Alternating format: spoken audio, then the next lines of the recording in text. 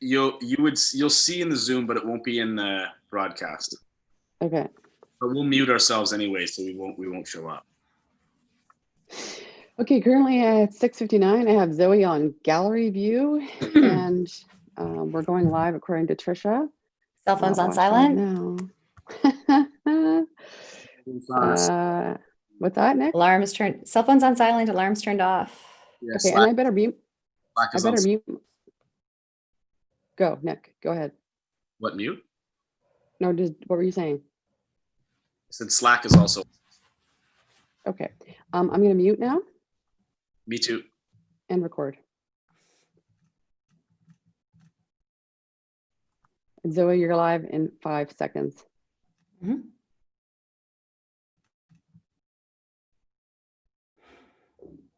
Hello, and welcome to National Health and Fitness Day 2020, presented by the Fitness Industry of Canada Council.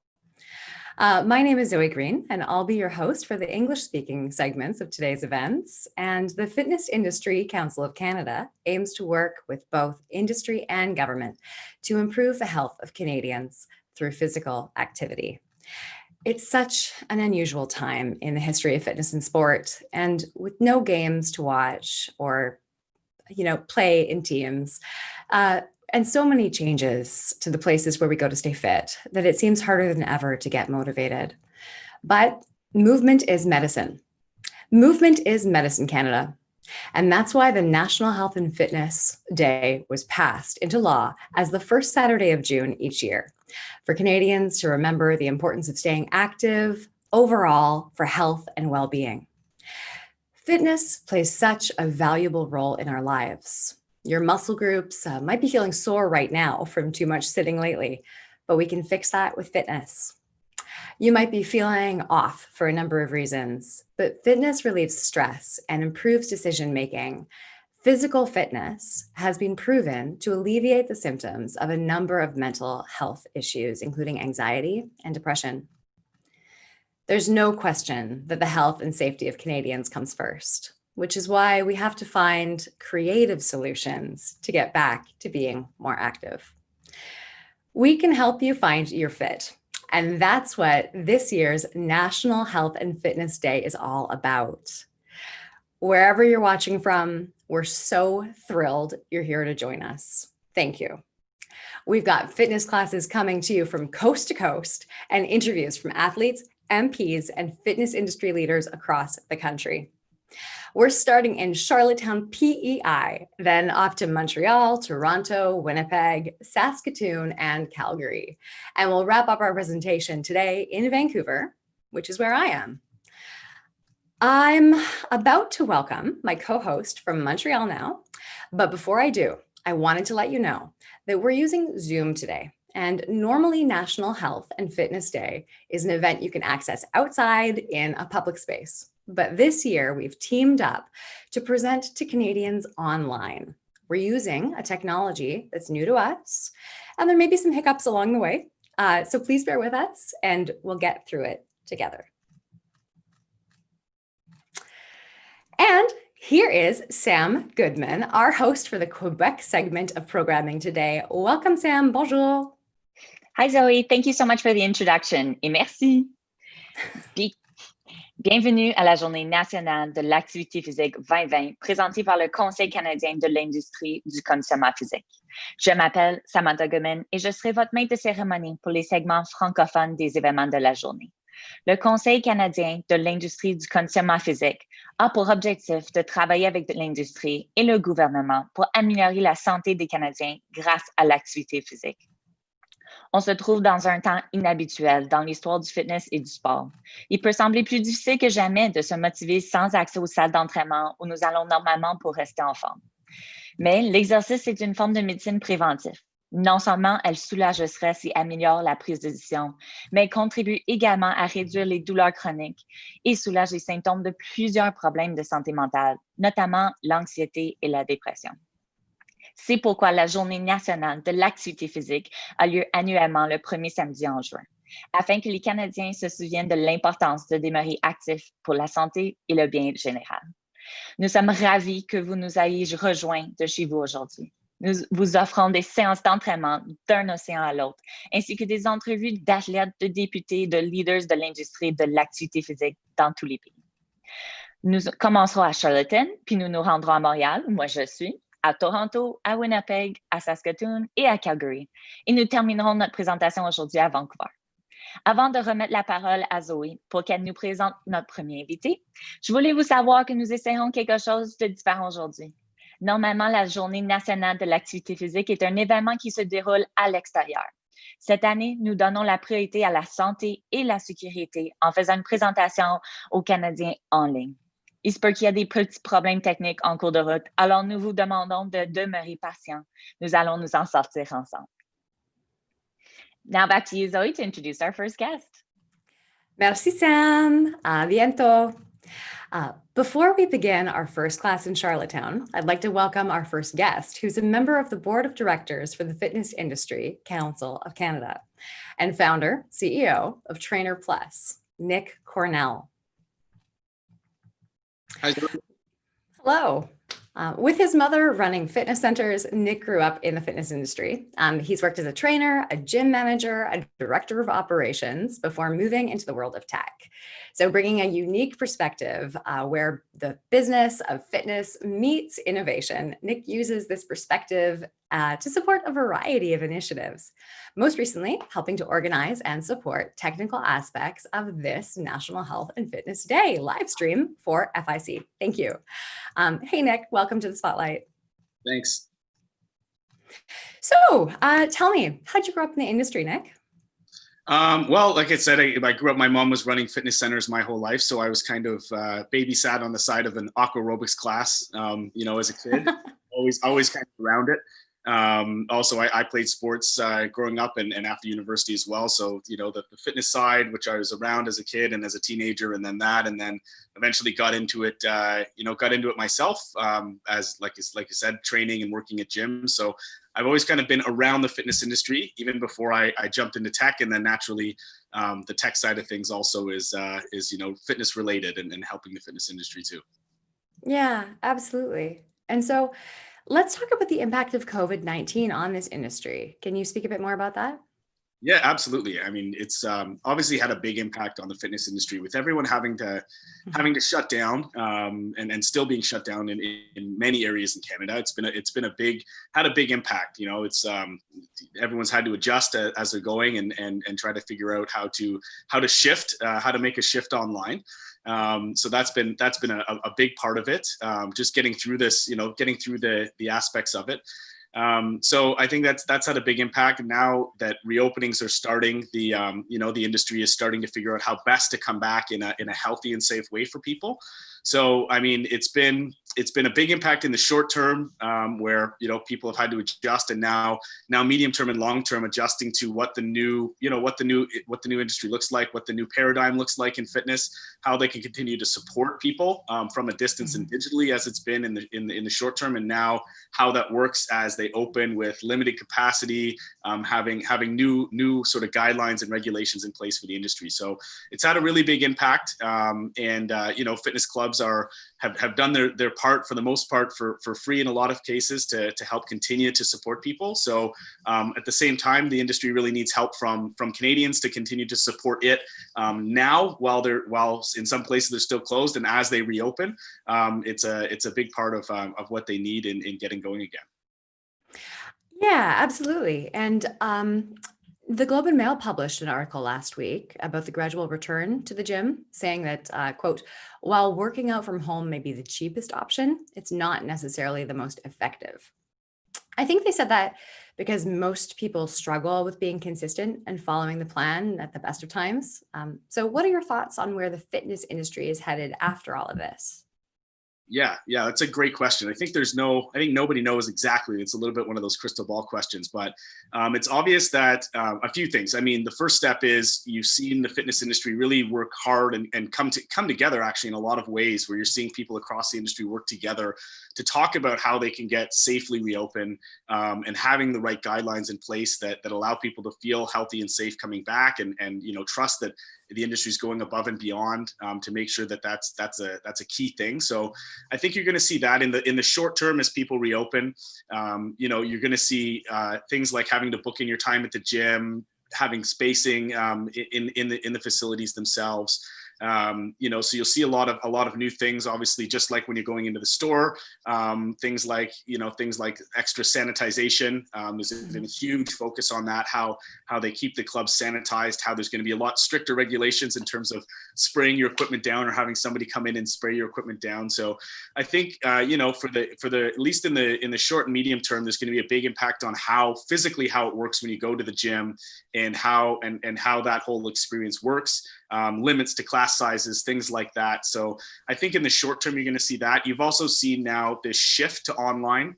And obviously that's something that we do. So at Trainer Plus, we make a platform for gyms and trainers that allows them to prescribe and track assessments and workouts and keep people accountable online through a distance. So we've obviously seen a huge shift in how trainers and gyms have started to deliver service. And I see that now happening. Now that was happening, pre-COVID-19, that was already happening. You were seeing more people move online and start to stream classes, start to offer online training services.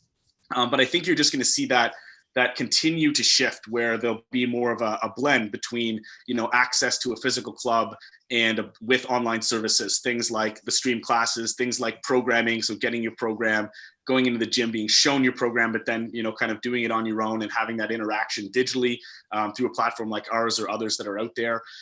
Virtual training has now become, even bigger, where you're seeing people train, through Skype, through Zoom, through things like that. So I think really, and just given how, the whole thing where everyone's even working remotely as well. So their routines are off. They used to go to the gym at lunch, at work, at things like that. And now they're doing it at home. So I think you're going to see, as I said, in the short term, you've got these the new ways that people are going to go into their gyms, and it's going to be different, just the same way that retail's been, different for people as it's opened up. And long term, I think it's a really positive shift, that you're going to see more options for people to get help, and more of this sort of spread of online options.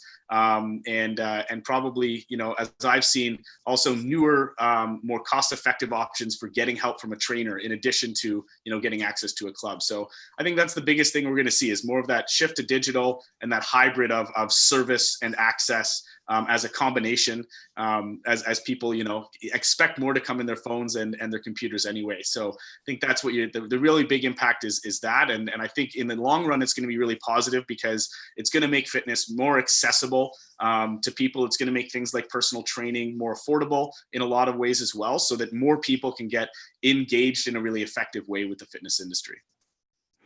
Absolutely. It sounds like the engagement is really versatile. In terms of the relationship between fitness and healthcare, how do you see those two working together? I think that's one of those things is always already starting, and I think that's just going to be accelerated through this process. So, there's I think, there's still a little bit of a gap between fitness and healthcare. Even though fitness has been shown to be, the top form of prevention and treatment in a lot of cases for many health conditions, as well as the mental health aspect of things, as you mentioned in the introduction. There's still that gap between, healthcare and fitness working together. It's getting, it's been improving over time. But I think you're going to see that start to accelerate, especially as fitness has become so paramount in activity. Even right now during this, you've seen how people that are active and fit, how it helps to prevent and fight COVID-19 as one of those health conditions. So I think there's been even more of a premium on people staying active, staying fit in that sense.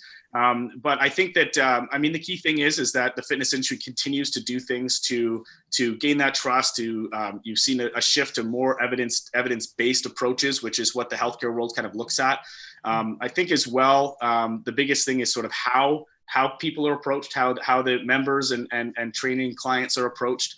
That you see more options is a key thing. I think from the healthcare world, they want to see fitness be, more affordable, more accessible, that same sort of thing. That shift we're seeing from the digital world is kind of what healthcare wants to have, as well as actually using tools to track outcomes so that there's more data that goes into it.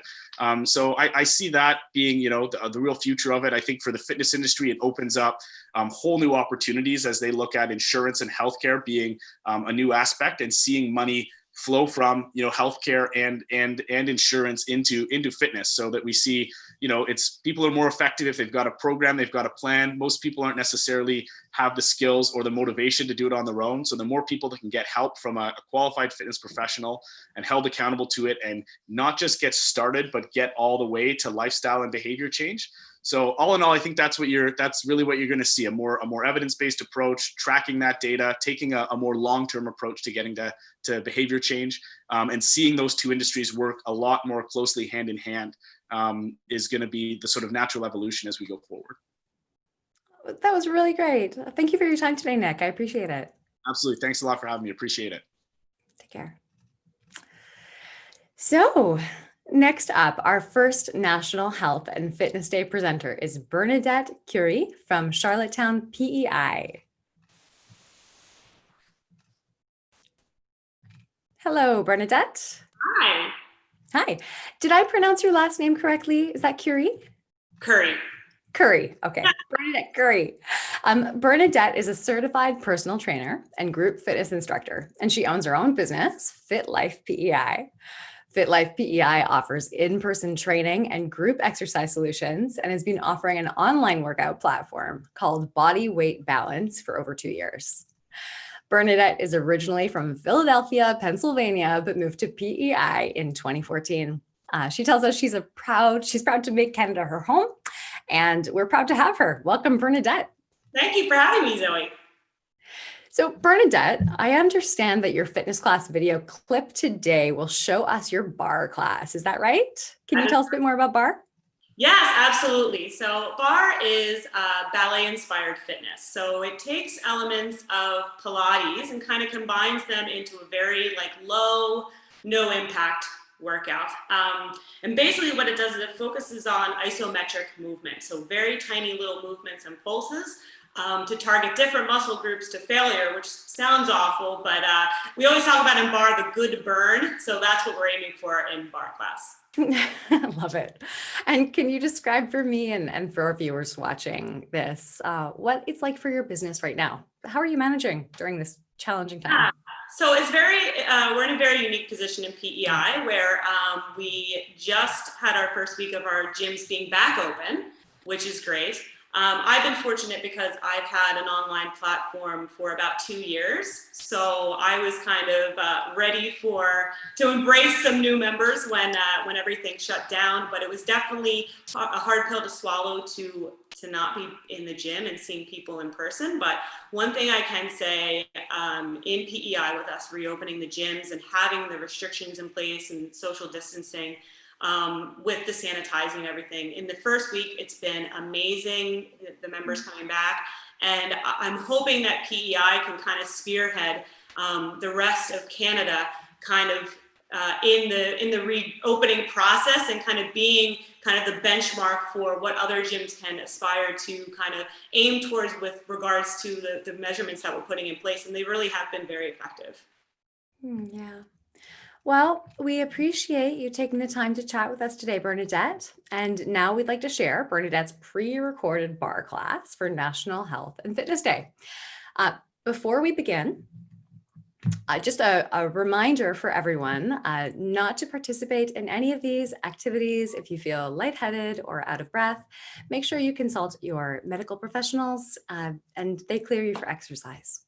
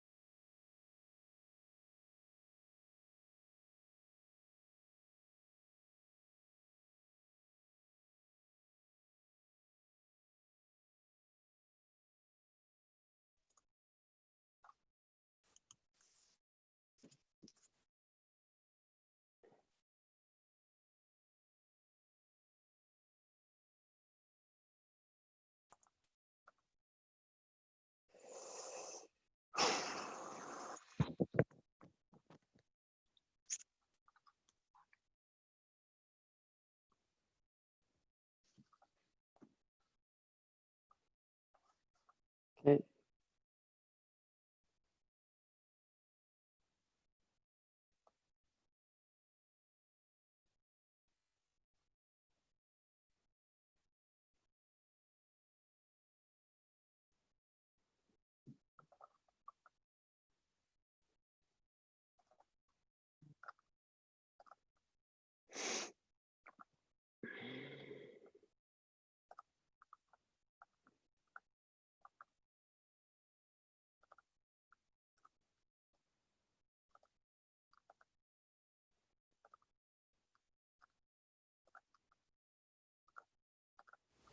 Are you guys ready to get up and get moving? Now, all I need you to do is get a set of 2 or 3 pound dumbbells and then get ready to move. Spoiler alert, there's probably gonna be a couple dance breaks today. I can't prevent that. Anyway, let's get the work done. Here we go. Alrighty. If you're ready, I'm ready. We're just gonna start lifting through our knees. Here we go.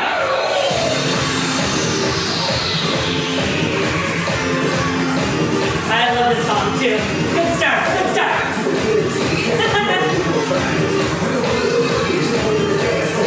And arms up.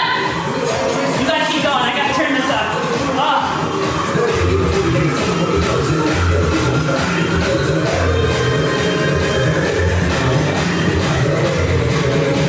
Let's add some movement. Woo-hoo! Woo-hoo!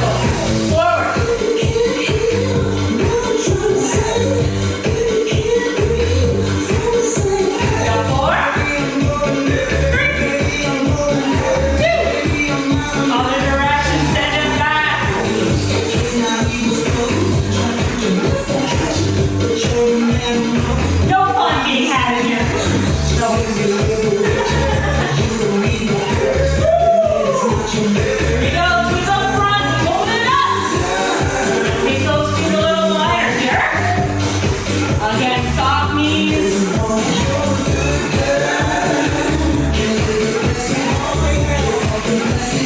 Little tiny circles.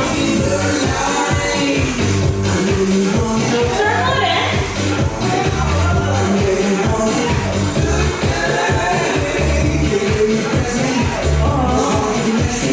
Other way.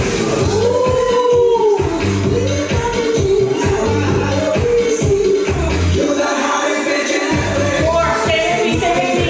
3, 2, and 1. Nice. Roll the shoulders back. Now, let's take those feet wide. Same as in our warm-up in plie position. Shoulders over the hips. Tuck those hips under. Bring the waist in front. Sink into that plie. Curl up and down. Woo!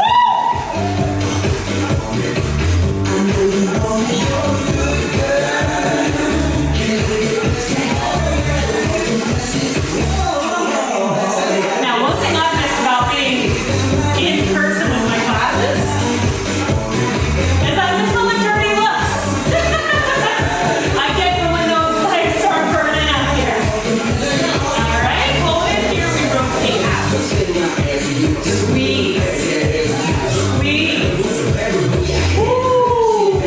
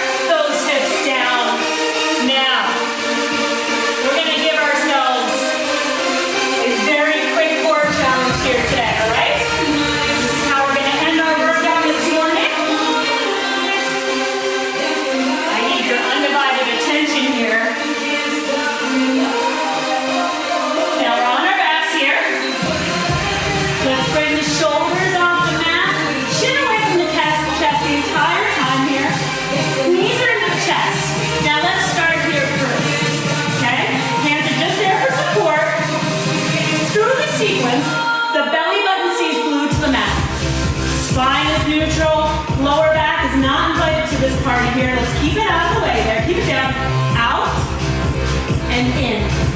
So you only want to go as low as you can while maintaining that lower back on the mat the entire time.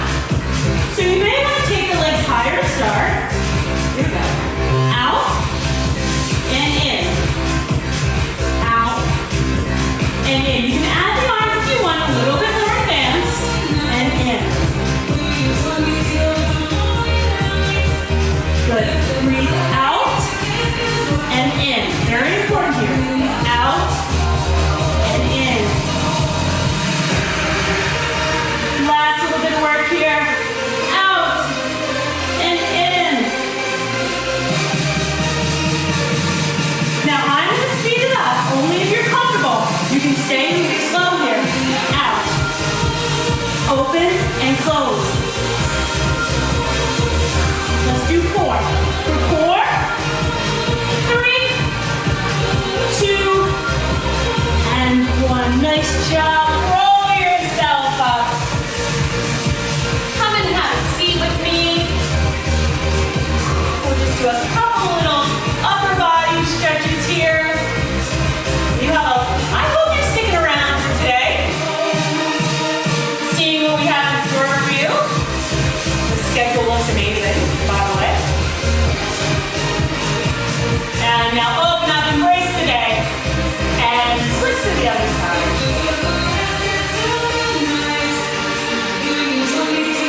I hope you enjoyed that little teaser. Now imagine timing this class by 4. 60 minutes. Not a big deal, right?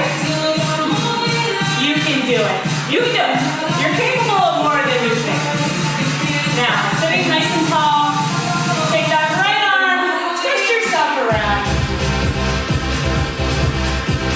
I'm so thankful and grateful for the opportunity not only to represent Prince Edward Island, the beautiful island of Prince Edward Island today, and let's go ahead and switch to the other side, but also of having the pleasure of putting you through just a little taste of what a bar class looks like.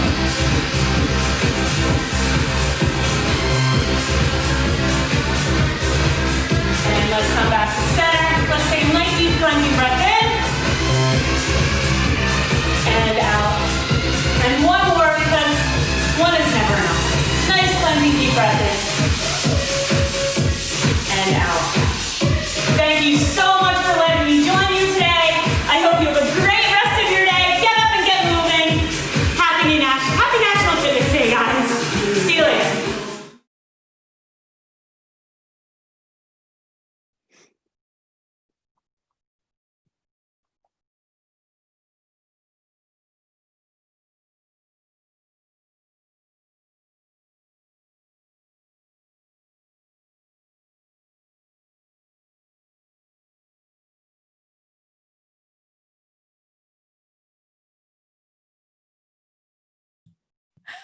Once again, that was Bernadette Curry from FitLife, and we really enjoyed that. I loved the line, Bernadette, you used, you're capable of more than you think.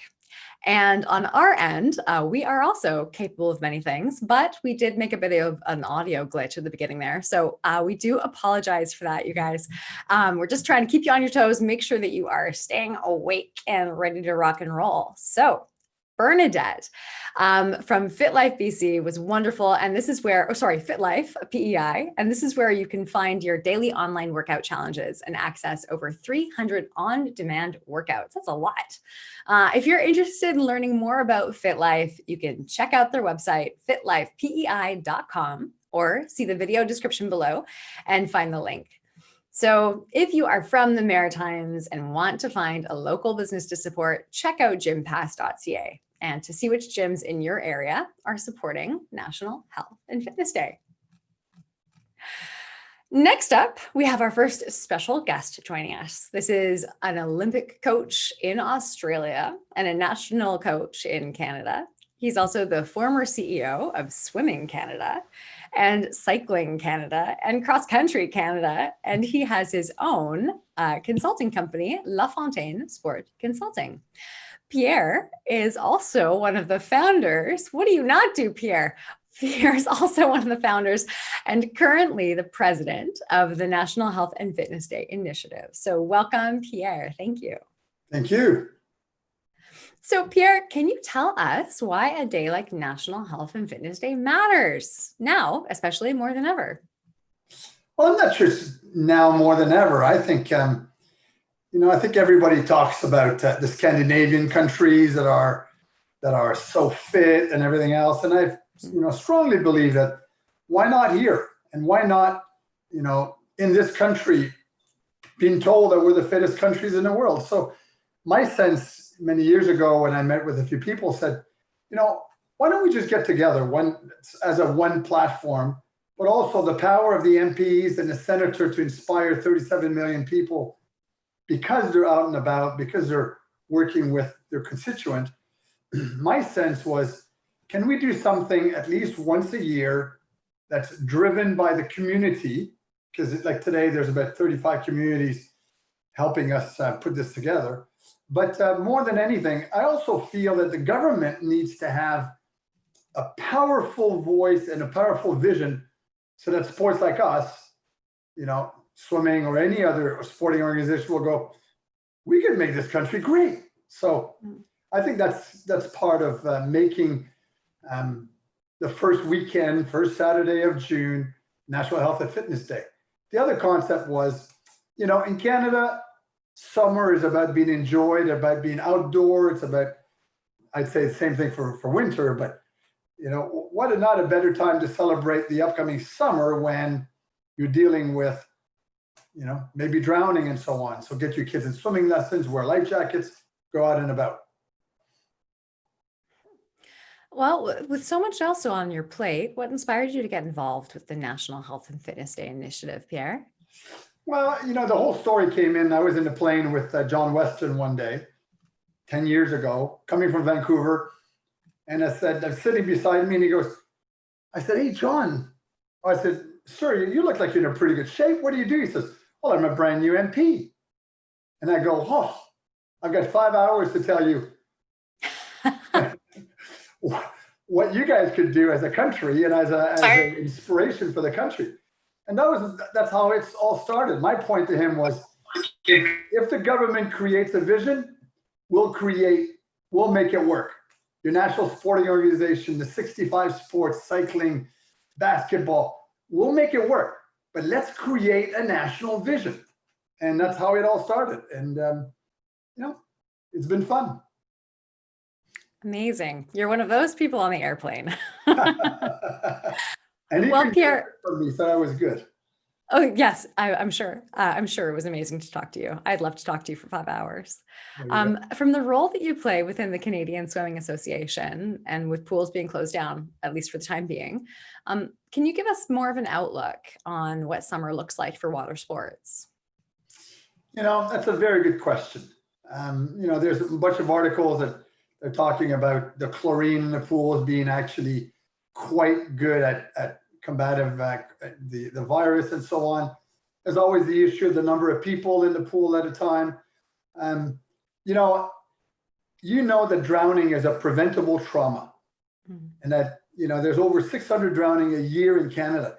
I mean, that's incredible. And a lot of them are kids under the age of 8. So it's all a matter of getting kids to learn to swim.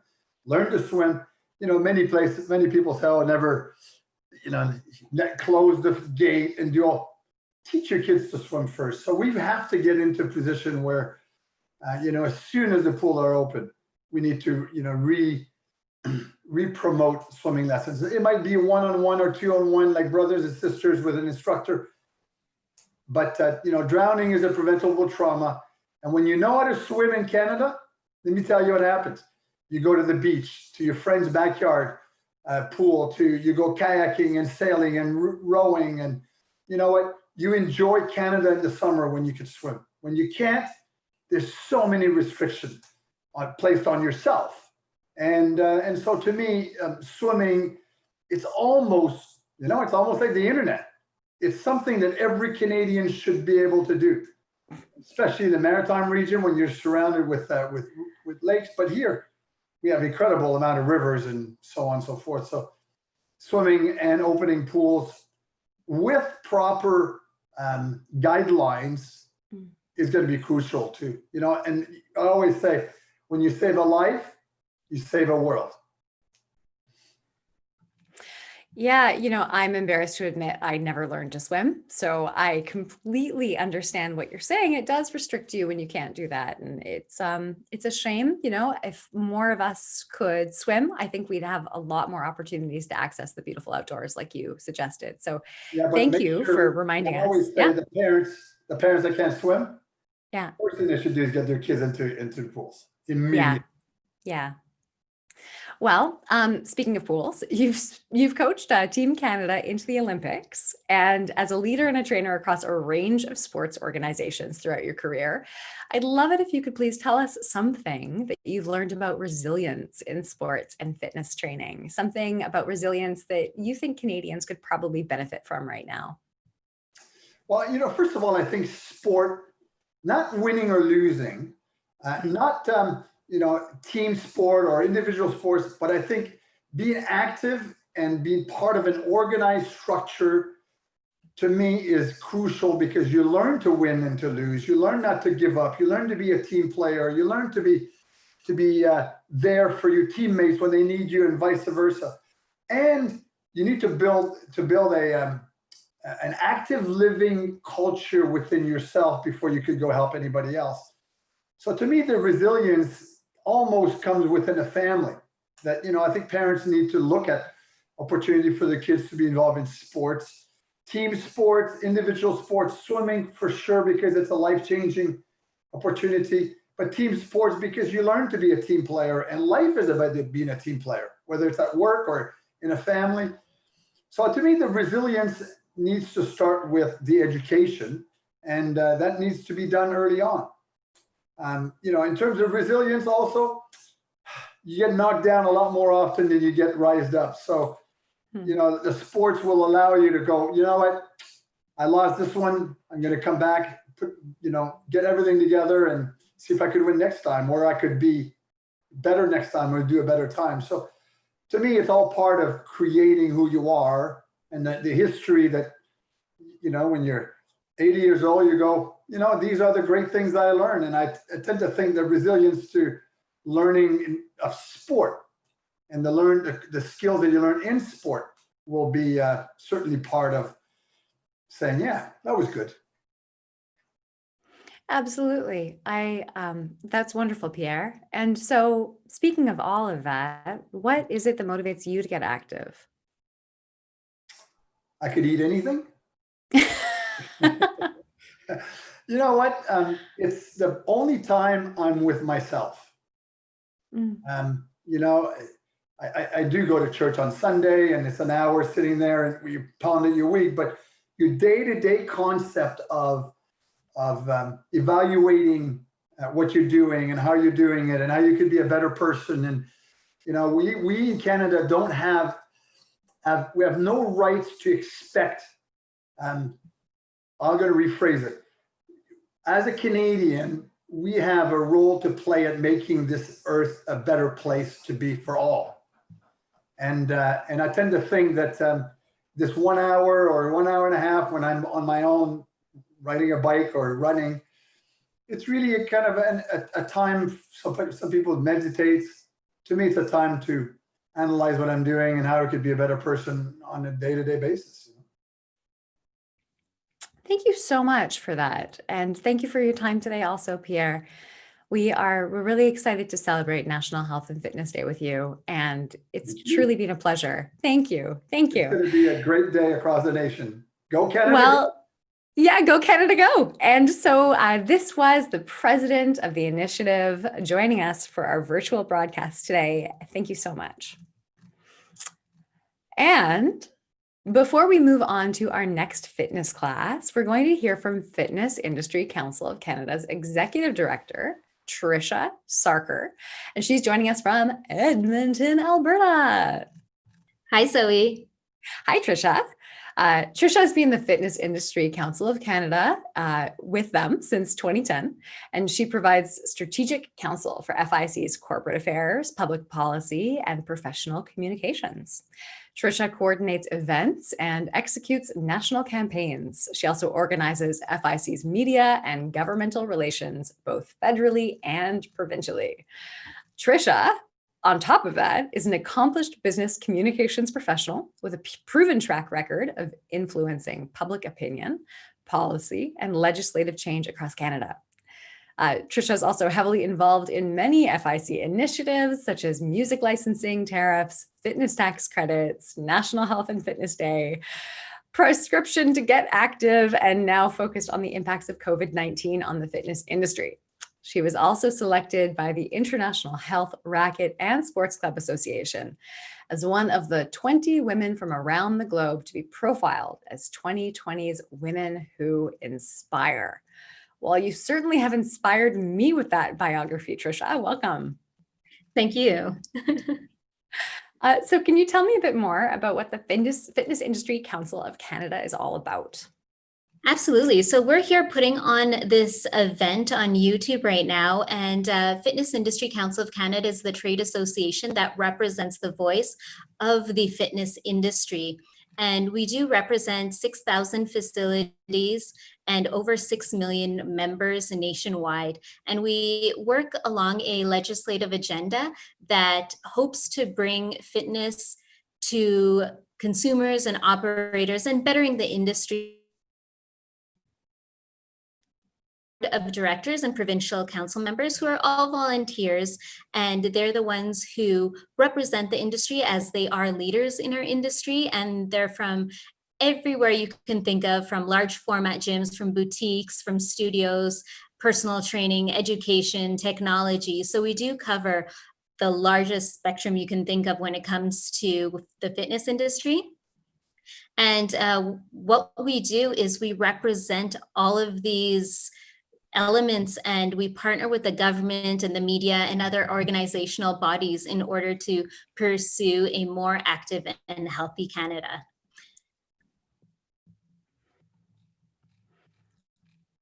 Well, that's wonderful, Bernadette, or Trisha. Thank you so much. I almost called you Bernadette again. I haven't had enough coffee yet. So Trisha, can you tell us about how FICs organize the fitness industry in working together, especially when it comes to the provincial guidelines that you've just mentioned? Yeah, so when it comes to provincial guidelines, we are working hard to figure out how we can deal with this COVID-19 situation. And what we do is across Canada, we have different task forces in each province. And what we do is we connect with each of our task forces, and every Friday we do a national meeting where we get together in order to provide support to all of our task forces and make sure that we share ideas and best practices with each other. Especially because each province has different regulations when it comes to their own local health authority, but also taking guidance from each other to see what best practices come to be and learning from each other and embracing what works. And I'm sure you've learned that over your 10 years that you've been with the FIC. So I guess you started when you were about 9 years old. Is that right? Of course. Of course. During this time, the 10 years you've been with FIC, you've worked on a number of initiatives. And I'd love to know which initiatives you're most excited about working on right now. So right now, I'm most excited about working on Prescription to Get Active. And this is a program that allows the medical industry and the fitness industry to work together. And it allows doctors to write prescriptions to their patients. And when it comes to this program, the thing that excites me about it is the fact that it's about preventative care, because so much of the government's tax dollars are going into sick care and making sure that we take care of the sick. But if we have a little bit of money going into preventative care, making sure that exercise is recognized as a way to prevent certain things such as diabetes, other chronic diseases, sleep apnea, things like that, we can improve society as a whole, make sure that less days missed because of do feel better in the end.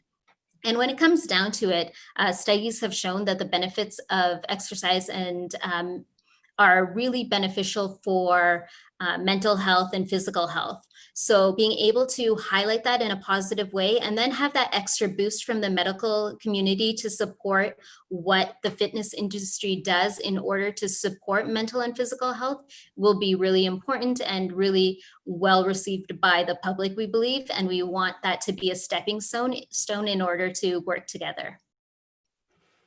Thank you so much for that, Trisha. I appreciate all of that. And now I understand that my co-host, Sam Goodman, is a provincial council member with FIC.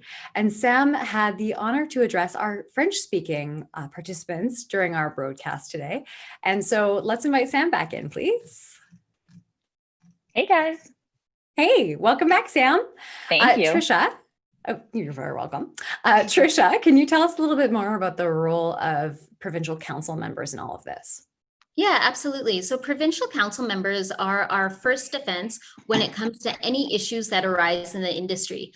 They are our eyes and ears. Because they are provincially focused, they're able to let us know specifically the things that we want to connect with or things that could be important for us to recognize, identify, and bring forward to the nation as a whole, so we can then work on a strategy in order to lobby the government or come up with fitness initiatives that will help support our provincial segments.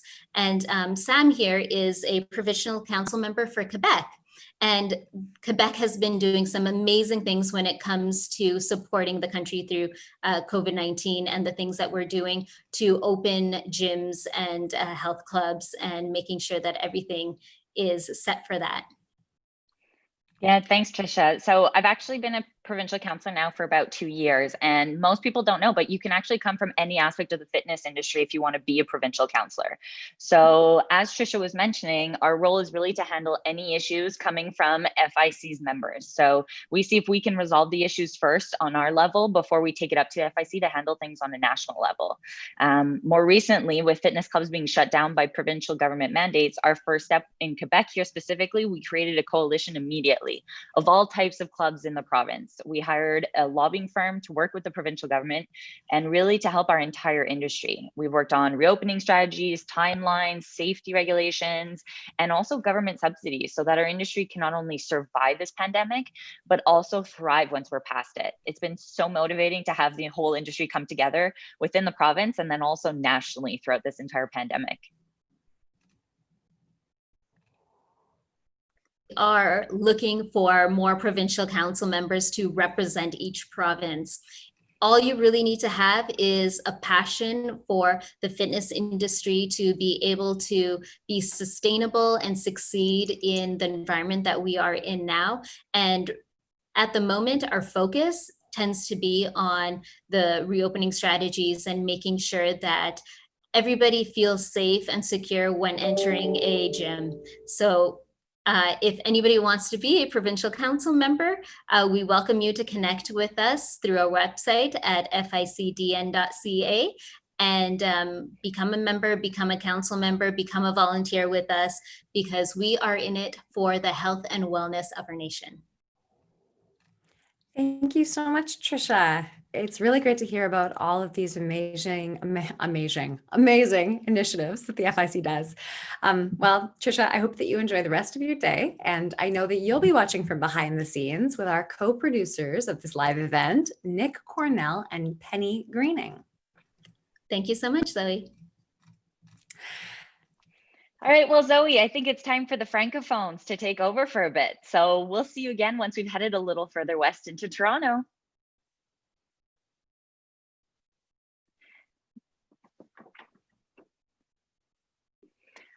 Donc, une autre fois, si vous avez manqué l'introduction de la journée ce matin, je m'appelle Sam Goodman et je serai votre maître de cérémonie pour les segments francophones des événements de la journée. Après plus de 10 ans dans l'industrie, incluant un bac en kinésiologie et plusieurs postes en gestion de fitness, plus récemment directrice générale du Victoria Park à Montréal, je suis une conseillère provinciale pour le Québec avec le Conseil canadien de l'industrie du conditionnement physique. Le Conseil canadien de l'industrie du conditionnement physique, également appelé le CCICP, se veut la voix de l'industrie du conditionnement physique au Canada. Avec plus de 6 000 entreprises de conditionnement physique et servant plus de 6 millions de membres au Canada, le CCICP poursuit un programme législatif visant à protéger et à promouvoir cette industrie. Le CCICP est dirigé par un conseil d'administration et un conseil provincial, offrant bénévolement et composé de leaders de l'industrie issus de plus grandes bannières de conditionnement physique, d'exercices en groupe, de studios et de boutiques, d'entraîneurs personnels, des fournisseurs de formation et de technologie. Le CCICP représente également la voix de l'industrie canadienne du conditionnement physique, tout en s'associant au gouvernement, aux médias et d'autres organismes dans la poursuite d'un Canada plus actif et plus sain. Pour l'instant, nous travaillons d'arrache-pied sur des directives provinciales concernant les stratégies de réouverture des clubs et de studios de fitness. En tant que membre du conseil provincial, nous sommes la première défense chaque fois qu'il y a des problèmes au sein de l'industrie. Nous sommes les yeux et les oreilles. Les conseillers sont la raison pour laquelle le CCICP est capable de se tenir au courant de tout ce qui a un impact sur l'industrie. Aujourd'hui, j'ai le plaisir de parler avec un membre de conseil d'administration et un autre conseiller provincial du CCICP qui vont discuter plus de ce qui se passe ici au Québec présentement. Notre premier présentateur de la journée nationale de l'activité physique à Montréal est Charlie Vivet.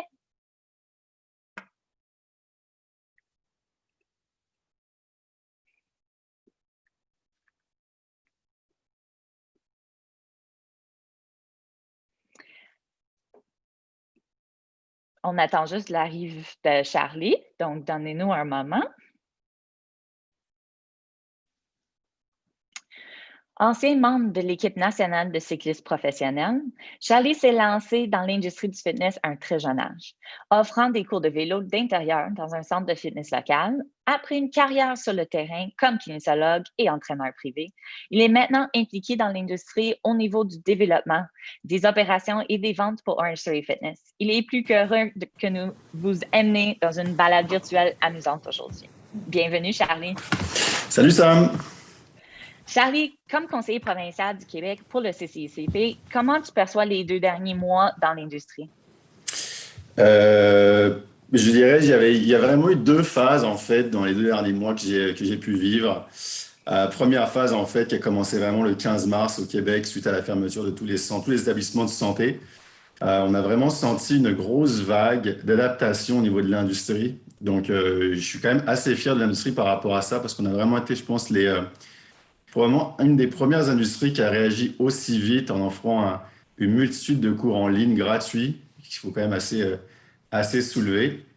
Et puis ensuite, donc la deuxième phase qu'on a vraiment un petit peu plus ressenti au cours des dernières semaines, c'est beaucoup plus lié en fait ce qu'on a vu au niveau des opérateurs de centres de conditionnement physique et des provinces qui se sont vraiment mis ensemble, formé des coalitions, regroupés afin vraiment de faire avancer la cause des gyms au Canada et au Québec, particulièrement pour nous. Donc, assez fier de tout ce que je vois en ce moment dans l'industrie par rapport à la situation actuelle. Oui, tu as tellement raison. Puis, avec les restrictions qu'on a présentement sur l'industrie, comment est-ce que tu passes ton temps toi-même à t'entraîner présentement? Difficile, mais on s'adapte. Donc, je dirais il y a vraiment trois activités principales qui comptent mes semaines. La première chose que je fais, j'ai la chance d'avoir un gym maison à Bromont, au chalet, où je passe pas mal de temps. Donc, je peux m'amuser à pousser mes poids, faire la musculation. L'autre chose que je fais pas mal, j'ai ressorti mon vélo, évidemment, donc pour pédaler un petit peu, profiter de la belle température qui s'annonce en roulant un petit peu moins vite que je roulais par le passé. Et puis, la dernière chose que je fais aussi pas mal, c'est la compagnie pour laquelle je travaille, Orange Theory, offre des séances gratuites en français qui sont dirigées par une de nos franchisées de Boucherville qui s'appelle Sophia.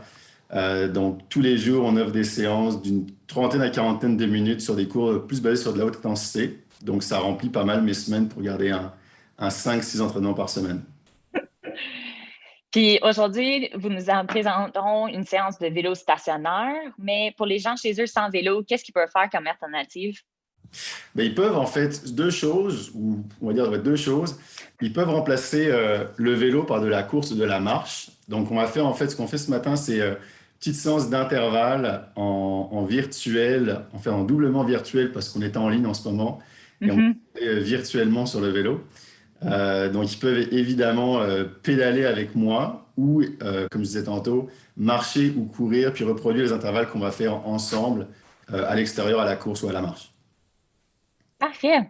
Nous vous remercions de prendre le temps de discuter avec nous aujourd'hui, Charlie. Nous aimons maintenant partager avec nos téléspectateurs ce que Charlie, en partenariat avec Vélo Green de la Rive-Sud de Montréal, a préparé pour la Journée nationale de l'activité physique. Il nous a donné un clip de vidéo d'un cours de vélo utilisant leur technologie et nous allons le diffuser maintenant. Avant de commencer tout programme d'exercice physique, consultez votre médecin de soins de santé pour vous assurer que vous êtes apte à faire de l'exercice. Veuillez cesser toute activité si vous vous sentez nauseeux, essoufflé ou étourdi. Bon entraînement. Bonjour à tous et bienvenue en cette journée nationale de l'activité physique. Je me présente Charlie Ives et je vais passer les 15 prochaines minutes avec vous dans cette séance de vélo virtuel. Donc, qu'est-ce que le vélo virtuel? Petite tendance qui a été créée il y a une dizaine d'années pour venir un petit peu rajouter un niveau d'expertise ou un niveau de fun au cours de spinning régulier. Donc aujourd'hui, ce qu'on a à vous proposer, c'est assez simple. Petit tour de Montréal dans différentes sections de la ville, que ce soit par exemple ici sur la voie maritime de Montréal, pour ceux qui connaissent, avant de se rendre, faire des petits intervalles dans le Mont-Royal, dans la fameuse montagne mythique de Montréal. Et petit tour pour le circuit Gilles-Villeneuve. On va finir par un petit tour dans la banlieue de Bromont, dans la région de Bromont, pour une petite section de vélo de gravel. Donc, pour rendre les choses assez simples, pendant les prochaines 15 minutes, on va travailler avec 3 zones d'intensité. Donc, une intensité qui est facile, on va appeler la zone 1. Donc, zone 1, sur une échelle de 1 à 10, voyez-le comme un 3 sur 10. Donc, c'est un petit peu la zone où est-ce que vous devriez aller faire une séance à l'extérieur de vélo, une séance d'endurance soit en course à pied ou même par exemple en ski ou autre. Ce serait la zone qui vous maintiendrait pendant 1 heure et plus. Donc, c'est pas une zone où j'ai pas de résistance sur mon vélo. Je sens que je travaille, mais j'ai quand même une intensité relativement faible. La zone numéro 2 à laquelle on va travailler, c'est avec ma zone intermédiaire ou modérée. Donc, ma zone 2, donc pour des intervalles, des efforts de 1 à 5 minutes. Donc, quand je vais dire zone 1, on va être à peu près un 3 sur 10. Zone 2, un 5 sur 10 environ en termes de perception d'effort. Et finalement, ma zone 3, ma zone difficile, pour tout ce qui va être intervalle très court, donc moins de 1 minute. C'est pour les sprints. Donc, on n'en fera pas tout de suite. On va faire beaucoup plus dans l'action de gravel à la fin de la séance. Mais pour l'instant, on est en zone 1. On s'échauffe tranquillement. Cadence. On va viser un 70 à 90 RPM. Assez simple. On regarde le paysage. C'est tout droit. Pas de virage. Et on démarre gentiment.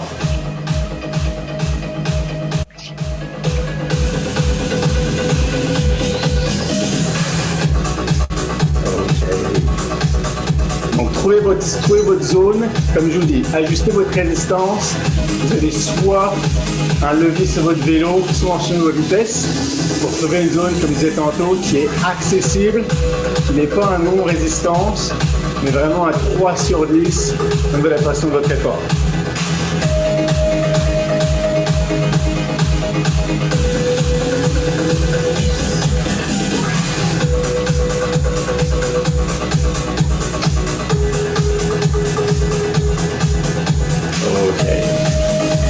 Ce qu'on va faire comme premier petit exercice pour s'échauffer tranquillement, on va aller découvrir un petit peu ces différentes plages d'intensité. Donc pour l'instant, je pense qu'on a une intensité numéro 1, encore une fois, 3 sur 10 en perception de l'effort. Et je vais passer à une intensité moyenne, donc 5 sur 10 en perception de l'effort, un défi difficile, mais relativement quand même atteignable. Donc un peu plus inconfortable que tantôt. On va rester dans cette zone-là jusqu'au pied de la grande montée du Mont-Royal qui va commencer dans un petit peu moins d'1 minute. Donc je suis encore une fois intensité numéro 2. Donc mon intensité intermédiaire.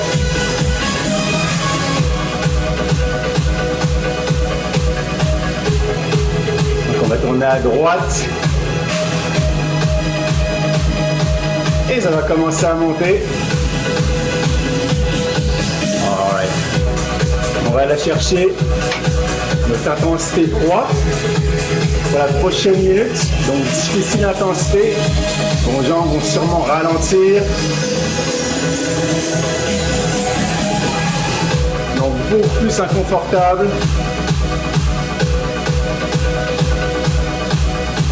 Et dans 30 secondes, on va repasser à l'intensité numéro 2. Ceux qui connaissent, ça va être un petit peu plus facile en termes de la pente. Le début de la côte est quand même assez difficile, plus pentu.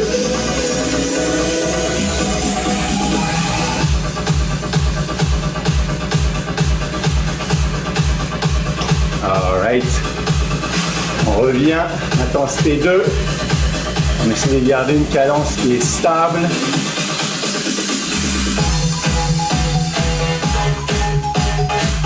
Excellent. On a encore pour 3 minutes de montée.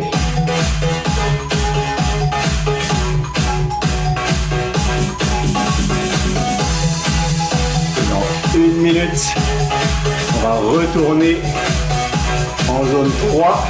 Donc effort difficile. On va augmenter la résistance. Et si on est capable, si on le désire, on va se lever debout sur notre vélo.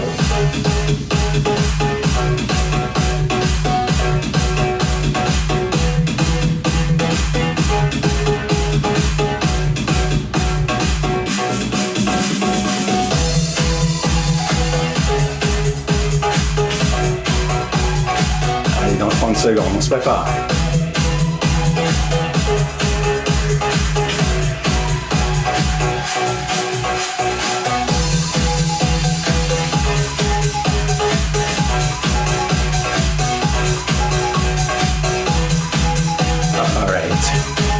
Intensité 3, difficile. On est parti pour 30 secondes. On peut se lever debout. La pente redevient raide. On est dans du 8-9% d'inclinaison.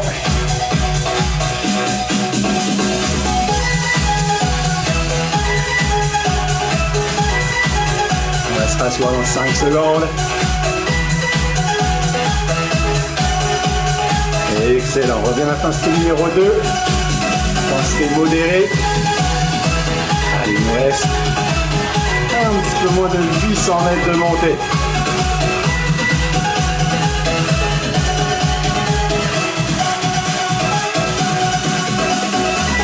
Même chose. 15 secondes. On va retourner à intensité 3. On va se relever debout. On va alterner comme ça, intensité 2, intensité 3, jusqu'au sommet du Mont-Royal.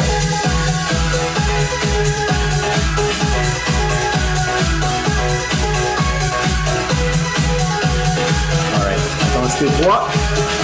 Donc soit on se lève debout, soit on maintient la vitesse de jambe, maintient la cadence pendant les 15 prochaines secondes.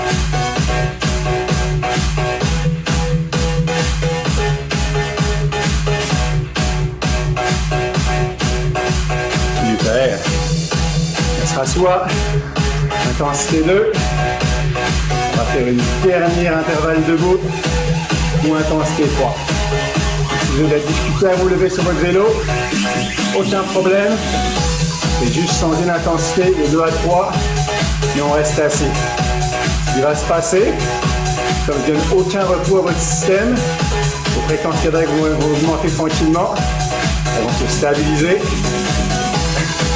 Ce qui aura pour incidence d'augmenter votre température corporelle, va commencer à faire chaud et d'augmenter votre dépense calorique.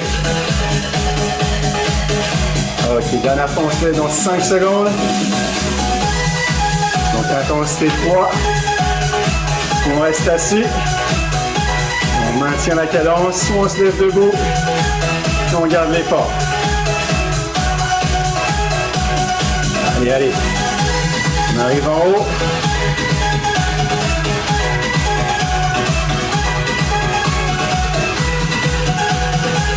Allez, 10 secondes.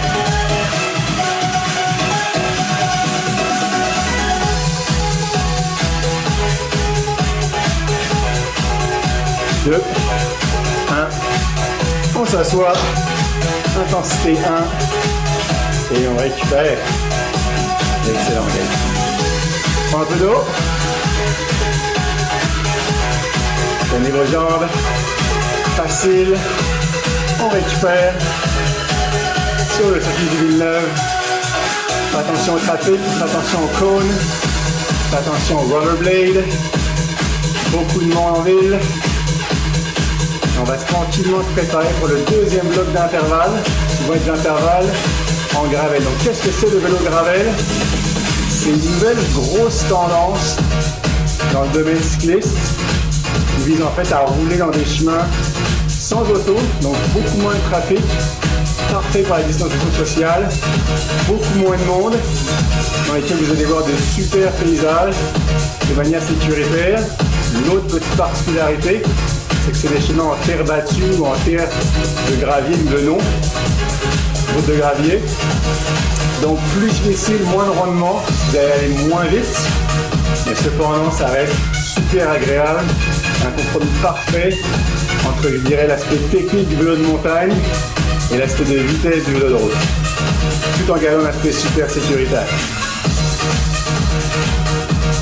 Donc dans 15 secondes, ce qu'on va faire suffit comme intervalle.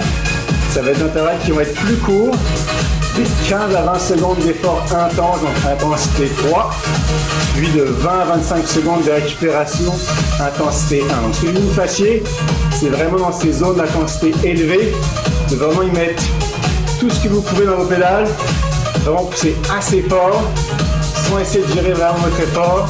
Donc effort quasi maximal, intensité 3. On va partir le premier dans 10 secondes. Donc pour l'instant, je suis intensité 1, c'est facile. Et dans 3, 2, 1. Allez, intensité 3.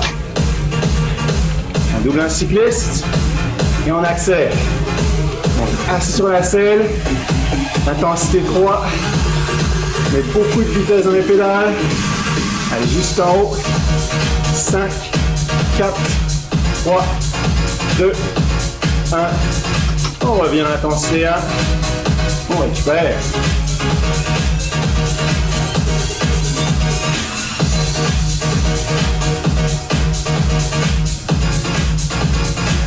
On est aux jambes. On part la prochaine dans 10 secondes. Même chose. Effort quasi maximal. Intensité 3. Donc, court et intense. Dans 3, 2, 1. Allez, intensité 3. J'accélère. Effort quasi maximal sur 15 secondes.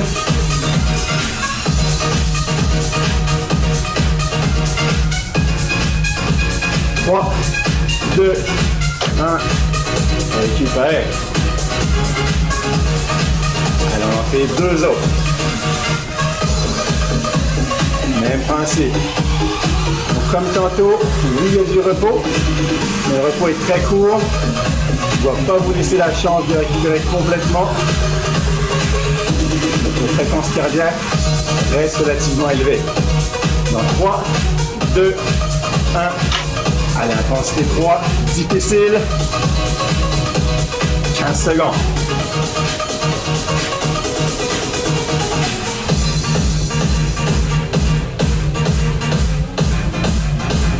Deux, 1. Break. On va en faire une dernière. On met toute la gomme, tout ce qui nous reste. On part dans 10 secondes. Si vous mettez un peu plus de résistance que les précédents intervalles, allez-y. Dans 3, 2, 1. Allez, intensité 3. On accélère.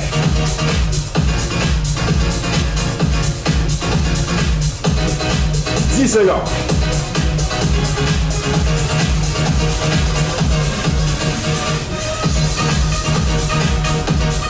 3, 2, 1. Alright, récupère. Prends de l'eau. Tourne tes jambes. Et on relaxe. Donc à partir de là, on a 2 options. Soit vous restez sur votre vélo On continue à pédaler une quinzaine, vingtaine de minutes en faisant, vous pouvez soit refaire un petit peu le type d'exercice qu'on a fait aujourd'hui, donc des intervalles qui sont courts avec des périodes de repos légèrement plus longues, ou on saute dans le running shoe et on se va rejoindre Nathalie pour un 15-20 minutes de yoga. Sur ce, je vous souhaite une bonne journée à tous. Je vous remercie d'avoir participé à ce 15 minutes de découverte de ce qu'est le vélo virtuel avec Vélo Green. Donc Vélo Green, petit rappel, situé à Saint-Lambert dans le Golfe. Pour plus d'informations, vélogreen.ca. Et si vous avez des questions, n'hésitez pas à nous écrire à info@vélogreen.ca. Bonne journée à tous, bonne journée d'activité physique et à très bientôt.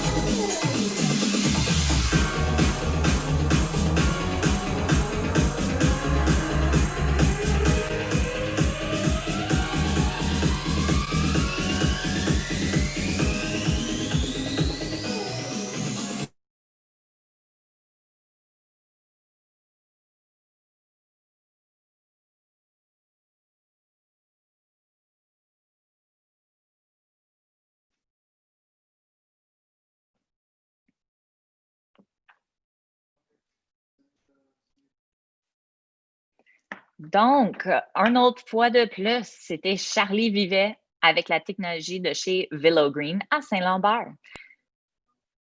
Si vous souhaitez en savoir plus sur Vélo Green, vous pouvez consulter leur site web. Si vous voulez participer à des entraînements complets gratuits offerts chaque jour en français à tous, membres d'Orange Theory et non membres, vous pouvez consulter Orange Theory à domicile. Merci, Charlie. Ensuite, nous avons un invité très spécial, Kim Saint-Pierre. Bienvenue, Kim.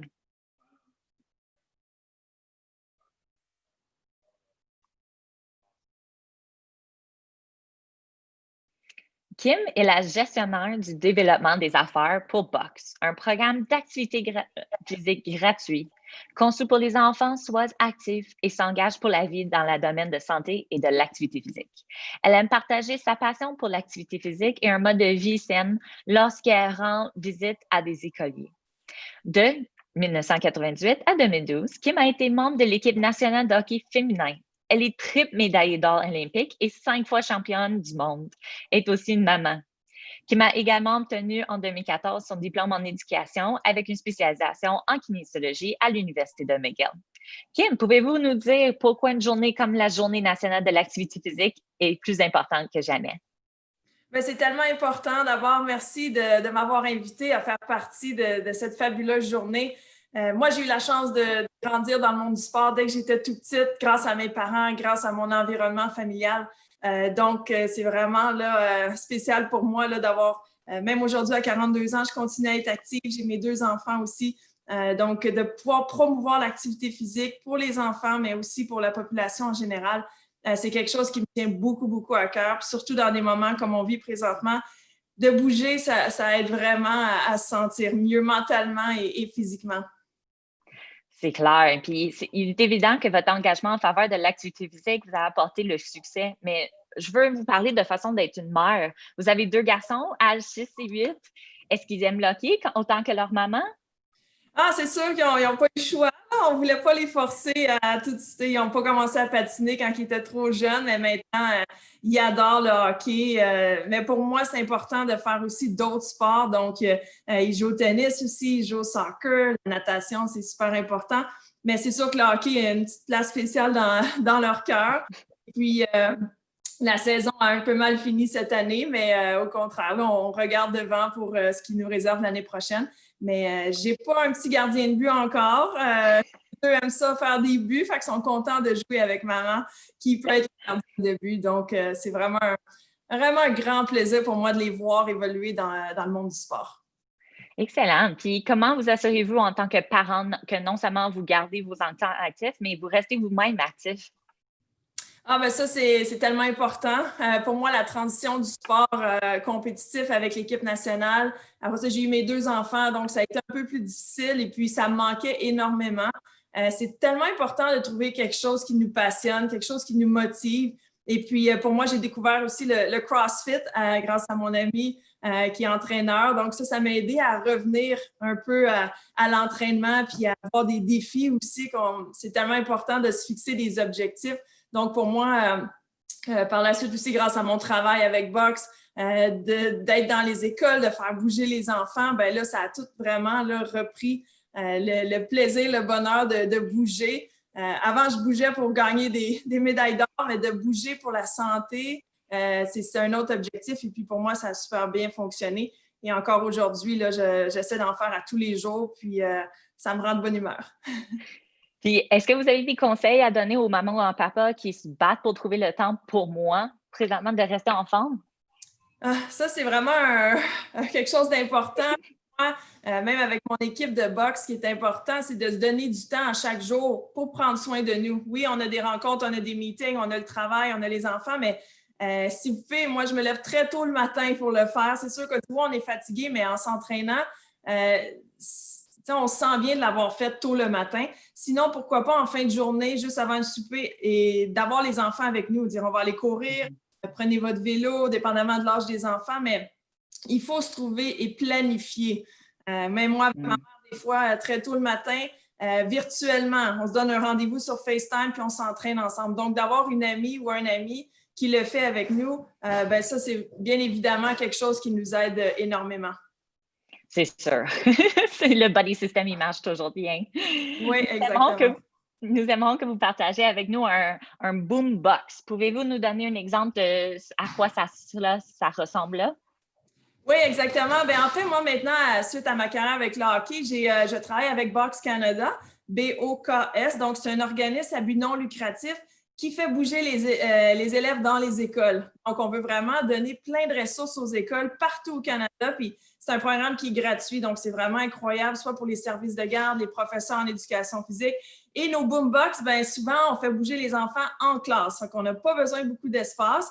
Et puis, c'est le fun. Tout le monde peut s'amuser et bouger. Puis ensuite, on peut retourner au travail. Donc, je peux vous montrer un petit exemple. Ça se passe, c'est rapide. Celui-là, je vais mettre mon chronomètre. Ça s'appelle rapide et flexible. OK? Alors, je vais me faire de l'espace. Alors, on peut l'essayer à la maison si ça vous tente aussi. Je vais reculer un petit peu mon écran. Alors, on va les faire les activités pendant 10 secondes. Habituellement, on peut le faire un peu plus longtemps, mais là, on a moins de temps aujourd'hui. Donc, le boombox rapide et flexible, on va commencer par 10 secondes de jumping jacks. Excellent. Ensuite, on va faire 10 secondes de planche.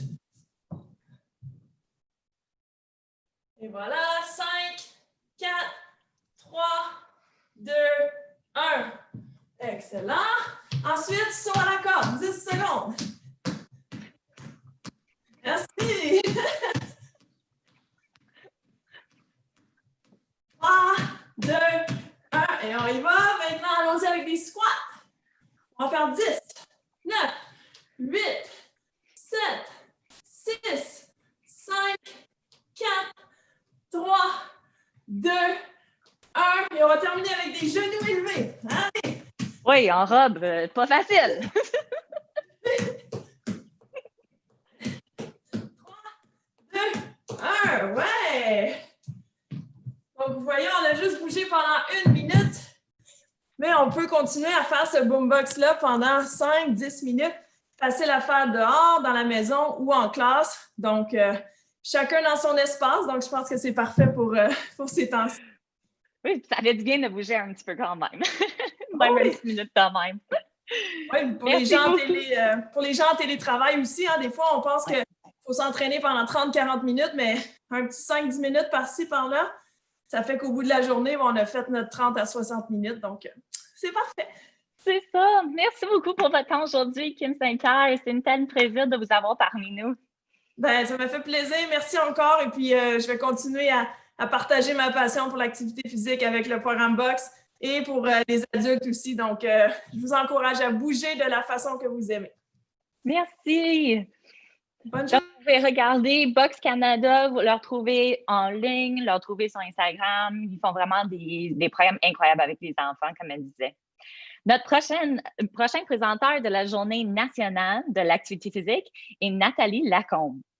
Nathalie est un leader de l'industrie du fitness depuis plus de 25 ans et elle est membre du conseil d'administration du CCICP. Elle partage sa joie de vivre avec les cadres et les passionnés de fitness par le biais du coaching, de la consultation et des cours. Aujourd'hui, elle nous apporte un peu de namasté avec son yoga. Bienvenue, Nathalie! Salut Sam, ça me fait plaisir de te voir. Et en passant, Sam, bonne fête! Merci, merci. Ben, je pense que tu me connais assez bien, Nathalie. J'ai ma petite couronne de fête ici. Bon. Pendant les gens, ils s'entraînent. Moi, je mets ma couronne puis écoute, je fais la rêve.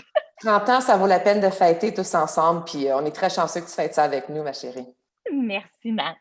Donc, Nathalie, comme membre du conseiller d'administration du CCICP et représentante aussi pour la coalition qui se passe ici à Québec, qu'est-ce que l'industrie fait présentement pour passer à travers la crise? Bien, je te dirais, puis j'ai trouvé ça bien parce que Charlie en a parlé un petit peu plus tôt. Ce que l'industrie fait d'abord et avant tout, c'est qu'elle se rassemble. Et c'est des propriétaires, des dirigeants qui, autrefois, étaient compétiteurs, qui, dès que ça s'est passé, sont devenus collaborateurs. Et quand on prend des gens qui sont passionnés de ce qu'ils font, comme les gens qui sont dans l'industrie du conditionnement physique, on les rassemble et on leur donne un défi, une crise, un traumatisme, comme on vit tout en ce moment. C'est émerveillant ce que ce groupe est capable de faire ensemble parce qu'ils travaillent en ce moment ensemble. Ce qui est la priorité pour la coalition, c'est de redonner le service professionnels de mise en forme à leurs membres, à leurs clients, etc.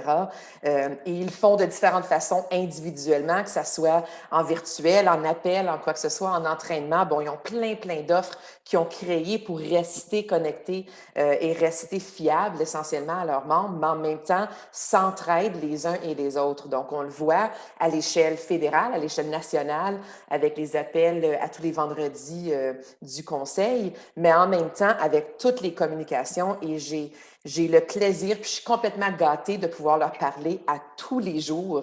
Ils ont des incertitudes, ils sont inquiets, mais ils sont quand même patients, si je peux utiliser le mot patient, pour des gens qui ont toujours des fourmis dans les culottes comme nous autres, parce qu'on aime ça bouger, puis on aime ça inspirer les autres à bouger. Oui, déjà toi qui as bougé. Bravo pour tes squats en robe, Sam. Bravo. Mais avec toute cette énergie-là, quand même, de se ramener ensemble puis de partager les idées, parce qu'on sait que ce qui est important maintenant, c'est la survie de notre industrie, parce qu'il y a tellement de Canadiens et de Québécois qui dépendent de notre industrie, qui dépendent du professionnalisme, des conseils, de l'énergie, de la motivation pour leur santé physique, mentale, immunitaire, etc.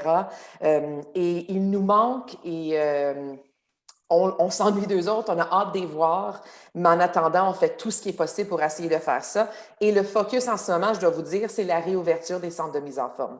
C'est très important pour moi de passer le message aujourd'hui à tout le monde qui va l'écouter aujourd'hui et dans les jours qui vont suivre, que les gyms sont prêts. Les gyms sont prêts. Ils ont toujours été prêts. Ils ont toujours eu des protocoles sanitaires qui étaient très importants.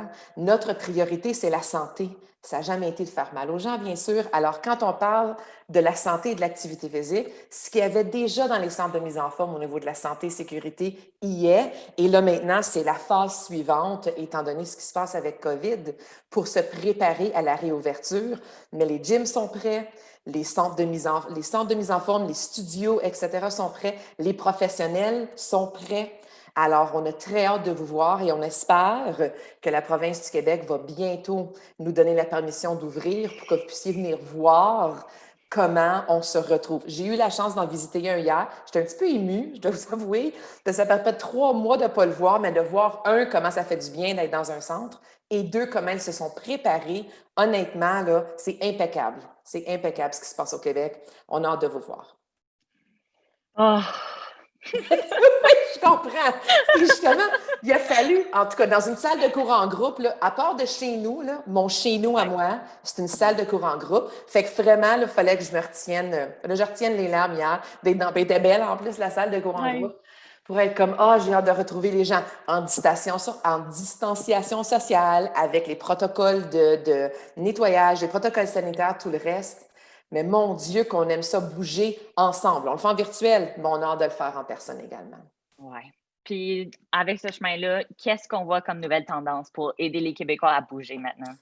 Je dois te dire, il y a toutes sortes de choses qui se sont passées, puis je trouve ça super le fun que Kim a parlé de boxe parce que c'est sûr qu'au niveau du virtuel, il y a plein d'opportunités. Alors, on s'est toutes, écoute, on a toutes tassé les meubles, là, puis on s'est fait des petites places pour être capable de bouger. Deux choses que je vois en particulier. Un, je pense qu'on a brisé l'espèce de boîte qu'on avait de l'entraînement de 60 minutes.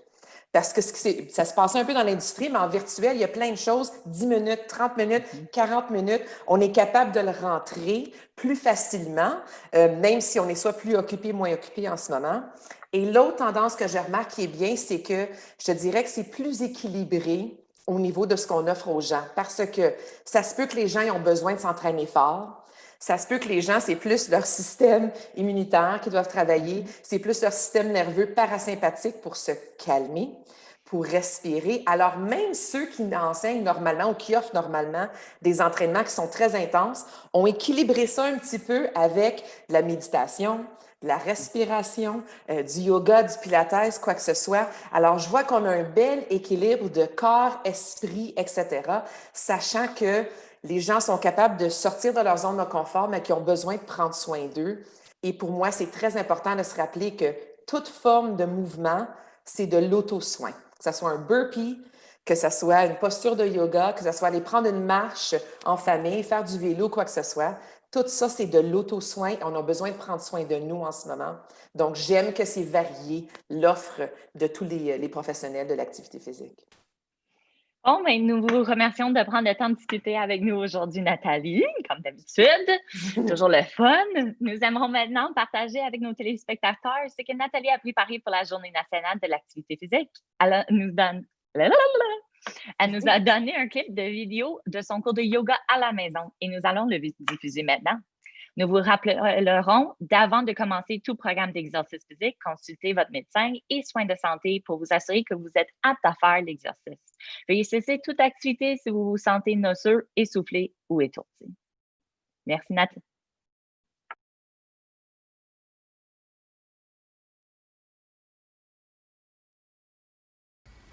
Bonjour à vous tous.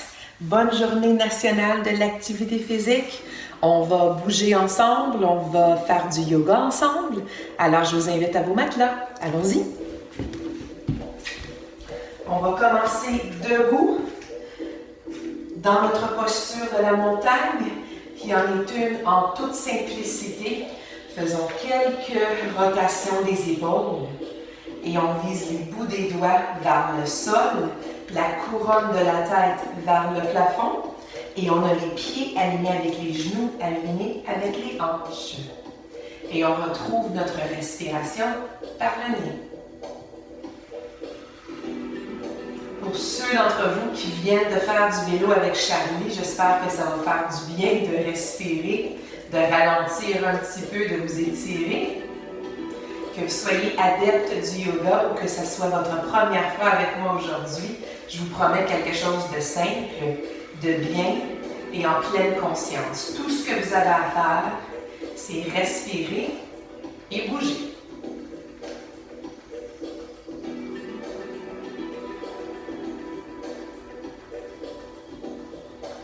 Alors, la beauté de la montagne, c'est qu'on se sent fort, des pieds jusqu'à la tête, droite et gauche, devant, derrière. On ressent notre force. On ressent notre respiration. À votre prochaine inspiration, on va soulever les bras vers le plafond et en expirant, les mains reviennent vers le cœur. C'est notre première opportunité de combiner respiration avec mouvement. Il se peut que votre débit soit plus rapide, plus lent que le mien. Vous y allez comme il vous semble. La prochaine fois qu'on descend les coudes, descendons également les fessiers vers l'arrière, vers notre chaise. On inspire vers le plafond et on expire en voyant les fessiers vers l'arrière, gardant les abdominaux bien contractés pour protéger le bas du dos. Et on garde les genoux derrière les orteils en voyant le poids derrière. Belle opportunité pour ressentir la force des beaux muscles de nos jambes, des fessiers, des abdominaux, des muscles dorsaux. Et toujours, ça nous permet encore là l'espèce de méditation en mouvement qui est la respiration et le changement entre notre chaise et notre montagne. La prochaine fois qu'on va descendre, on va plier les genoux beaucoup, ouvrir les bras et venir trouver une pince. Ça se peut que les mains vont terminer aux cuisses aujourd'hui, peut-être les tibias, peut-être les pieds, peut-être le sol. L'important, c'est de laisser détendre le haut du corps sur le bas du corps. Et une fois rendu en bas, faisons des petits signes de non pour détendre le cou. Et ensuite, des signes de oui pour se préparer à continuer à bouger. Prochaine inspiration, les mains glissent le long des tibias et on retrouve un beau dos droit. On expire, on revient dans la pince. On inspire vers le dos droit, on expire vers la pince. C'est comme un petit cadeau d'un massage du bas du dos qui nous fait du bien avec les genoux autant pliés qu'on a besoin pour aujourd'hui. Allons-y pour 2 autres fois.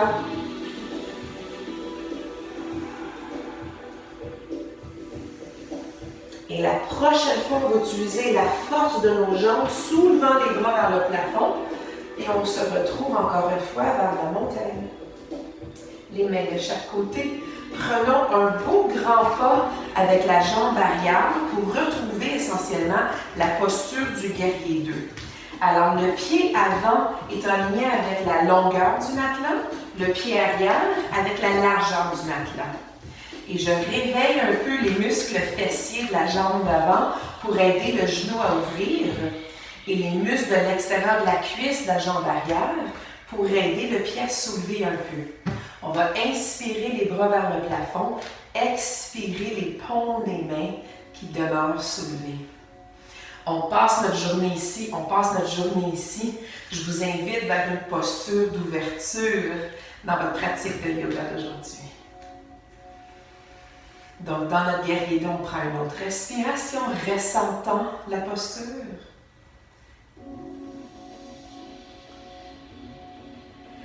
Et la prochaine expiration, on peut détendre les bras et envoyer le poids un petit peu plus vers la jambe arrière.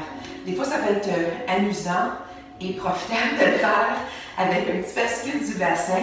On va garder le poids plus vers la jambe arrière et entrelaçons les doigts, juste le bout des doigts un petit peu, pour ouvrir la poitrine. Donc, si on tirait les coudes vers l'arrière à peu près 18% de notre force. Donc, la posture est soutenue, mais on n'est pas dans l'effort crispé. Et ce qu'on va faire, c'est trouver le haut du corps de notre triangle. Donc, une flexion latérale ici. Bel effort dans les jambes, dans les muscles des obliques, dans les muscles dorsaux. Je prends une petite seconde pour m'assurer que mes 2 genoux sont au moins en micro-flexion. Une autre respiration. Prochaine inspiration, je vais détendre les bras, replier le genou avant et envoyer le bras avant vers l'arrière, retrouver un peu d'ampleur au niveau de la cage thoracique. Dans mon guerrier à l'inverse. Et on détend le bras avant. On va se rapprocher un petit peu de la jambe avant. On va aller voler. Ça vous tente? Donc, d'abord et avant tout, ouvrons les bras en étoile. Donc, les bouts des doigts s'éloignent les uns des autres. On est en ouverture encore à la poitrine. Et peut-être aujourd'hui, mon étoile est avec la jambe arrière, la grosse orteil au sol. Des fois, la grosse orteil joue du piano un petit peu. Des fois, on peut aller trouver un petit peu plus d'équilibre. Il y a des jours que l'équilibre est disponible. Il y a des jours qui vantent un petit peu plus, on dirait. Libre à vous de voir qu'est-ce qui est votre opportunité pour aujourd'hui. Et redéposons doucement cette jambe vers l'arrière. On va envoyer les deux pieds vers l'avant et on recommence le tout de l'autre côté. Comme je vous le dis, encore en toute simplicité aujourd'hui. Donc, c'est mon guerrier 2. Si je me mets dans cette posture, vous allez voir comment le genou avant s'invite vers l'arrière grâce au fessier qui contracte un petit peu et la jambe arrière qui fait l'effort pour soulever un peu le pied. Est-ce qu'on se souvient des bras? La posture avec les paumes des mains vers le plafond, les épaules détendues et le guerrier, tout comme nous, tout comme notre respiration, dans le moment présent. Il y a des fois qui est un peu tenté vers le futur, des fois qui est un peu tiré vers le passé. Pour aujourd'hui, il reste dans le moment présent. Allez-y d'une belle respiration. Et beau. On va détendre les bras. Et comme tout à l'heure, on rapproche peut-être un petit peu les jambes et on commence à basculer le bassin. On aime ça se déhancher. On aime surtout ça les samedis. Oui, profitons-en. On est peut-être en confinement, mais on peut se déhancher quand même. Allons-y de la fesse arrière, un peu plus prononcée vers l'arrière, le genou avant, microflexion. Et les bouts des doigts, on s'en souvient? Si vous y allez directement, vous allez retourner du même côté. Fait que changer de côté, ça va faire un peu bizarre, là. Ça veut dire qu'on l'a bien fait, on l'a bien changé. Et je vous avais dit quoi? 18 % je pense? OK. 18 % au niveau de la posture. Et je retrouve mon triangle en suspension. Donc, pour ceux qui sont habitués de faire un triangle en descente, l'effort des obliques est un peu plus grand ici, on en profite. On prend plaisir à l'effort. Je pense que c'était tous des beaux oui, Nathalie. OK, cool. Je vais juste m'assurer que tout le monde prenne plaisir à ça. On va relâcher les bras en inspirant, soulevant le bras avant. Je reviens essentiellement dans ma posture de guerrier 2 des jambes. Mais à l'inverse, pour les bras, pour trouver de la place dans la cage thoracique. Détendons un petit peu, rapprochons un petit peu les bras en étoile. Je vous invite à penser à deux choses pour l'équilibre ici. Un, la distance entre les mains, comme si on tire un élastique entre les deux. Et l'autre, c'est la force des abdominaux. Donc, j'ai essentiellement la pensée et l'énergie dans le bout des doigts et dans le nombril.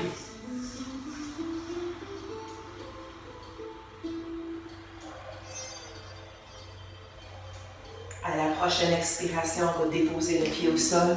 On ramène les deux pieds vers l'avant, quand même plus large que les hanches. Peut-être les orteils un tout petit peu plus étroits que les talons. Et je vais le mettre de côté pour être avec vous. On va inspirer ici. Les mains viennent au niveau des hanches. Et en inspiration, on retrouve une pince, mais cette fois-ci à l'écart. Donc, on y va de ce que notre corps a besoin aujourd'hui. C'est peut-être les mains sur les cuisses. C'est peut-être les mains sur les tibias. Encore une fois, on choisit où on est bien et on se laisse détendre éventuellement dans le haut du dos pour qu'essentiellement tout le derrière du corps profite de l'étirement. Ça fait du bien. On change un peu le focus vers les expirations et vers la détente. On est déjà rendu, ça va passer vite. Plions les genoux un petit peu pour qu'on puisse retrouver les mains au sol, les deux tibias vers le sol et les fessiers. Et je vous retrouve face à moi en position assise qu'on appelle papillon. Alors, les dessous des pieds se retrouvent à au moins un pied de distance pour nous. C'est ça le muscle qu'on essaie d'aller tirer, il a besoin d'un petit peu de place. Et il se peut fort bien, vous le voyez d'ailleurs tout de suite sur moi, même moi je vois dans la caméra, que les deux genoux ne soient pas exactement à la même place. Écoutez, on est cute, mais on n'est pas parfaitement symétrique. C'est tout à fait normal. C'est une démonstration de la flexibilité différente des deux côtés. Alors en papillon, on veut soulever la cage thoracique, essayer d'aligner un peu la colonne vertébrale. En même temps, on laisse les intérieurs des cuisses se détendre, invitant les genoux vers le sol. Croyez-le ou non, on a presque terminé notre temps ensemble.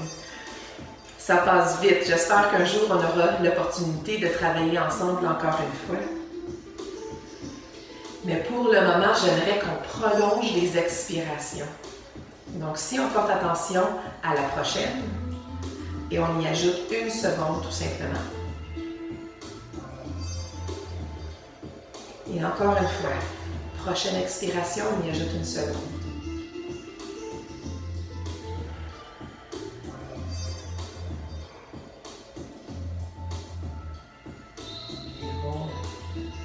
On va aller trouver un petit peu de place au niveau des hanches et des fessiers cette fois-ci.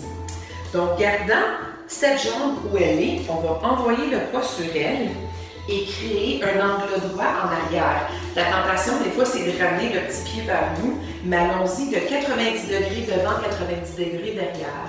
On inspire vers le côté et on laisse descendre vers la cuisse avant. Peut-être les mains vont rester au sol. Peut-être les avant-bras vont y aller, peut-être qu'on s'étend complètement. Vous trouvez votre place. C'est une version très douce pour les genoux, de la posture de pigeon que certains d'entre vous connaissez peut-être. Et on ressent probablement l'étirement dans le fessier avant et ou la hanche arrière.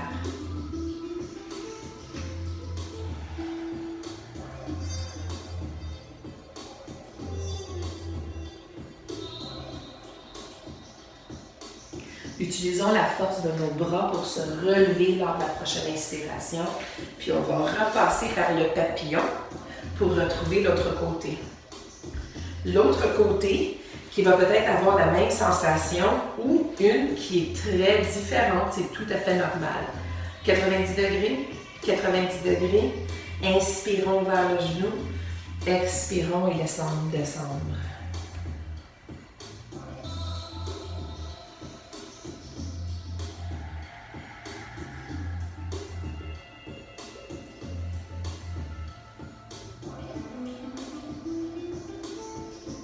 Peut-être une autre opportunité d'ajouter une autre seconde à la prochaine expiration si ça fait du bien.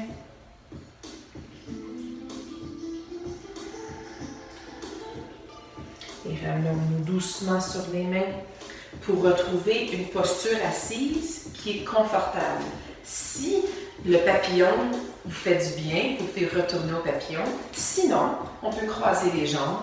On retrouve les os des fesses bien ancrés au sol et la colonne vertébrale dans la posture avec laquelle on veut entreprendre le reste de notre journée. Je vous invite de mettre les mains sur les cuisses, sur les genoux, les paumes des mains vers le plafond en ouverture et de retrouver la respiration avec laquelle vous voulez entreprendre le reste de votre journée, l'énergie avec laquelle vous voulez faire la même chose. Rappelons-nous que toute forme de mouvement, c'est de l'auto-soin. Donc, vous pouvez poursuivre les entraînements qu'on vous offre avec le Conseil canadien de l'industrie du continuum physique en entraînement aujourd'hui ou peu importe ce que vous avez planifié, d'être reconnaissant du moment qu'on a passé un petit peu ensemble. Ça me ferait plaisir de vous retrouver à nouveau.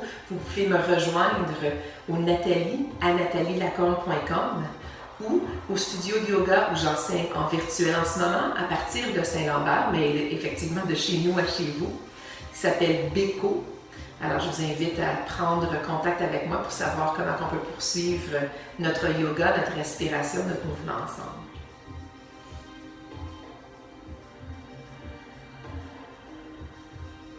On va prendre une respiration ensemble pour terminer notre pratique. Votre prochaine expiration, lève les bras vers le plafond.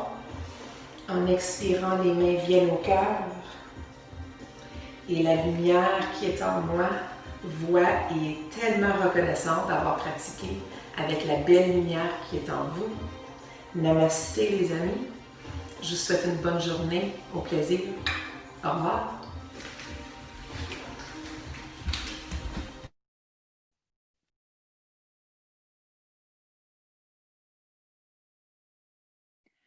Donc, rebonjour, un autre poids. c'est Nathalie Lambert. Si vous souhaitez en savoir plus sur qu'est-ce que Nathalie fait dans votre région pour suivre des cours de yoga avec elle, vous pouvez consulter son site web www.natalielacombe.com. Et on est si chanceux de retourner Nathalie Lacombe avec nous aujourd'hui pour en parler un petit peu plus sur le Conseil canadien de l'industrie du conditionnement physique.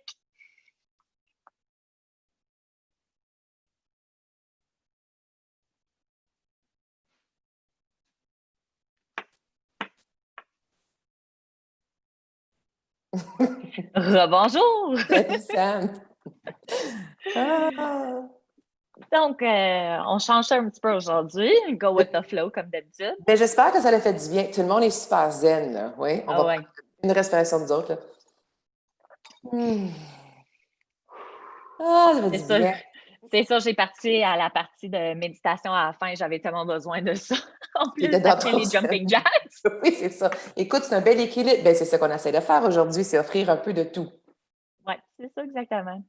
Donc, Nathalie, comme membre d'administration pour la Conseil canadienne, dis-moi un petit peu comment ça se passe, qu'est-ce qu'on fait présentement? Est-ce que tu peux expliquer à tout le monde un petit peu qu'est-ce qui se passe dans l'industrie au côté national du FIC? Bien, ce qui est intéressant, c'est que le Conseil canadien de l'industrie du conditionnement physique y est quand même depuis 2006 et avait toujours pour objectif, pour credo, pour intention de soutenir l'industrie. Alors, c'était déjà une opportunité pour nous tous de se rassembler sous une même tutelle, si vous voulez, pour aller voir ce que l'industrie avait besoin et en particulier en relations gouvernementales, en lobbying, pour que l'industrie soit à la hauteur de ce que la population canadienne a besoin de nous. Alors, c'est pour ça que certains des programmes, par exemple, qu'ils ont eus, c'était pour les crédits d'impôt pour les enfants et pour les adultes, qui est un programme pour lequel on a travaillé très fort et on reprend. Je vous donne une petite première, là, mais on reprend ça pour essayer de ramener ça parce que pour nous, c'est clair et certain, et ce l'est d'ailleurs dans toutes les études, que l'activité physique, ça permet de prévenir, c'est un exercice préventif pour la santé des gens. Donc, c'est important de le faire et pourquoi pas investir dans ça versus la maladie. C'est vraiment l'assurance santé, c'est de bouger versus l'assurance maladie qui est normalement ce qu'on offre et ce qu'on propose aux gens à ce moment-là. Donc, ce qu'ils font, c'est ce genre de programme-là qui va être pour soutenir les Canadiens et pouvoir profiter de ce que l'industrie fait de mieux.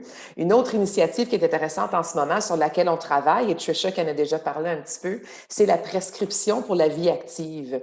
Alors, pour essayer si on regarde un peu comme médecine préventive, sous l'optique de la médecine préventive, que le médecin qui dise voici une prescription normalement qui en est une qui est vers la maladie, mais au lieu de juste dire, vous savez, vous devriez perdre du poids, vous devriez devenir plus actif, vous devriez faire quelque chose pour votre santé, bien que même ça soit, j'utilise ma main, on le visualiser, même ça soit une prescription, parce que quand c'est par écrit, on sait que les médecins ont de l'influence sur les gens et que le poids de cette prescription-là serait probablement différente qu'une recommandation de savoir que oui, on devrait le faire. Tu sais. Je trouve ça toujours très intéressant de voir que 71% des Canadiens ont de fermes intentions de faire de l'activité physique.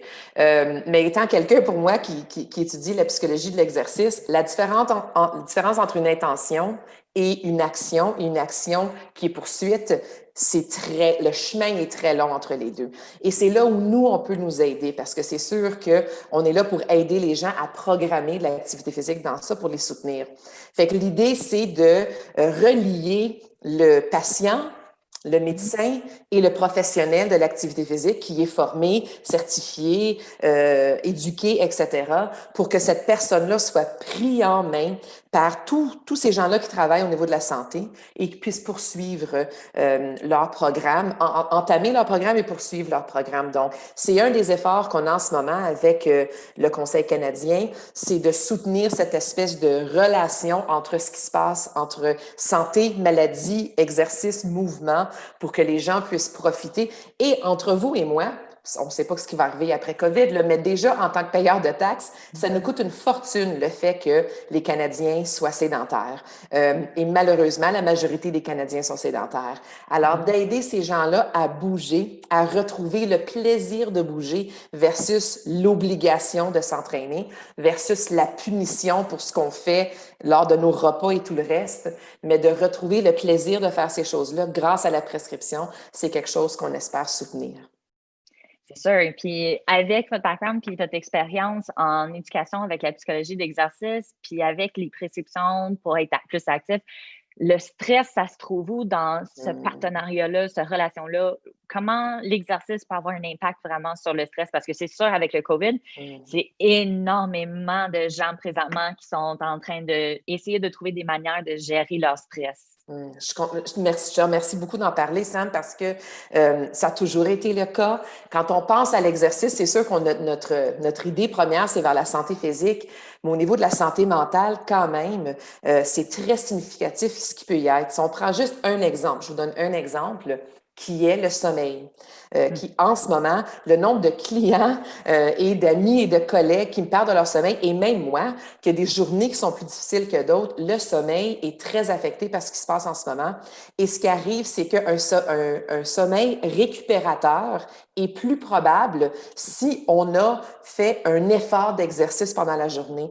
Fait que si on pense juste à ça, juste à une chose, qui est de maximiser les bénéfices du sommeil. Si on peut faire de l'exercice, avoir, tu sais, la respiration qui travaille un petit peu, bouger un petit peu, respirer mieux, que ce soit en effort ou que ce soit en méditation ou peu importe, et de nous aider à avoir un sommeil plus récupérateur, là, on s'imagine comment on peut faire face à la journée après ça. Que ça soit l'anxiété qui va venir, que ça soit les moments qu'on a prévus, les moments qu'on n'a pas prévus, parce qu'on est entouré d'imprévus continuellement de ce temps-ci. Si on s'imagine de mieux dormir, ce que ça pourrait faire, juste là, c'est quelque chose qui pourrait être significatif. C'est sûr que c'est notre résilience qui est affectée par l'activité physique. Ça nous donne plus d'énergie, donc plus d'énergie pour subvenir aux besoins. C'est pas que l'exercice diminue le stress qui vient. C'est pas que l'exercice fait que quand on va à l'épicerie et puis là, on amène le chariot à quelque part d'autre, puis on va se laver les mains, puis il y a quelqu'un qui se rapproche. Notre vie de tous les jours est continuellement en changement, plus que jamais, et ça va se passer. L'idée, c'est de se renforcer physiquement, mentalement, émotionnellement pour que notre énergie soit plus capable de subvenir à ces besoins-là et que ça nous affecte un tout petit peu moins. Si ça nous affecte un tout petit peu moins, on est probablement plus apte à ce qui se passe même à l'intérieur de notre chez nous, avec nos relations, avec ceux qu'on aime, ceux que des fois on aime moins, parce que c'est sûr, ça nous affecte tous et chaque journée est différente. Oui, Sam, qui est comme, moi, mon mari m'a préparé un party de fête malade pour s'asseoir, puis il n'y a pas de problème. Mais bon, alors ces choses-là sont difficiles. Le fait qu'on s'ennuie de nos proches, le fait que moi, je vois ma mère, puis elle est venue se baigner hier dans ma piscine, puis mon Dieu, que ça fait du bien. Tu sais, le fait que ma mère était dans ma piscine, ma mère qui est une dame qui est active, mais qu'elle a pu rentrer dans la piscine hier et faire de l'activité physique avant un verre de rosé. Bon, on a un verre de rosé, mais qu'on a pu se baigner, qui est une activité quand même, ça me remplit d'amour, de résilience et ça me permet d'ensuite faire face à d'autres défis un peu plus facilement. Donc, c'est un baume. C'est un baume au niveau de ce qu'on vit, au niveau de la santé mentale et de l'esprit, et ça nous permet d'avoir une petite coche de plus pour être capable de faire face à ce qui se passe autour de nous. Oh, t'as tellement raison. Tu vous donnes un câlin, gars, viens, Sam, on va se faire un câlin électronique, là. Okay. Donc, tu as mentionné, on retourne un petit peu. Oh, les émotions. OK. On retourne un petit peu, tu as mentionné des clients. Donc, parle-moi un petit peu, Nathalie, professionnellement maintenant. Qu'est-ce que tu fais? Comment se passe ta journée? C'est drôle. Alors, bonne question. Ça a un impact sur des gens. Qu'est-ce qu'elle fait, la con? Qu'est-ce qu'elle fait la combe encore? Bon, alors moi, je suis de retour au Québec depuis, ça va faire 1 an et demi maintenant. Et puis après avoir passé 10 ans en Ontario, à Toronto, où j'ai eu le grand privilège d'être gestionnaire à CanFit Pro, qui est l'organisme de certification le plus grand au Canada. Et je suis revenue ici pour me rapprocher de ma famille et de mes amis et des nouveaux amis comme toi. Je suis revenue ici pour me rapprocher de ces gens-là, mais professionnellement pour vraiment soutenir notre industrie. Alors, ayant vu ce qui se passe dans l'industrie pendant, ça va faire 25 ans, là, je sais que c'est difficile à dire, mais pendant 25 ans dans l'industrie, j'ai eu l'opportunité de voir qu'est-ce qui est facile, qu'est-ce qui est plus difficile, etc. et de coacher ces gens-là. Mon credo, c'est tout ce qui est relationnel, tout ce qui est le RH, au niveau des leaders, des aider à choisir les bons entraîneurs, les bons instructeurs et les aider à d'avoir des objectifs du développement et tout le reste. Et pour ce qui s'attrait aux instructeurs et aux entraîneurs, c'est de créer une carrière qui est merveilleuse. Ces gens-là sont dévoués, comme vous ne pouvez même pas l'imaginer, font ça par pur plaisir et méritent une carrière à succès et tout ce qui est entouré de ça. Alors, c'est ce sur quoi je mets mon focus, c'est d'aider les entraîneurs, les instructeurs, les coachs, etc., d'avoir des carrières merveilleuses qui soutiennent leurs objectifs personnels et les leaders dans l'industrie d'avoir des bonnes relations pour choisir les bons entraîneurs et instructeurs qui vont aider leurs membres à traverser vers leurs objectifs et leur succès. Alors, ça a été un petit peu en attente en ce moment. Donc, mon focus, c'est vraiment pour les aider à passer à travers la crise le plus possible, d'en retenir le plus possible parce qu'on mérite tous de profiter de l'énergie de ces merveilleux gens-là. Donc, c'est sur quoi je me concentre de ce temps-ci. Et avec les transitions, puis avec tout ce qui se passe en COVID présentement, j'imagine les conversations, ils ont quand même changé énormément ces derniers temps. Les conversations ont changé. Je dois dire, ce que j'aide beaucoup au niveau, c'est des centres de mise en forme, c'est de la réouverture, mais ça, c'est très opérationnel et lorsqu'ils ont besoin d'un soutien là-dedans, ça me fait plaisir de les aider. Ensuite, c'est de voir qui est prêt à revenir, mais c'est également de ramener les entraîneurs et les instructeurs avec patience, parce que aussi, c'est une adaptation, là, à savoir comment notre métier va être différent. Donc, aider les centres de mise en forme comme ça. Et quand ça vient aux instructeurs et aux entraîneurs, bien, beaucoup, c'est de leur aider à faire la transition vers le virtuel parce que c'est pas pareil. Pour plusieurs, la technologie qui est dans tout ça est pas évidente. J'ai passé moi-même 10 jours à essayer d'ajuster le son du truc, là, pour être capable de donner des cours à l'échelle nationale. Moi, c'est vraiment, mon ongle, là. Oh my God, en tout cas. Alors, il y a des choses au niveau de la technologie, tout ça, mais il y a également des choses que, tu sais, juste le fait qu'on se parle en ce moment, et on se parle, Sam et moi, pour vous le sachiez, à tous les jours. Mais là, quand on parle un petit peu de la santé physique, la santé mentale et prendre soin de nous, quand tu es chez vous, dans tes défis, c'est très différent. Donc, la compassion, l'empathie, elle est différente. Comment on peut proposer un défi à nos clients, aux gens qui veulent s'entraîner, c'est différent de ce temps-ci et l'ajustement, on doit le faire. Donc, c'est le genre de soutien que je propose et j'offre et je fais ça aux professionnels de l'industrie pour les aider à poursuivre ce qu'ils font. Et maintenant, par exemple, au Québec, à partir de lundi, aller jouer dehors. Mais là, encore là, dans un parc, est-ce qu'on a besoin d'un permis? Qu'est-ce qu'on fait? L'équipement, les lingettes, l'accueil, combien de temps? Bon, tout le reste. Alors, j'essaie de les aider à faire ça pour qu'ils restent eux-mêmes, qu'ils restent authentiques à eux-mêmes et que ça les remplit de ce qu'ils aiment le mieux faire, c'est de partager la beauté de l'activité physique avec les gens. Oh, c'est tellement passionné. J'adore ça quand vous parlez. J'adore ça.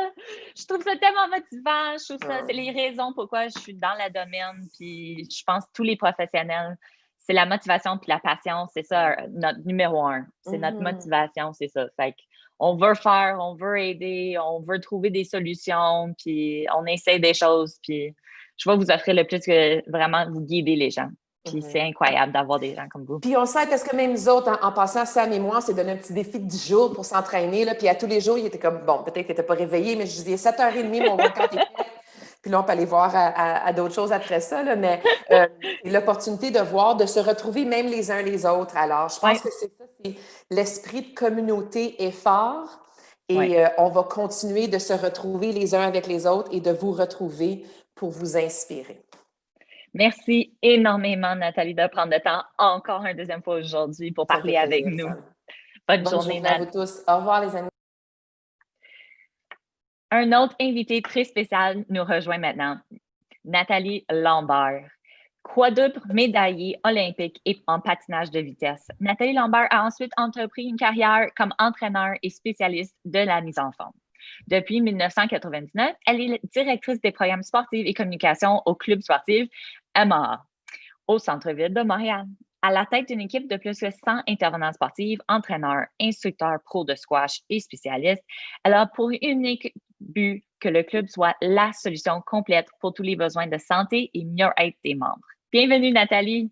Merci, Sam. Merci beaucoup. Nathalie, quel rôle le fitness ou le sport ont-ils joué dans votre vie en grandissant? Oh my God. Ben, écoute, je pense que à l'âge où je suis rendue honorable de 56 ans, je pense que je peux dire que ça a joué, ça a pris pendant une grande portion de ma vie pas mal toute la place. J'ai fait du patinage de vitesse pendant 22 ans. Et donc, c'était ma raison d'être, c'était ma passion, je me levais le matin et puis je m'entraînais pour le prochain rendez-vous. Et puis, curieusement, je n'ai pas réalisé que ça fait quasiment aussi longtemps maintenant que je suis à la retraite que le temps que j'ai passé dans le sport. Les années ont passé tellement vite, mais je suis restée toujours connectée avec le sport, avec l'activité physique, évidemment, plus la performance au même genre de niveau, mais avec les plaisirs, avec les efforts physiques, avec la notion un petit peu de dépassement. Ça a toujours pris une place vraiment importante dans ma vie. J'arrive pas à imaginer la journée où peut-être je serai plus capable de bouger ou où ça fera plus partie de mon quotidien parce que c'est tellement ancré dans mes habitudes de vie. Ça n'a pas toujours été de la même manière. Puis évidemment, là, ma tête, des fois, veut encore performer. Mon corps suit un peu moins bien. Mais ça a toujours pris une très grosse place dans ma vie. Ça fait partie de mon bonheur, je pense. Ça fait partie de qui je suis. C'est dans mon ADN. Je pense qu'on peut dire comme ça. Ouais. Et vous êtes monté sur le podium à Albertaville en 92 et à Lillehammer en 94. Fallait pas dire en quelle année. Oui, c'est ça. En 92, 94, comme tu le dis. Donc, ça remonte à loin. Ma carrière, j'ai commencé en 76, j'avais 13 ans, puis j'ai arrêté juste avant les Jeux de 98. Je me suis fracturé la cheville, puis ça a été comme ma dernière course. Donc, pendant 22 ans, j'ai fait ça, j'ai tourné en rond, toujours vers la gauche et je me suis préparée à chaque saison pour essayer d'avoir les meilleurs résultats possibles. J'ai eu la chance de jouir d'une belle carrière qui m'a donné 4 médailles olympiques. Il y en avait une aussi en 88 en démonstration et des titres de championne mondiale et de me promener partout, sur tous les continents et de compétitionner et de vivre intensément cette expérience de vie, cette école de vie-là aussi, parce que je pense que c'en est une. Et donc, moi, je me considère comme vraiment très privilégiée d'être passée par le patinage de vitesse, d'avoir été bien encadrée, d'avoir une belle carrière sportive et d'avoir pu l'utiliser pour un peu comme tremplin, en fait, sur ma deuxième vie, parce que je suis restée encore dans le sport aujourd'hui. Oui, c'est sûr. Puis en parlant plus de maintenant, comment est-ce que vous avez réussi à rester ensemble pendant la pandémie? La pandémie, c'est arrivé subitement pour pas mal tout le monde. C'est très drôle parce que je suis partie le 11 mars, j'avais un meeting. Je suis avec la Fédération internationale. Je suis encore impliquée dans mon sport. Je suis au comité technique et on avait, au préalable, on était supposé avoir un meeting en Corée. Finalement, le championnat du monde a été annulé et là, notre meeting était en Allemagne. Et quand je suis partie, tout allait encore bien. Ça, c'était le 11 mars. Et quand je suis revenue le 15 mars, le club fermait. J'étais en quarantaine pendant 2 semaines. Je ne pouvais plus retourner au club pendant tout le processus de fermeture et puis d'essayer de se réinventer de jour au lendemain. J'écoutais Nathalie juste avant moi qui disait qu'elle accompagnait des gens comme moi. Bien, ça a été un peu ça l'expérience. Donc, pendant la pandémie, moi, je dois me considérer chanceuse parce que je bouge autant que je bougeais avant. Parce on s'est reviré de bord, puis ma job, c'était d'essayer de continuer de pouvoir faire travailler principalement mes instructeurs, mes entraîneurs, mon personnel sportif et aussi de continuer de rester connecté avec nos membres. Donc, on s'est reviré vers le virtuel. Et puis, avant la pandémie, je donnais des cours de spinning. C'est un de mes petits plaisirs. J'ai fait énormément de vélo dans ma carrière, évidemment. Et pendant la pandémie, j'ai un vélo chez nous. Dans mon salon, il y a 2 vélos et presque à tous les jours, je connecte avec 15, 20, 25 participants via Zoom comme on fait maintenant avec les enjeux de musique que Nathalie parlait il y a à peu près 5 minutes. Là, je les ai figurés, ça va bien. Et donc, je bouge en faisant ces cours-là et certains autres cours que mes instructeurs donnent. Fait que ça n'a pas trop changé, je m'en tire bien. Là. Moi, je suis restée active. Puis, j'imagine le poste de travail, comme vous avez dit, là, on est en meeting, Zoom, on change un petit peu. Comment tout ça a affecté qu'est-ce que le club sportif à Montréal il fait présentement? Ben, écoute, ça a été, je pense que certaines notions que j'ai eu la chance d'acquérir comme athlète ont été vraiment utilisées cette année. Tu sais, quand on fait de la haute performance, on essaye de la notion de performer sur demande, performing on demand. Ouais. Ça implique d'être capable d'être créatif, de se revirer de bord, d'avoir une certaine résilience, puis une bonne adaptabilité. Je pense que c'est des notions comme athlète que tu essaies de développer parce que quand tu arrives souvent dans des Jeux olympiques, par exemple, ben, tu maîtrises, tu ne contrôles pas tout. Et puis, il y a des situations imprévues qui arrivent. Il y en arrive tout le temps. Puis, tu as beau penser et contrôler de A à Z ta planification physique, technique, stratégique. Il y a toujours des choses que tu n'as pas nécessairement pensées. Puis, la façon dont tu vas être capable de t'adapter puis d'avoir une bonne attitude là-dedans, ben ça va faire toute la différence entre gérer ton stress et contrôler la situation versus être dépassé un peu par la situation. Puis je t'avoue que la pandémie, puis ce qui s'est passé au club, ça challenge un peu dans ce genre de choses-là parce que, ben, premièrement, on est un peu dans une vie irréelle pour nous. On a dû s'adapter du jour au lendemain, puis la donne change quasiment toutes les semaines. Une semaine, il y a des choses qu'on peut faire. La semaine d'après, c'est plus ça. La semaine d'après, il faut essayer de planifier. OK, on s'en va vers où? Le gros changement pour moi, ce que je trouve le plus difficile, c'est d'être vraiment beaucoup dans ma maison, puis de ne pas avoir vraiment plein d'endroits où aller, puis d'être de plus en plus à l'ordinateur tout le temps, puis de me réinventer et d'apprendre. Tantôt, j'écoutais Nathalie qui disait apprendre le Zoom, apprendre les technologies de micro. J'ai réinventé, dans le fond, ma description de tâches, puis c'est pas facile à tous les jours, puis j'ai hâte de reconnecter. J'aime ça connecter virtuellement, parlant avec mes membres, mais j'ai vraiment hâte de pouvoir reconnecter en vrai, puis de les avoir devant moi, puis de leur botter les fesses, pas à travers un micro, tu sais. Mais je pense que c'est ça. Ce que j'ai vécu comme athlète me sert présentement parce qu'on est dans ça. On est dans une crise d'adaptation, on est dans une crise de résilience, on est dans une démarche de patience. Hein. Je pense que dans notre industrie, on a hâte de pouvoir vraiment que ça débloque complètement puis d'être passé ça. Mais en même temps, je pense qu'on a les outils aussi parce qu'on est créatif pour passer à travers ça, parce qu'on est aussi résilient, parce qu'on est des performers. Ça fait partie de l'industrie dans laquelle on est, là, tu sais. Oui, parfait. Ben, merci beaucoup de prendre le temps aujourd'hui, Nathalie Lambert. Ça me fait plaisir. Puis, bonne journée nationale de l'activité physique à tout le monde. J'espère que vous allez bouger. Puis, si vous cherchez des idées que vous n'avez pas encore trouvées, ben moi, ça va me faire plaisir. Si vous avez un vélo stationnaire, évidemment, Club sportif MAA, je peux pédaler avec vous. Et si vous n'avez pas de vélo stationnaire, n'importe quoi que ça vous tente de faire, on a tout. Merci beaucoup. Sam. Bonne journée. Let's bring Zoe back. Wow.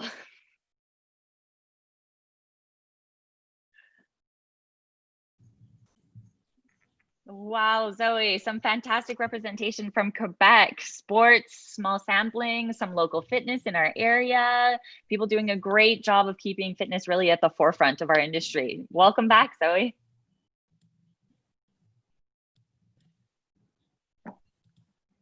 We're just waiting for her mic, I think. Hi. Oh, there we go. That was amazing.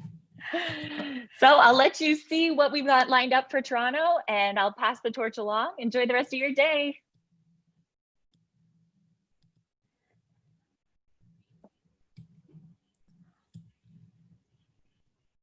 Hi, thank you, Sam. Well, we have a very, very special guest coming from the Greater Toronto. Oh, have you got my mic now?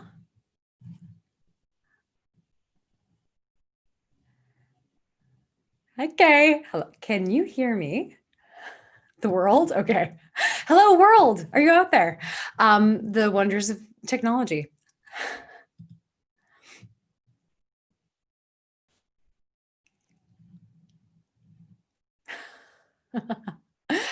Ah.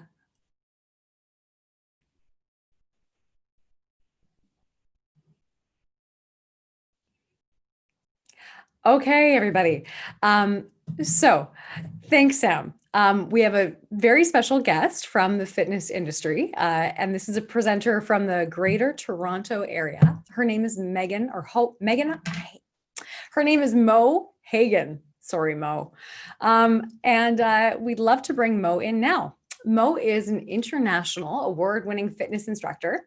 She's also a program director. She's been awarded the 2019 Canadian Fitness Industry Leader of the Year from Fitness Industry Council of Canada.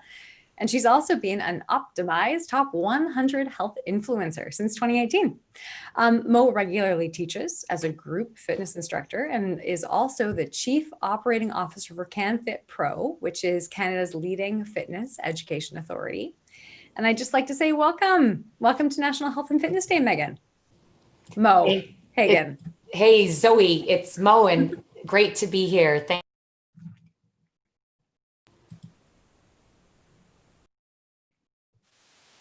There we go. We're back. Hi. Hi, Zoe. Can you hear me all right?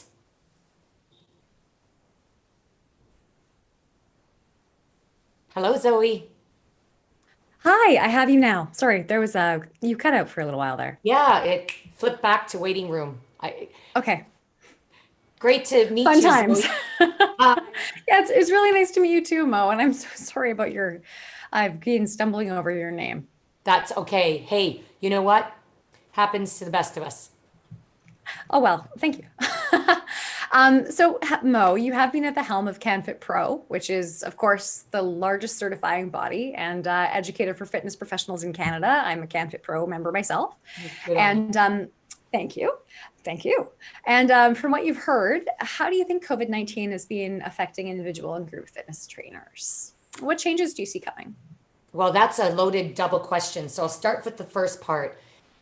In a nutshell, I can say that pretty much overnight, Canadian fitness professionals became non-essential, which as we look at the shape of Canadian health, that is absolutely contrary to what their purpose is. And as fitness professionals, unless you had an online business, unless you had a way to connect with your clients and your members, you were out of work, not paid, which is what the majority of the fitness industry in the world is suffering from right now.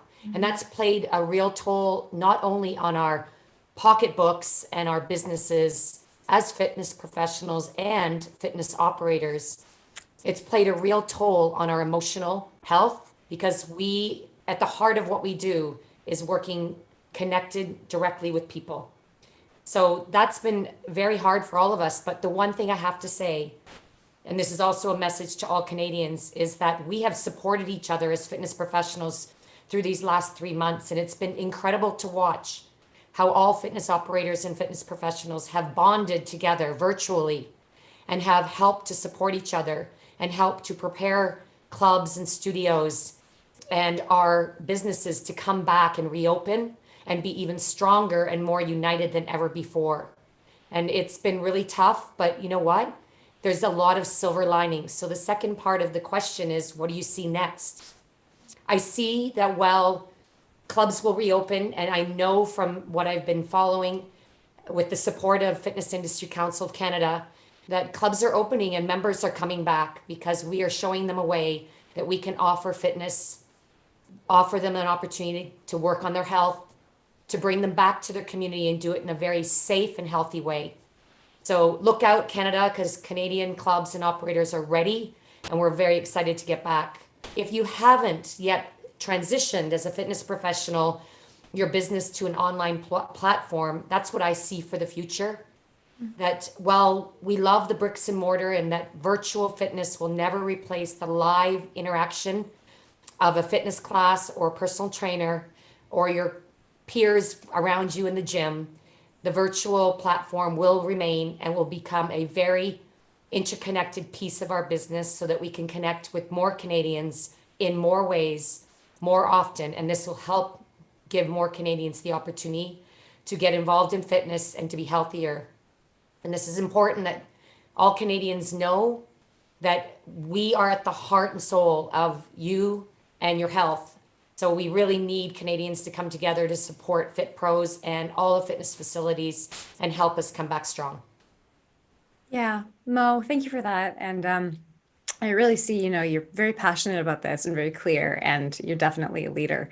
And I know that you have also founded Women Who Influence, which is an interesting thing. Can you tell us a little bit more about Women Who Influence? Sure.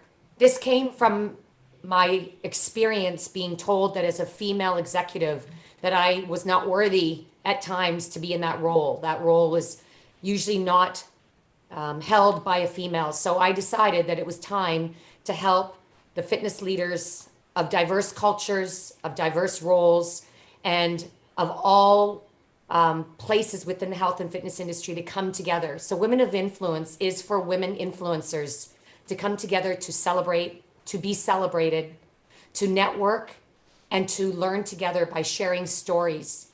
And through that, we help women stand up, speak out, and stand in their power. Now in its 7th year, I'm very proud to say it's become the largest women's only event of its kind in the fitness industry worldwide and right here in Canada. I wanted to add, if I could, that CanFit Pro stood behind this initiative. CanFit Pro has also transitioned their business to certify and train and to provide education for Canadian fitness professionals, both in a live, in-person way, but now we've shifted everything live online so we can interact with pro trainers and help Canadians in the fitness profession not only carve their careers forward, but help to support them during this time. And Women Who Influence is just one of those ways we're doing that. Thank you. Thank you for sharing that. And we just want to thank you again for coming online to chat. And so once again, everyone, Mo Hagan has prepared a video clip. And in this, she's going to be showing us a sample of one of her classes. Yes. What you are about to see is called Move with Mo. Yes, I love it. I love it. I'm all about the alliteration myself. This is an energizing, low impact cardio conditioning class for all levels. Hope you guys enjoy it. Let's get up. Let's get active. Let's do it. Thank you, Mo. We'll see you again soon. Bye everyone. And another reminder, before you get started at home, you guys, hey everybody, just make sure you're staying safe before beginning any physical exercise program. Check with your health provider, ensure you're healthy enough for exercise, and please cease activity if you feel nauseous, short of breath, or lightheaded. Okay? Take care. Have fun. Happy National Health and Fitness Day, Canada. So it's time to move with Mo. You'll need just some space to move your body for 15 minutes. And I'll give you lots of options throughout. Let's have a lot of fun. And to get us started, I'm gonna start some music, find my space. Hope you join me. All right, everyone, so find the beat. Right, left. You can follow along as you see fit. I'll give you lots of layers of intensity. Let's have a lot of fun. Take this march, everyone. I'll preview it and join me. Box step. This is your forward and back move. You step forward, right, left. 1, 2, back to 2. Good job. We're going to march on the squat. When you're ready, step back in. Out, in. Feel so free.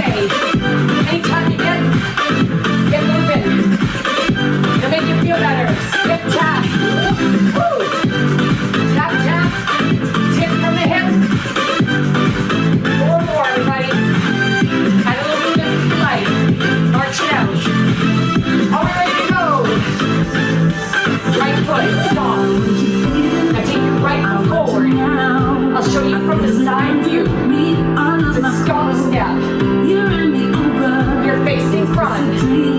Right foot forward, forward and back. Stagger your march. Again, from the side view.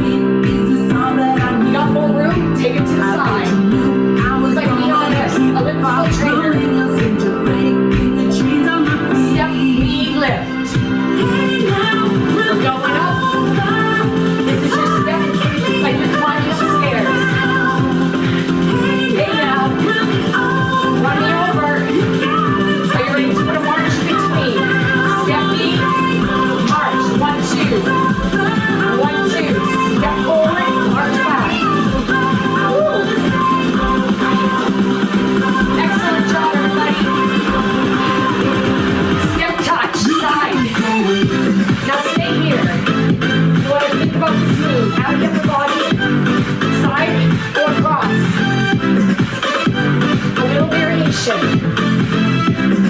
2 of these steps or a grapevine. It's a step together step, starting with a curl. Step behind if you prefer. I like it. Are you ready to integrate? Walk to the corner. Lift up. You know this. It always happens when you fall in love. Hope you're feeling good. It's just a dream. I try to pitch myself. Front, walk forward. 3.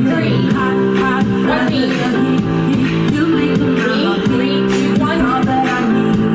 Or tap. Good job. All right, team. Walk steps. You remember it? Down and up. Forward and back. Good work, team. You're going to step forward on that knee leg. Tap here. Hold. Tap. Pick up the knee. Got a small change. Slide tap. That makes loose. March, left leg, stomp. Now that's stomp step. Forward on that same leg. Stomp, stomp. Good work. And then we integrate. Stepping forward and back. Stagger. Hot, hot. It's hopefully hot, hot in your hood. Come on. You ready for low and loaded? Step, climb stairs. Come on. Now lift up. How you feeling? Are you ready? Step, knee, march in between. Here we go. 1, 2. 1, 2. How you feeling? Hope you're good.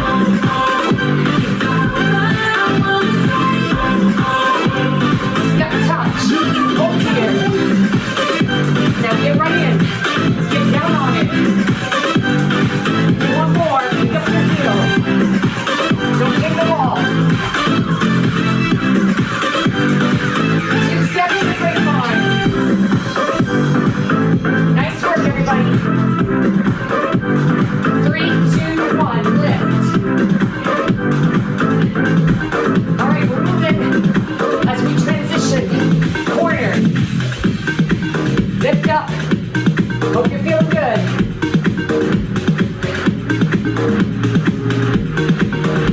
I'm feeling good. Same move. Face front. Walk forward.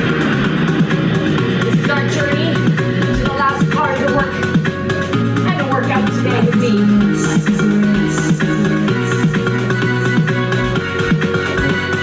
Box step. Come on. Sometimes I really think I should do it. You can do it. 2 more.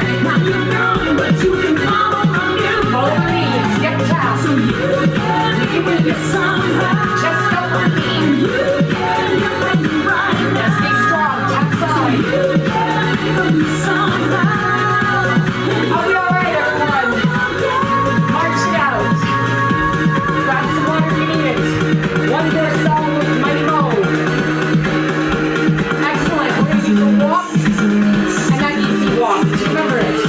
You walk for 4, but an easy walk in. Let's walk. Easy walk. Back up. March high with the knees. You don't have to go far. Walk, walk, easy walk. Excellent job. I hope you're feeling good. Take a look. March forward. Light bounce. And back. And bounce. And walk. Same leg leads the way. And back. Squat tap. Now find your feet are wide. Hands on thighs to get low and low. Now cross your arm. So move and go. Range and exercise. All right, you crazy Canadians, let's skate. Push the heel up. We're not just gonna skate. We're gonna run and we're gonna jump. Options are always available. Are you ready? Lateral skip or march for 3. 3, 2, 1. Let's set it up. Let's push out of the ground. That's your skip step. Life is a race. To the corner. On the run. Come on, now slow it down. You can do it. Last time. Step out, squat pulse. And stand up. Down. Stand up. Stand up or jump. Rise up to heels. Or jump. Jump for joy. Come on. Let's go. Rise up. Rise. Go straight, everybody. Hope you're feeling good.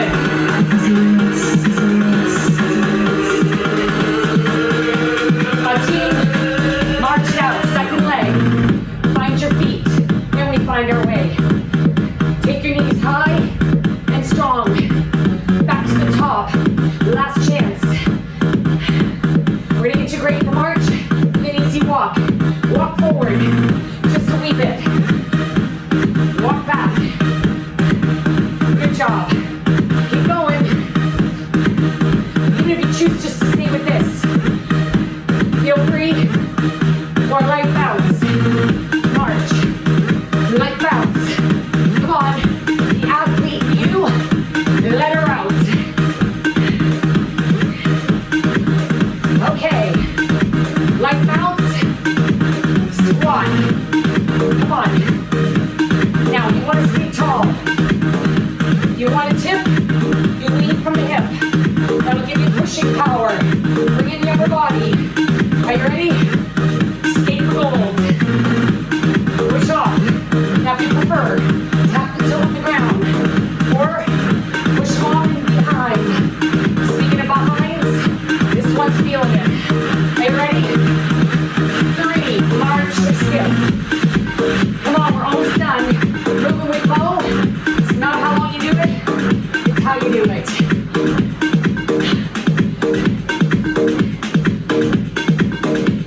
Walk to the corner. Give it a leap. Leap in your step. Well, how about that? See if we can do everything all at the same time. Good job. Step out, squat, double, rise up. You don't even have to beat the ground to raise the roof. You want to jump. That's it. Come on, team. Let's do 4 more. Down low, victory. 3. Awesome. Hold here, circle the arms. Wind up. Recovery. This is time to cool down. Just a minute with you. I encourage you to take time to stretch out. I'll give you a quick one. Side, side. Take a side, any side. Because we're going both sides. Breathe. Last time. Stay over on this side. Stretch up. 1 minute to go. If you need to, swing it out instead. Lovely.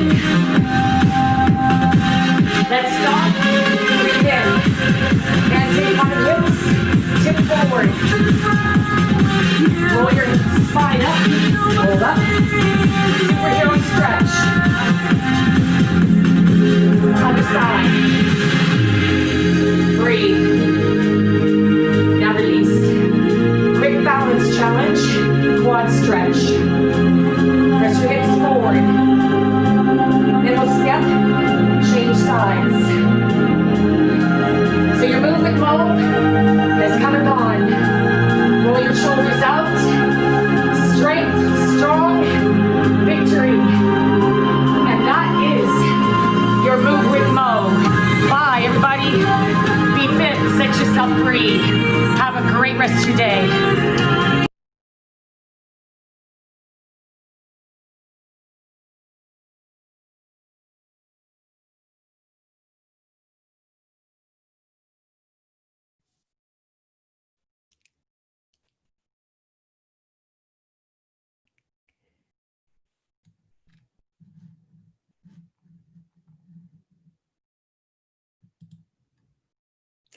So once again, that was Mo Hagan, group.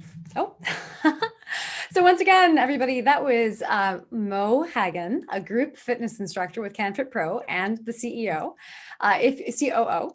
If you're interested in learning more about the magic that is Mo in this industry, and she definitely was magic, you can check out her website, mohagan.com, or you can see the description below in the link. And if you're from the Greater Toronto area and you want to support local businesses, please remember that you can use gympass.ca to see what gyms in your area are supporting National Health and Fitness Day. So yeah, Mo, that was incredible. Thank you for doing that for us. Our next accomplished guest here is Adam Van Couverden. Adam was first elected to Member of Parliament in Milton, Ontario in 2019, and currently serves as the Parliamentary Secretary for the Minister of Canadian Heritage for Sport and Parliamentary Secretary for the Minister of Diversity and Inclusion and Youth. So Mr. Van Couverden is a dedicated community leader and one of Canada's most accomplished athletes. He's represented Canada at 4 Summer Olympic Games, 4 winning a gold, 2 silvers, and a bronze medal. He served as Canada's flag bearer in Athens and Beijing and won the Lou Marsh Award as Canada's top athlete in 2004. Wow. Welcome to the Fitness Industry Council of Canada edition of National Health and Fitness Day, Mr. Adam Van Couverden. Hello. Thank you. How are you guys doing? I'm doing well. Thank you so much. And Sam looked radiant, so I'm hoping she's doing well as well. Adam, we're really delighted to have you join us today. Thank you very much. Great. Thank you. It's nice to be here. We're happy to have you. It's always fun over Zoom. It's like, who's talking? At the start of 2020, you were quoted by The Star as in an article about being a rookie MP with this statement: if you think you're going to go off to the Olympics and win medals, then you better be capable of dreaming, and I certainly am. Tell us what your dreams for a fitter, healthier Canada look like, Adam. Wow, that's a great question. Thanks very much. And I apologize in advance for the honking. I'm at an anti-racism protest, so if you hear some horns not honking, they are all very positive. Absolutely, thank you. The quote is all about positivity and looking forward and thinking about how we can achieve our goals. And a lot of people, when I said I wanted to run to be a member of Parliament, said that that I was being too ambitious or that I was dreaming, and I said that's nothing new for me. Setting a goal and following through and working hard to achieve it is what I do, and it's something that I'm proud to continue to do now that my life is less about lefts and rights and strokes and races, and more about people and in healthier times, handshakes, hugs, and high fives. But with respect to the fittest possible nation that we can be, I want to be clear about what I mean when I say fit.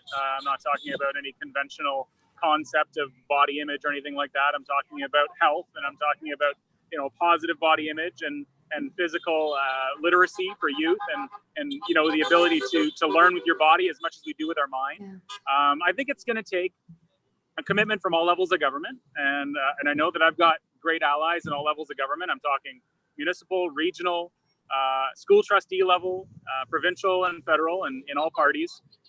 It's something that I think we can all agree on, is that physical activity is a positive thing. We all learn a lot. I was the type of kid that didn't want to sit still, and I'm the type of parliamentarian that doesn't really want to sit still. I like being out in the community. I like talking to my neighbors. I like interacting, and I like being active and physically active. I'm not talking about doing yoga and going for a jog. I'm talking about being out there and doing things and achieving my goals.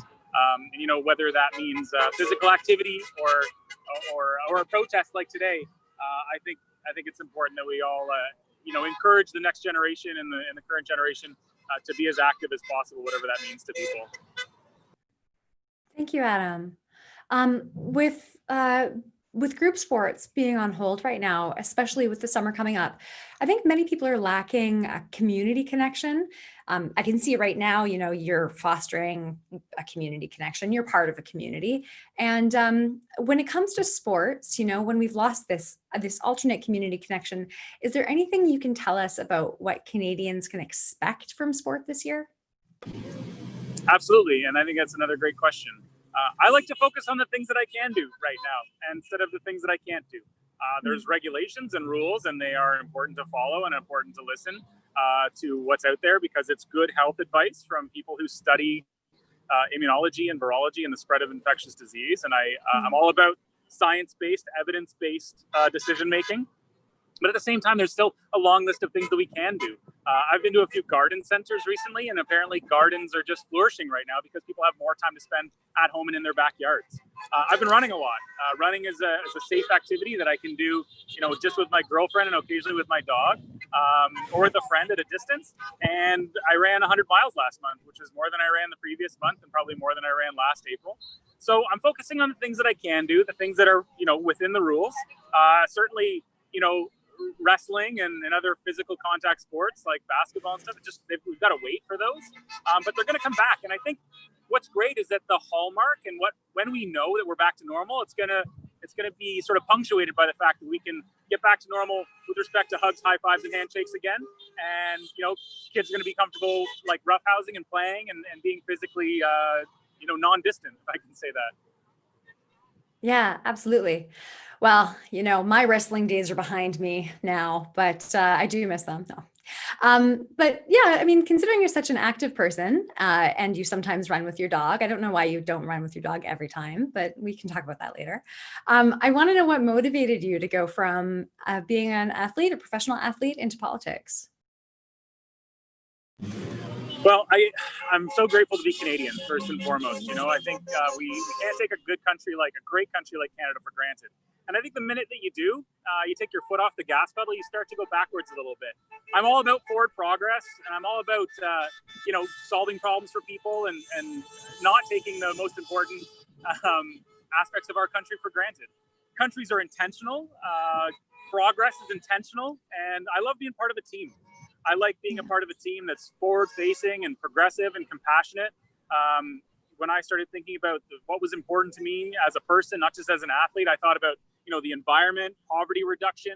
I thought about inequality. I thought about all of the reasons why I rely on a government. Why do we need government? And the reason that we need a government and the reason that we need a really good government and people that are going to stand up for us is at times like these. I'm at an anti-racism protest that 2 8th grade girls from my community organized because they care about the future and they want their voices to be heard.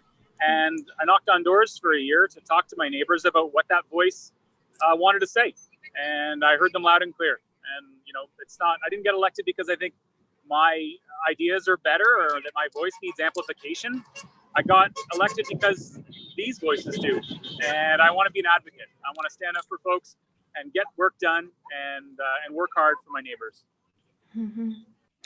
With the Olympics being pushed out right now, what will budgeting to support high performance athletes look like? What can we expect to see in terms of these incredibly valuable programs like Own the Podium when they're taking a hit in terms of funding due to this pandemic?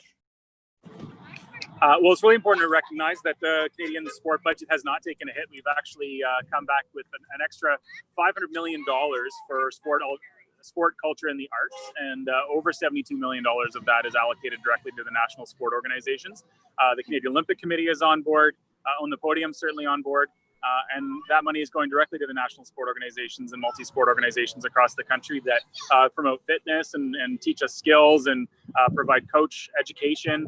And they are the grassroots. They are the literal grassroots in our community that help fund the provincial sport organizations and all the clubs. So it's something that we need to focus on because like some sport organizations that derive a larger percentage of their bottom line from gate revenues and ticket sales and broadcasting, they're they're in a bit of a pinch, but we're going to help them and we're going to get them through this. And Canada's a sport-loving nation, so as soon as we're able to gather in numbers again, then I'm certain that we'll be able to see them rebound. And like I said, we're going to know exactly when we're through this on the basis of that return to regular life, which is going to involve return to regular sport and return to physical activity and phys ed classes. We didn't really focus too much on youth education and physical literacy, but I think that's really where it starts, is making sure that kids and youth are learning the skills necessary to achieve their goals, whether they be physical or otherwise. Well, thank you very much, Adam Van Couverden. It's been really inspiring to chat with you today. I can see your drive has moved from athletics into politics, and there's a clear through line there. So thank you so much for sharing that drive with us. It's a pleasure. Thanks for everything that you guys are doing, and happy National Health and Fitness Day. It's an awesome thing to be able to promote.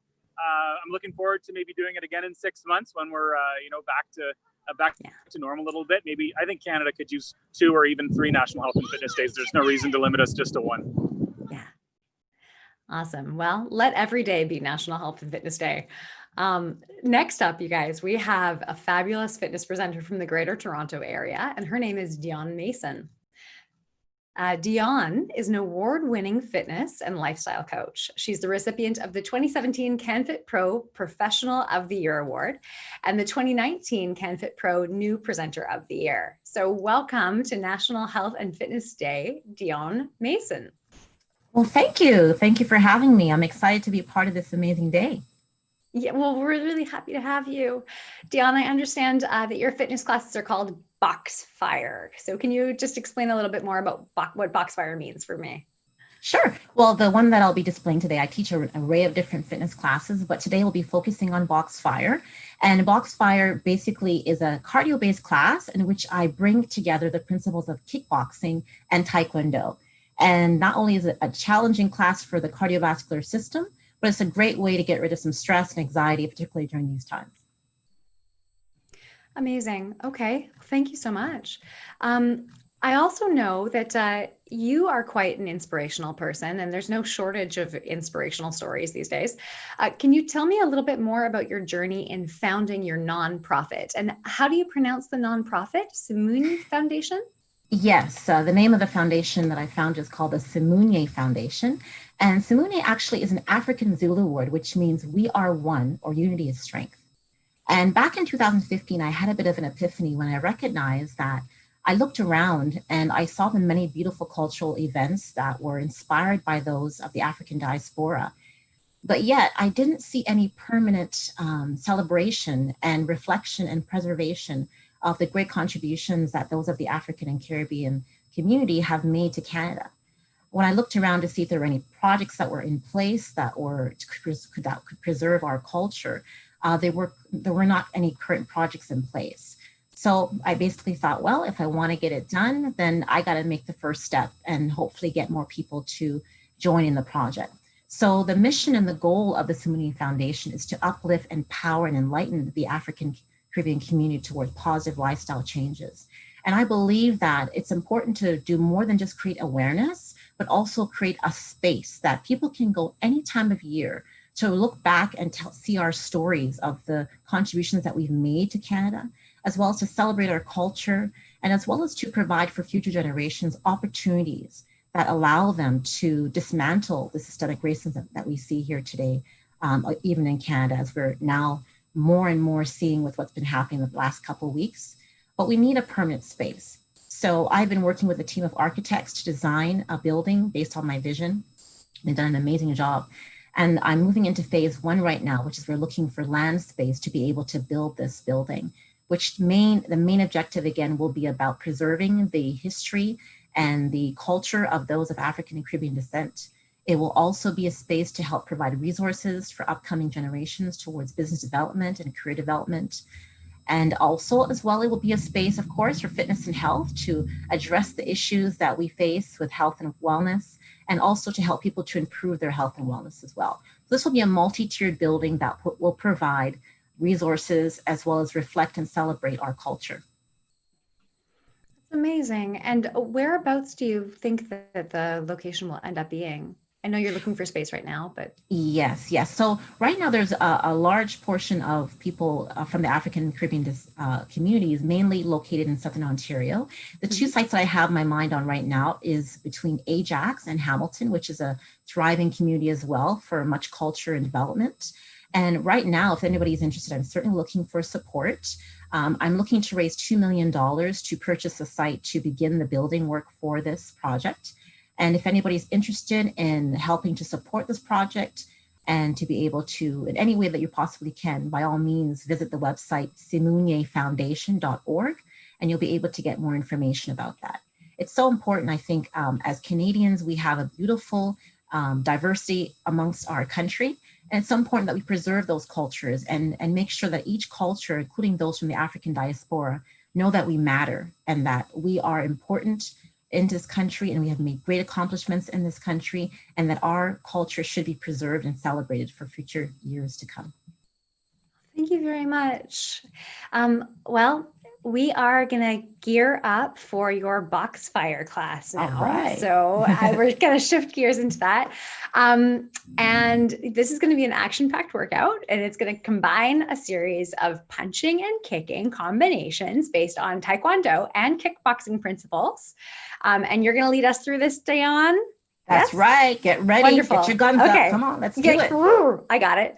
And as a reminder, before beginning any physical exercise program, everyone, please check with your healthcare provider to ensure that you are healthy enough for exercise. Please cease activity if you are feeling nauseous, short of breath, or lightheaded. Please, please, please. But enjoy, have fun. Let's do this. Keep breathing. I can't wait. All right, let's do it. All right.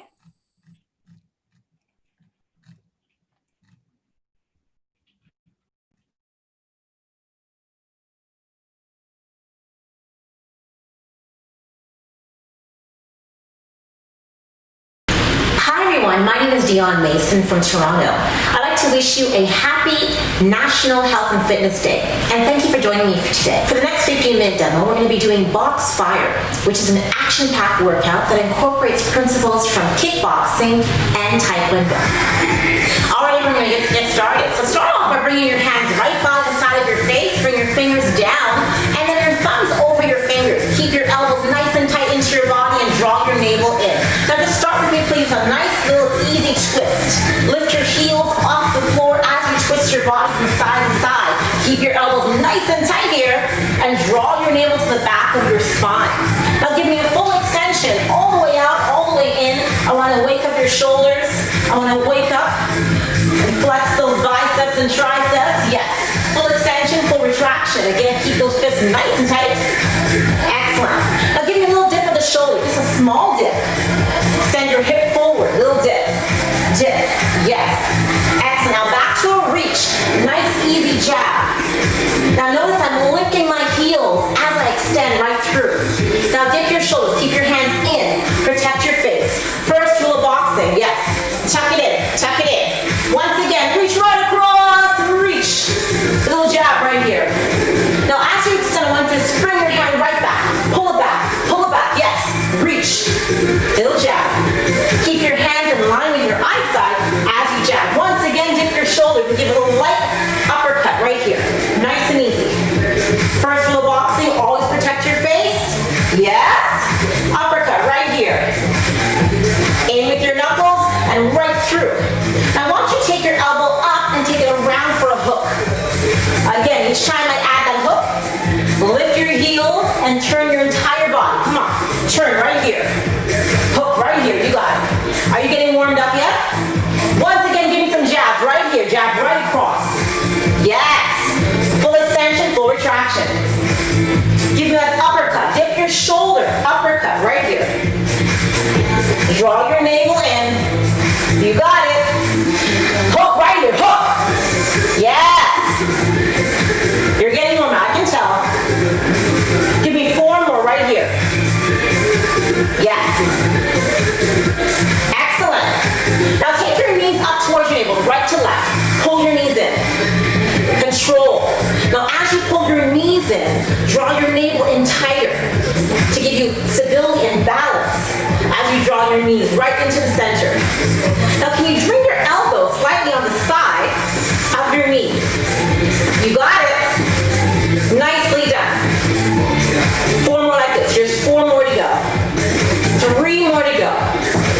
we're gonna queue up for a front kick. Now hold it here, give me a right knee up, extend right through, then pull your right foot back down. Left knee up, extend, in and down, yes. Right knee, push through the heel, in and down. Good, you got it. We're chambering right now. I want you to think about what's happening on your standing leg. Is your heel firmly on the floor? Are you flexing at your ankle joint? And are you pushing with the power of your heel? Can we go a little faster? Here we go. Front kick, hold it right here. Front kick, yes. Are your arms still up? Yes. Ready for the block. Push right through. Push. Front kick. Nicely done. Give me 4 more like this. 4, you can do it. 3, 2, nicely done. Now go back to your jabs. Jab right to left. Nice wide stance. Excellent. Here comes your uppercut. Uppercut. Push. Big breath. Nicely done. Here comes some hooks. Hooks. Beautifully done.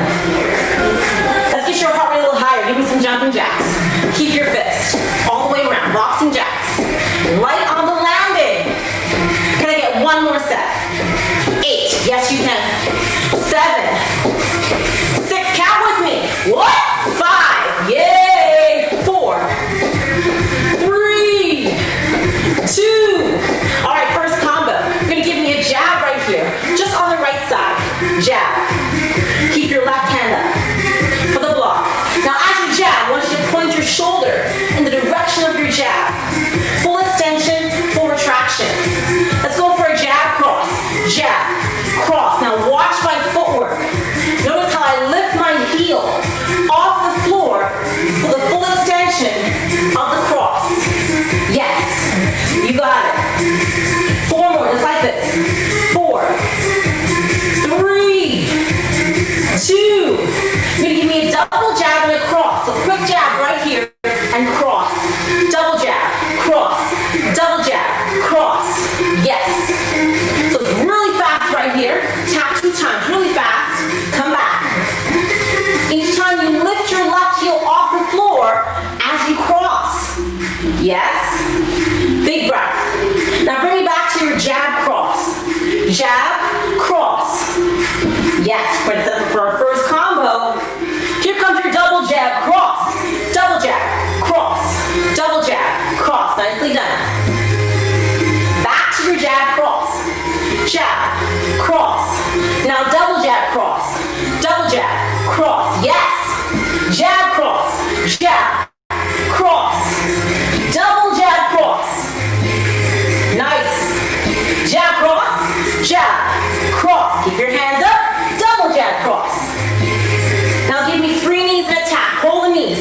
Pull your knees right in right here. Now give me a left tap. Knee in. This is a knee strike.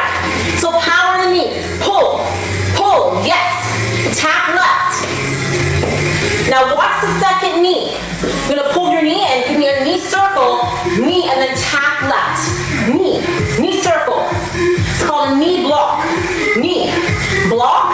Knee. Tap left. We're blocking a kick. You got it. Knee. Block. Knee. And tap. Knee. Block. Yes. Also waking up that hip flexor. Yes. Woo! You got it. We're going to add on to this. You're going to give me a side kick. Knee. Knee block. Side kick and tap. Knee. Knee block. Side kick. Keep your hands up. Knee. Knee block. Side kick and tap. Yes, I'm getting ready to set. I'm setting up. Knee, block, side kick, set. How are you doing? Oh my goodness. Knee, block, side kick, and tap. Now can we put that whole thing together? From the jab, cross, yes, double jab, cross. Give me those 3 knees. Knee, knee, block, here's a kick, and a tap, once again. You got it. Here's a jab, cross, double jab, cross. Yes. Knee, block. Get ready for that kick. And tap. Now in Taekwondo, we make noise. Ha! Here we go. Jab, cross.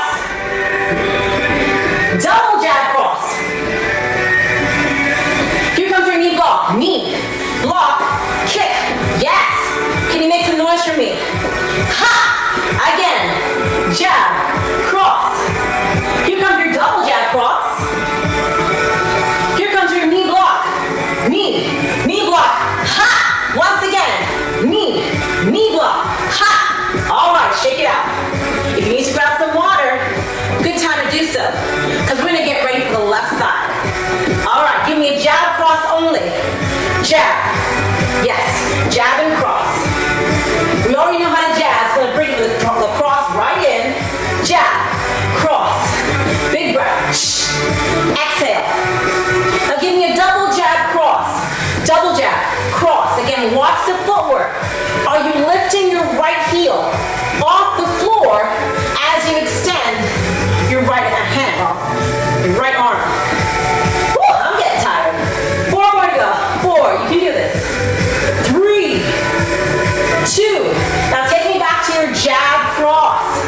Jab, cross, double jab cross. Yes, double jab cross. Push. You got it. Jab cross. Jab, cross, double jab, cross, woo! Jab, cross, keep your hands up. I know you're tired. You've been doing this for a little while perhaps, but you're gonna make it. I believe in jab, cross, double jab, cross. Are you ready for the knees? 3 knees right here. Control, control. Give me a right tap. 3, 2, right tap, yes. 3, 2, just set, you're just setting. Are we gonna get ready for the block? Here it comes. On the second knee, block, knee up, and tap. Knee, block, yes. So the higher you get your knee up, is the higher your kick is gonna be. Doesn't have to be high though. Just get the hip flexors warmed up. Here comes your side kick, knee block, side kick, and then tap. Knee, block, side kick, yes. On the side kick, I flex and push through my heel. Knee, block, side kick. You got this. What do you say? Ha! Yes? Knee. Say what? Ha! Ah! Knee, block, ha! Yes! Wake up the neighbors. All right, give me a jab cross. Jab, cross, double jab cross, right here. Jab cross, jab, cross, double jab cross. Bring back your knees. Knee block. Give me that. Ha! And tap again. Let's add the combo. Here's your jab cross. Jab, cross, double jab cross. Yes. Knee block. Knee block. What? Yes, again. Knee block. Ha! Jab cross, jab, cross, double jab cross. You got it? Knee block, let's go. Knee, block, ha! One more time. All right, now give me a skate. All right, again, if you need water, take a break. Next combo. All right, give me a right knee and just simply twist towards your right. Twist. Lift your heel off the floor. We always protect our joints. Send your hip towards the right. Knee up. Now we're going to add an extension through a cross. Knee, cross. Yes. You got it. Woo! 4 more like this. 4, 3, 2. Excellent.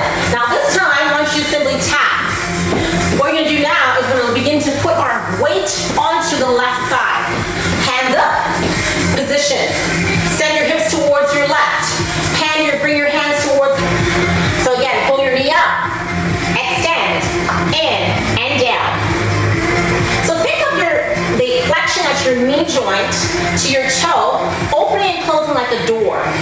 Up, bring through. A little faster, let's go. Roundhouse, kick. Yes. So your impact point is the front of your foot. Yes, you got it. Roundhouse. Keep your arms up, lean to your left side. Now can we add a little set in there? Yes. Roundhouse and set. You got it. Lift. Right kick. Can I add some noise? Ha! What? Ha! Woo!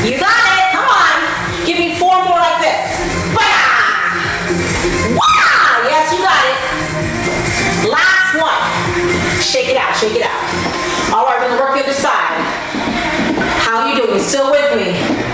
All right, you're gonna give me a knee up on the left side, turn to your left. We gotta balance it out.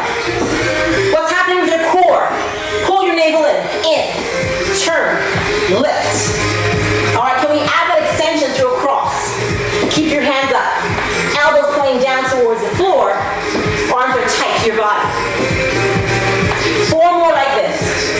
4, 3, 2. All right, tap it out. We're gonna get ready to lean towards your right. Round house kick on the left. Position, turn your hips towards your right. Hands towards the left. Lean slightly towards your right.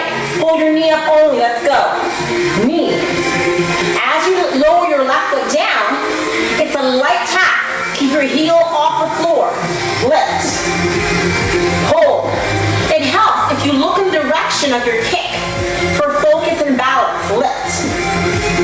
Lift, yes. Let's add the extension. Here we go. Lift, extend. And I'm not kicking very high. I just want to get my body prepared. I need to learn the activity, rehearse it before I go full force, yes. Let's go 4 more, let's go. Woo! 3 more. Think of that door swinging open and closing.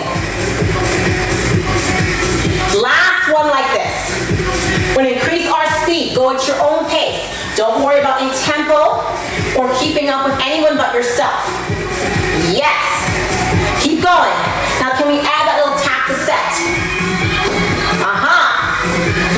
What you gonna say? Let me hear you. Ha! What? Ha! It helps when you express that and let the air out. Yes. Ha! Woo! Ha! Last 2. Last one right here. And shake it out. Very nice. Woo! Are we gonna finish off with a couple more drills? And that will be the end of our box fire demo. So are you ready for some cardio drills to close out? All right, give me some really fast footwork. Hands up, here we go. Football runs. Keep going. Now you're gonna give me plyo squats. Squat. Yes. Very nice. Back to the football run. Here we go. 8. You can do it. 7. Stay with me. 6. 5. 4. 3. 2. Plyo squats, this is it. You got 8 counts. This is it. 7. Count with me. 6. 5. 4. 3. 2. Oh my goodness. Very good, everybody. Thank you so much for joining me for Box Fire. My name is Dion. I'm from Toronto. Enjoy the rest of your National Fitness and Health Day, and hope to see you soon. Hi.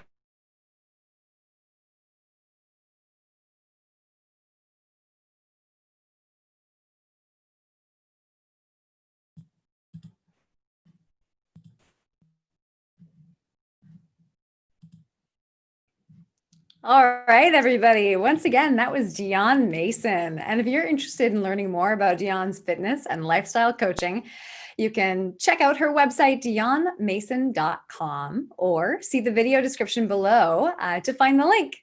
And if you're in the Greater Toronto area and want to find a local business to support, check out gympass.ca and see which gyms are open and supporting National Health and Fitness Day. And that was amazing, Dion. I love a woman who can make amazing sound effects just like myself when I work out. I'm all about it. So thank you for that. And next, we have a special guest, Stacey Mistishin. Stacey grew up in front of a worldwide audience, better known as Caitlin Ryan on the iconic Canadian series Degrassi. Her award-winning acting and hosting career has spanned over 30 years. I was going to say 50, but no, you do not look like that. Spanned over 50. It's true. And well, it spanned over 30 years, as well as her love for fitness. So fitness, I hear, became a coping mechanism for Stacey's anxiety. And thus, soon after the show ended, she got certified as a fitness trainer. And Stacey is now helping others through fitness, marriage, and 2 children later. She is back in fitness and wellness, both for her own well-being and to help others feel better also. So thank you and welcome to National Health and Fitness Day, Stacey. Thank you. Thanks so much for having me. This is amazing. Yeah, it's amazing to have you. I'm having a fangirl moment with Degrassi. So just giving a sec to get over it and moving on. Come on. Okay. Well, Stacey, I think the first thing that Canadians are dying to know, just like I am, is when did you decide to become a fitness trainer, and what did that transition look like for you? Good question. It was a few years after the show ended. I actually moved back to Los Angeles. I was born there. And I took a job as customer service at Gold's Gym in Hollywood. And so by default, I was kind of suddenly immersed into this gym culture and surrounded by trainers who I started training with. And I learned that after years of having treated my body very badly, I abused my bodies for many years, and suddenly it felt really good to be doing something positive for myself. And I liked how it felt good, how my body responded. I like how it felt. And one of my trainer friends encouraged me to become a trainer myself and introduced me to the late Michael Thurmond of Body Makeover Systems, who gave me my first job. He trained me, gave me my first job. I got certified, of course. And I loved being able to suddenly not only help myself, but to help others as well. So it wasn't a sudden or immediate transition, but it was gradual, but an organic transition. So it all just seemed to make sense. Yeah, I can relate to that as well. And to, bring it back to Degrassi for just one more second, one of our co-producers is dying to ask if there's any Drake on your workout playlist. I'm sorry, who? This guy, I think. No. Draka? I'm not great with names, clearly. Draka, maybe? I love Aubrey, and I think he deserves all the success in the world. I love to see how he's evolved as a performer and an artist. He's great. I do not currently have him on my playlist, though, no. Okay. Well, that's all right, because we have licensing issues anyway. A great question. But you're the mother of 2 young children. How old are they? So I have one is about to turn 6, my daughter, and my son is about to turn 8. Oh my goodness. And then tell us, if you don't mind, what messages you think that they're getting from mom and dad when they're so focused on fitness? I hope that they're getting the message that it is a definitely, that fitness can be used as a positive outlet. I don't care if they become athletes or if they're good at sports. I just want them to know that it is, I want them to treat their bodies with respect and to make healthy choices. Because I didn't have that growing up. I wish I'd had healthier role models growing up that would have saved me from making a lot of bad choices. So that's what I hope for them. Yeah. And I can relate to finding fitness through my experiences with anxiety. And I'd love to hear a little bit more what you think about conquering mental health issues like anxiety and depression through fitness and healthy lifestyle. A lot of people don't know that I struggled with anxiety all through Degrassi. I still struggle with anxiety. It's not something that can just go away, but I can manage it through exercise. And it took me a while to learn that. But for me, exercise is a huge outlet, a huge release. I kind of rely on it as my main outlet because I love, again, how it makes me feel. And it's all about, learning to treat our bodies with respect. But yes, it does help mentally for sure as well. And it's really good to help other people learn that it can be used as a positive outlet. Yeah. Well, thank you. And so we're looking forward to your class. And if people want to follow your fitness classes, what's the best way that we can do that? Well, I actually just published a website, so it's still a bit of a work in progress, but it's stacymystician.com. You can follow me on Instagram at stacymystician for more updates, free workouts, coaching, all that stuff. That's where you'll find it. And I just hope people are encouraged to just keep moving. And thank you for helping to host this day. Well, thank you. And thank you so much for your time today, Stacey. It was truly a pleasure meeting you. And I hope that after today's recording, more Canadians will learn why movement matters and why it's important to do it every day to keep our spirits up. So thank you so much. I agree. Well, everybody, next up, our fitness presenter from Winnipeg is Catherine McKenzie. So Catherine is a health and fitness expert who owns Surefire Fitness in Winnipeg. She's a multi-sport athlete who earned her Bachelor's of Human Kinetics and Bachelor's of Education degrees at the University of British Columbia, my alma mater. Thank you. And Catherine is a best-selling author, an enthusiastic workshop presenter, a two-time finalist for Canadian Fitness Professionals of the Year. She loves sports. She enjoys traveling. She believes that pizza should be an official food group all by itself. I can see you didn't study dietetics. Welcome. I'm kidding. That was a bad joke. Welcome to National Health and Fitness Day. Thank you. Thank you for joining Welcome us. to everybody else. Wonderful. Your book, your best-selling book, is called Throw Your Scale Away, Reclaiming the True Meaning of Health and Fitness. If you were to publish an update post-COVID-19, what would you change in the book? Yeah, that's a super interesting question. In a nutshell, the book is about making fitness more about how we feel instead of pursuing a certain look or results. And I feel that that still applies. But I think if I was going to add anything to the book, it would be maybe a little bit more about the mental health benefits of moving and exercise. It's in there, but I think I would highlight that a little bit more. In the last few months, people have gone through a lot of stress and their routines have been completely overturned. So I think a piece or a little bit more about the mental health benefits would be beneficial. And I would also caution people against overusing social media, I guess. With all the extra time on our hands, there seems to be a huge surge in the amount of social media that people are absorbing. And that can sometimes lead to comparisons or obsessing with things that are outside of our control. So I would maybe add a little bit about using social media as a tool for education and just cautioning against comparison. Yeah, thank you. Thank you for mentioning that. It's really important and it's good to hear it again. I know that you've recorded a fitness session for us today, and I'd love to maybe get a little bit more information so we can tell the folks that are watching this what they're going to get a taste of. For sure. I titled it Intriguing Isometrics because isometrics just sounds so boring on its own. So if I call it intriguing, then it's obviously going to be super fun.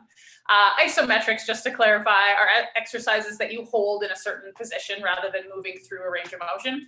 And they can help develop strength and muscular endurance and boost feelings of good feelings and be a stress buster. So just like any other kind of exercise, it's just a fun workout that I put together for everybody. I wanted to keep it light. It's great for all levels. There'll be adjustments and modifications offered for people who want to make things a little bit more intense or scale it back a little bit depending on how they're feeling today. And you won't need any equipment. You just need yourself, which is the most important piece of equipment that you have. So I'm hoping that people can find a bit of space and move a little bit and hopefully smile and enjoy this little piece of National Health and Fitness Day. Wonderful. Thank you, Catherine. Yes. Thanks for having me. Nothing like, lots of options, no equipment. People can just roll it out. I hope you guys at home follow along. So before we begin and jump into that, just a friendly reminder that before you're beginning any physical exercise program, you do want to check with your health provider to ensure that you are healthy enough for exercise. And again, please cease activity if you're feeling nauseous, short of breath, or lightheaded. And let's go to our video with Catherine McKenzie.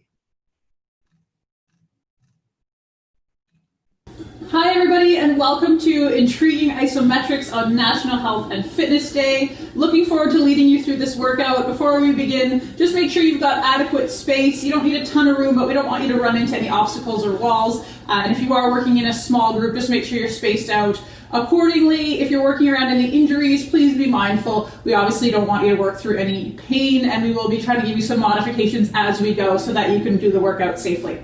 All right, so we're going to begin with a few easy movements before we get into the isometric portion. I'll explain a little bit more about that later, but for now, we're just going to do what's called a hip hurdler drill. You're going to pick up one knee, draw a big circle backwards, tap your toe down, and then bring it forward. So 4 or 5 times here, working at your own pace. We're going to go through this side. And then we're going to switch and do the same thing on the opposite leg. Draw a big circle back. So just warming up in the hips here, and also get the core and feet and legs all ready to go. Last 1 or 2 here. All right, next movement prep drill we're going to do is called an airplane drill, and this will come in handy later, you'll see. But you're going to stand on one leg and tip forward as if you're bowing forward on that leg. Feel a stretch right up the back, and then release and switch. You can have your arms out for balance on this. If you need your fingertips on a countertop or on a wall to help stabilize yourself, that's fine too. We're just going to move nice and easy. Once again, we're aiming for 4 or 5 times per side, just getting a nice stretch up the backs of the legs and those hamstrings that are often so tight in many of us. Last 1 or 2 here. All right, one more quick warm-up drill here. We're going to go into split stance. I'm going to start with my right leg forward. You're going to bring your arms in front and then turn both arms to the right, and then take your right arm, open it up right behind you, and your eyes are going to follow. You're actually going to look all the way back over your shoulder here. Reset both arms to the front and repeat. So here you should be feeling a nice stretch through the middle part of your spine. Last 1 or 2. And then we'll switch. We'll bring the left leg forward, and this time we're going to turn to the left. So split stance. If you're having troubles balancing, step the feet a little bit wider apart so you're more stable. And then turning in the opposite direction. You may notice that it's easier to turn one way compared to the other. That's pretty normal. Last 1 or 2 here. All right, just roll the shoulders back once or twice, and we're going to get into our first isometric. Isometrics, just to clarify, are exercises where you're holding a certain position for an amount of time. You're not actually moving in and out of the movement, but you should still feel like you're working pretty hard. All right, so we're going to start with a split squat. So you're going to bring your right foot forward, left foot back, and then I want you to sink down until you feel like your legs are working. Specifically your forward leg, although both legs are working in this position. Knee should be positioned directly above your heel, and you choose the depth. If you can get your thigh parallel to the ground, great. You don't need to go much further than that. If that feels like too much at this time, then feel free to ease a little bit higher so it's not quite as difficult, but you want to find a spot where you feel like you're working. We're going to hold this for about 10 to 15 minutes, and then, no, I'm just kidding. We're going to do each one for about 30 to 45 seconds, and then we're going to move on from there. So just breathing through here. You should be feeling this forward leg working. I know mine's starting to kick in a little bit. We're going to do less than 10 seconds here. And again, just make sure you're breathing. All right, exhale it up, and then we'll switch and do the opposite side. So I'm going to go left leg forward, opposite leg back, sinking into that split squat, and just holding in this position. Again, if you're struggling with balance, you can have your arms up to help you out. Second leg's always a little bit more tiring here because both legs were working in that first side. Breathing through. And again, you can choose the depth. If this doesn't feel challenging enough, then sink a little bit lower. If it's starting to feel like too much, or you're really struggling, or you have any knee pain, then just stand up a little bit taller. You choose. Hopefully it's sunny where you are on National Health and Fitness Day. All right, last deep breath here. Nice and slow, exhale and release it. Okay, shake the legs out a little bit. You should be warm by now. I know my quads are on fire. So we're gonna do another leg exercise, but that works a little bit different, a little bit deeper into that hip, and maybe the foot, ankle, and calf. We're gonna do similar to what we did in warm up with that airplane drill, but we're gonna hold. So I'm going to start on my left. I'm going to tip forward until I feel a bit of a stretch up the back of the leg and it's challenging for me to balance. Now you can always have your fingertips on a wall, countertop, and we're just going to hold here. The goal is to feel that your standing leg hip is working. The floating leg hip will also be working a little bit, but it's actually the standing leg that is doing the brunt of the work here. And then if you want to actively push this heel away, just so you're in a nice strong position. And then there's no need to go as far as you can. So shoulders level with hips is about the furthest you would want to go here. If it's too much, then again, you can come up a little bit higher. So you choose what works for you. 3, 2, and 1. All right, ease out of there. And then same thing, we're going to repeat that drill on the opposite side. So standing airplane, arms out for balance, tipping forward. And you may notice that your balance is better on one side compared to the other. Once again, that's pretty normal. Most of us aren't completely symmetrical there. And then just make sure your floating leg, the toes are pointing down towards the floor. Sometimes it helps to reach that heel away. And just breathing and holding in there. We'll do 2 or 3 more deep breaths here. All right, last one. And easing out of that. All right, we got one more lower body one here before we go to the ground and focus a little bit more on the core muscles. Although you may feel your core muscles working already. We're gonna do what's called a starfish balance. We'll go back to the left leg. Standing on that leg, and you're going to tip sideways.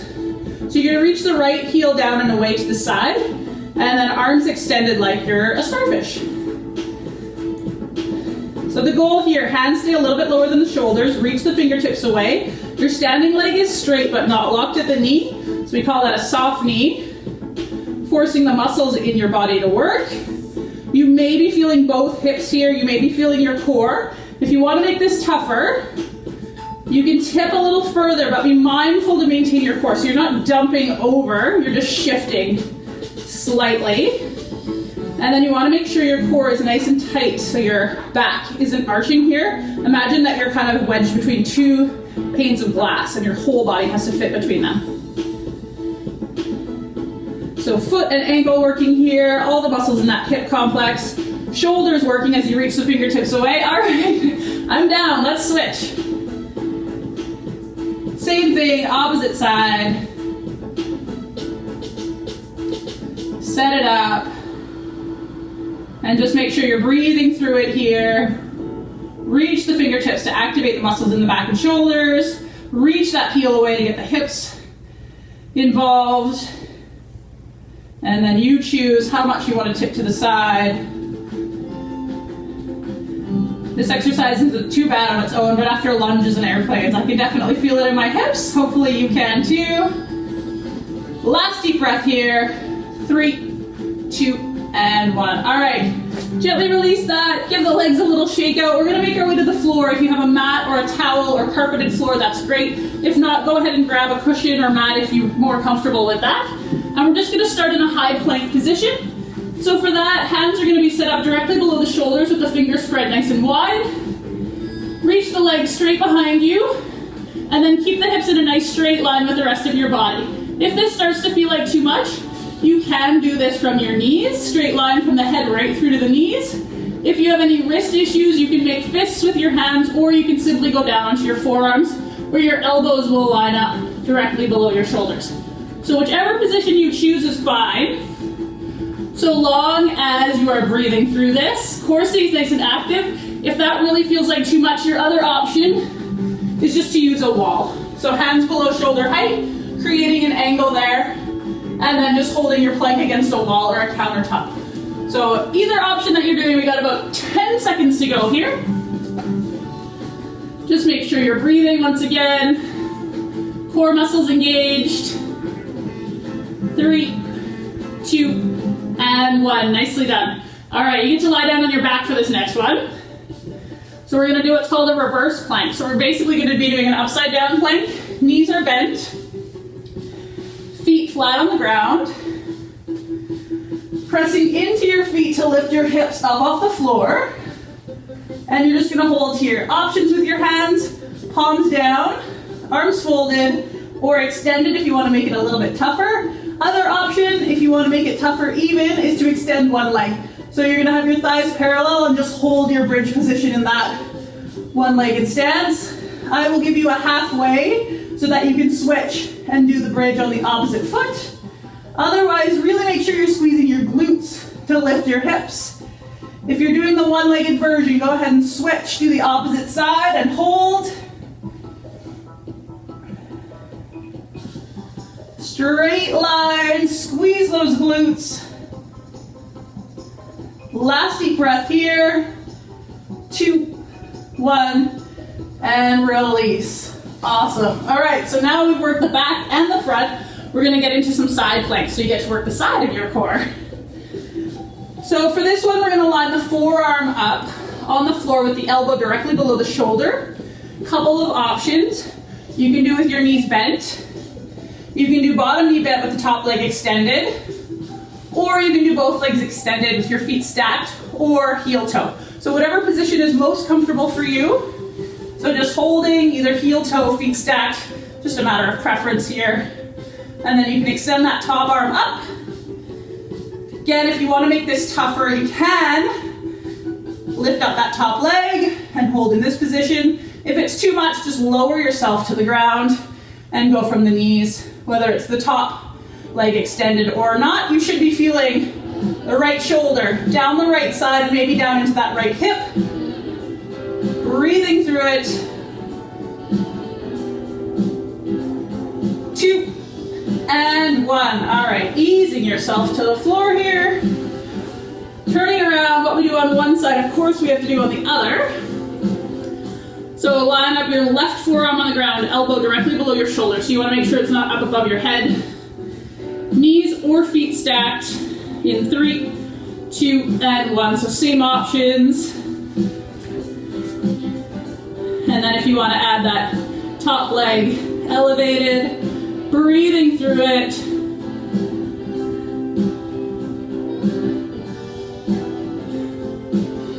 And you may notice one side's easier than the other. Once again, pretty normal to not be completely symmetrical. 3, 2, and 1. All right, easing yourself to the floor. We're gonna go on all fours for this next one here.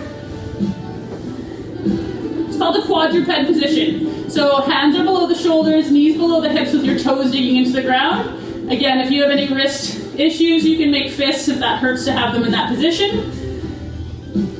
And then from there, we're gonna start with the left arm and the right leg. So you're gonna extend the right leg, press the heel away, and the left arm. And you're just gonna hold in here, pushing that right heel away, abs nice and tight. I call this a static bird dog. Probably has about 12 different names, just like most exercises do.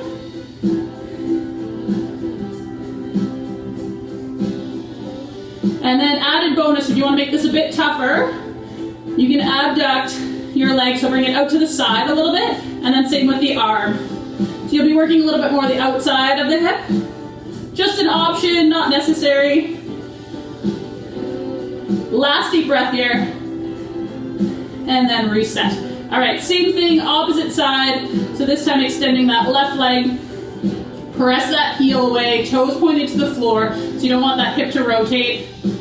And then extending that right arm straight up. So breathing through this, everything nice and solid through your core.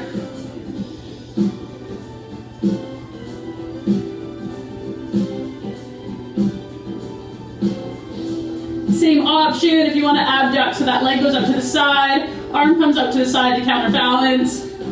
Making sure that core is nice and tight so you're not sagging, everything's solid. Last couple of deep breaths here. All right, gently release. We got one more isometric exercise just to top us off here today. We're gonna sit back down. Knees bent at about 90 degrees, feet on the floor. They're gonna stay on the floor. There's different variations of this, but we're gonna do the variation of iron cross where your feet stay. Lean the shoulders back until you feel your ab muscles grab on to hold you up. and then reach the fingertips away. Hands below shoulder height, actively reach so that shoulders are engaged. If this does not feel like work to you, just lean the shoulders back a little bit more. If this feels like too much and your back starts to hurt, then sit up a little bit taller. The other thing to be mindful of here is posture. So in no way do you want to be crunched forward. You want a space between chin and chest, so you're nice and tall. Shoulders backing down, chest proud. Breathing. We're almost there. 3, 2, and 1. Woo! All right, if you need a sip of water, I should have mentioned this before, but grab water whenever you need it. We're gonna do a couple of quick cool downs here, just to let your heart rate settle. Soles of the feet together.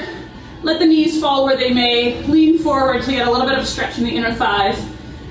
And again, the goal here is to slow the heart rate down. So a couple of nice deep breaths. Adding a gentle twist, take your right hand, put it on your left knee, look back over your shoulder.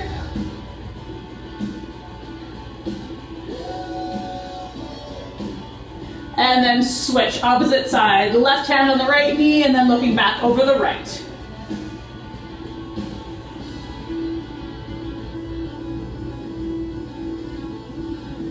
All right, gently release, last one. Interlace the fingers, just sit however's comfortable for you, reaching the arms forward until you feel a nice stretch back between your shoulder blades if you pull them apart. Quick thank you to the Fitness Industry Council of Canada for putting this awesome day together, and have an excellent National Health and Fitness Day, everybody. Take care and see you again soon. Thanks for joining us.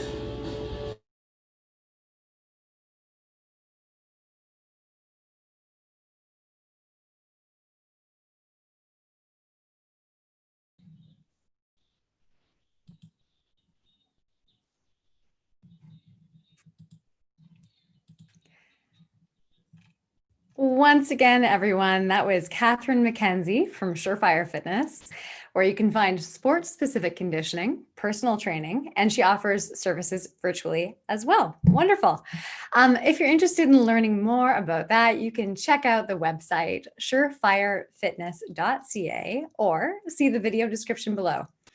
And that's where you'll find the link. If you're from the Winnipeg area and want to find a local business to support, please check out gympass.ca to see which gyms in your area are supporting National Health and Fitness Day. Our next distinguished guest is Nancy Green-Rain.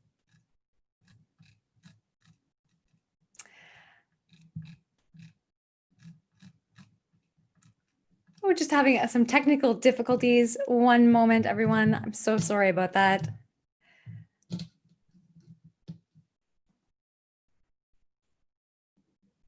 Hello.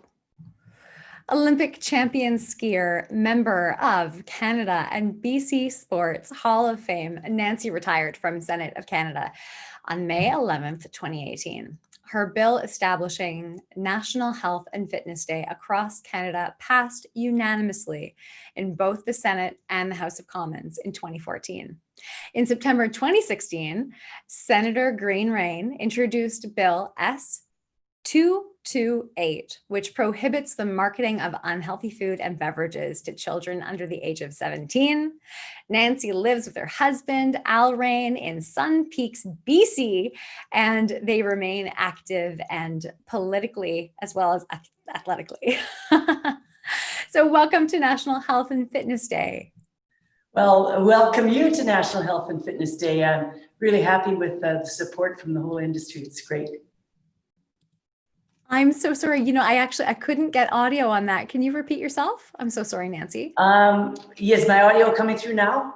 I can hear you now, yes. Okay, sorry about that. No, thank you for being involved in the fitness industry and all the support that you've had for National Health and Fitness Day. It's been great. And, this is a different kind of a year. And I know we're all kind of wondering what's going to happen. Yeah. Well, it truly is an honor to have you join us. Your passion for sport and fitness has taken you far in your athletic career and in politics. So You have been definitely a leading change for the health of Canadians, and I understand that you're still very involved in National Health and Fitness Day. So I'd love to hear more about what your hopes are for Canadians in this unique year that is 2020. Yeah, well, I'm not as involved as I was when I was a senator, because I retired as a senator and came back home to Sun Peaks, where my focus is a lot more local now. But I'm still following what's happening. And I'm really, really happy that the initiative that was started, not just with me, but really it was John Weston, who was an MP at the time, and Pierre Lafontaine, who is now the president of National Health and Fitness Foundation, and also Phil Marsh from the Running Room. They're the ones who are really carrying it on. I was very, very pleased to pass over my role as a senator supporting it to Senator Marty Deacon. She's a new senator appointed from Ontario with a great background in sport.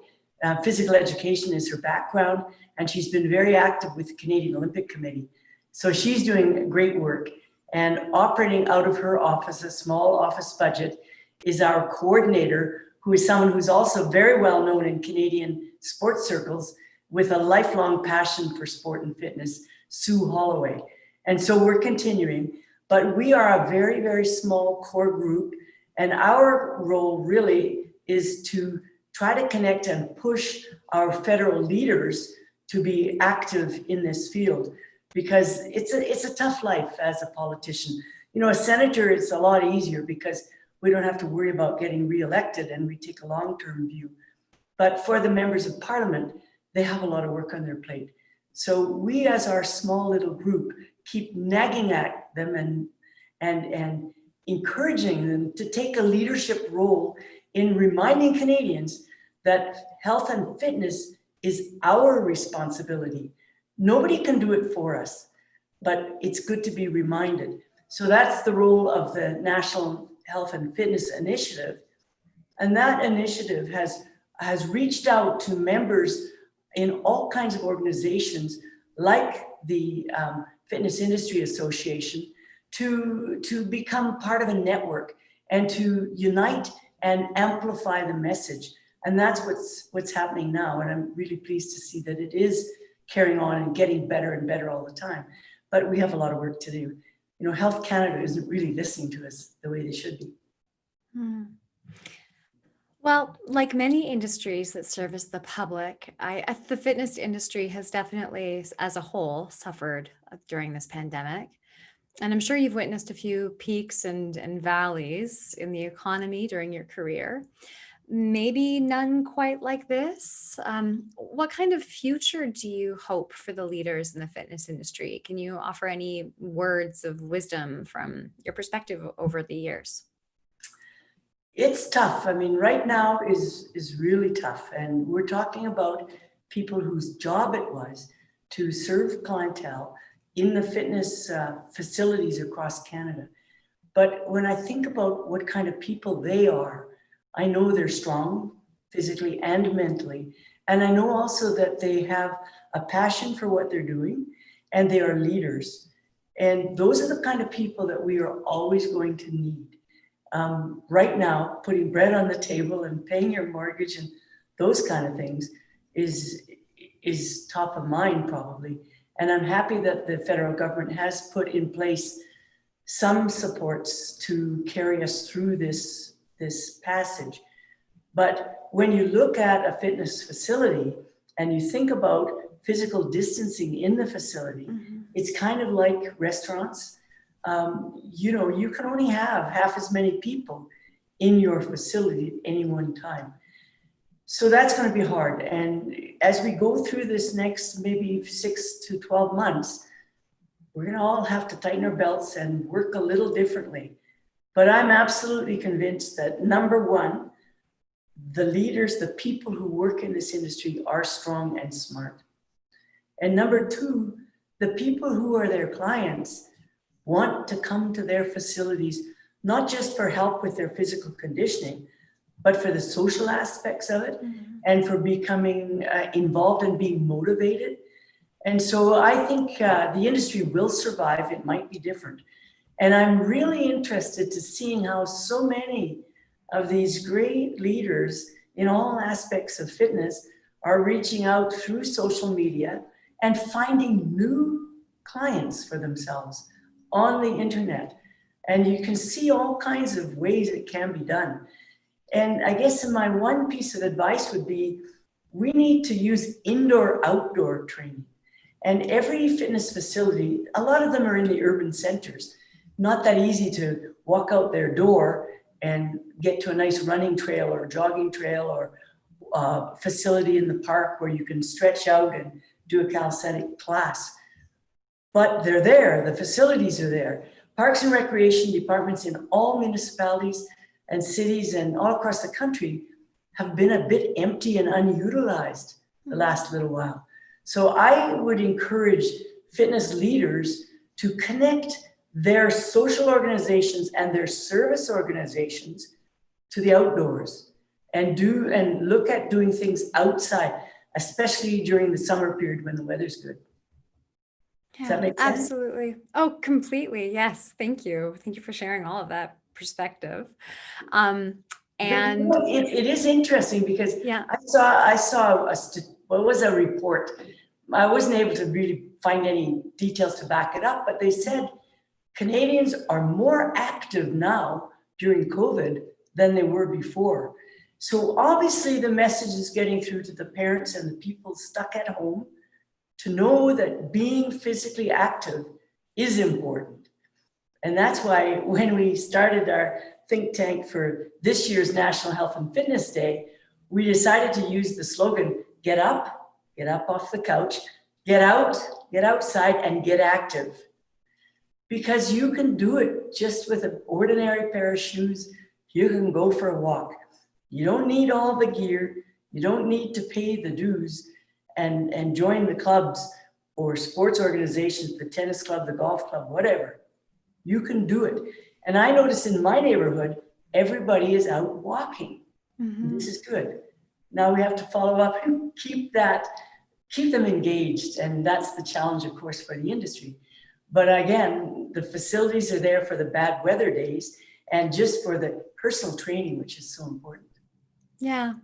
And also, you know, to echo what you said, the leaders in this industry are really capable, and I see them pivoting and going online, just like you mentioned, and everyone is so intelligent and so inspiring. And I'm very inspired by you. I also know that you were an Olympic champion, and I'm so sorry. I don't know if I know your sport. Can you remind me again? I'm a skier. I was skiing about, a long time ago. I always say back in the days when television was black and white. And about this big. Well, back in those days, you must have had a really intense training schedule. And I'm just wondering, reflecting back on that, what was your favorite part of training, even if it was so rigorous and so intense? What kept you going? What woke you up? Training back then was not like it is today. I mean, today there are a lot of experts and there's gyms and there's really good tracking facilities and, methods. But I was very fortunate. I came from a little wee town, 3,000 people in the interior of British Columbia. And we were famous for good skiers. We'd always had people on the national team and the Olympic teams because we had a very good ski mountain. But there was a man in our town who was a retired physical training leader from the military. And he had a gym in his basement. And another fellow who was on the national team with me, who later became my coach, knew him. And so Charlie Coughlin invited Vern and I to train in his basement. And when I was 17, I had broken my leg skiing and at the end of the season. And so that summer, as I came off my broken leg, Charlie Coughlin became my personal trainer.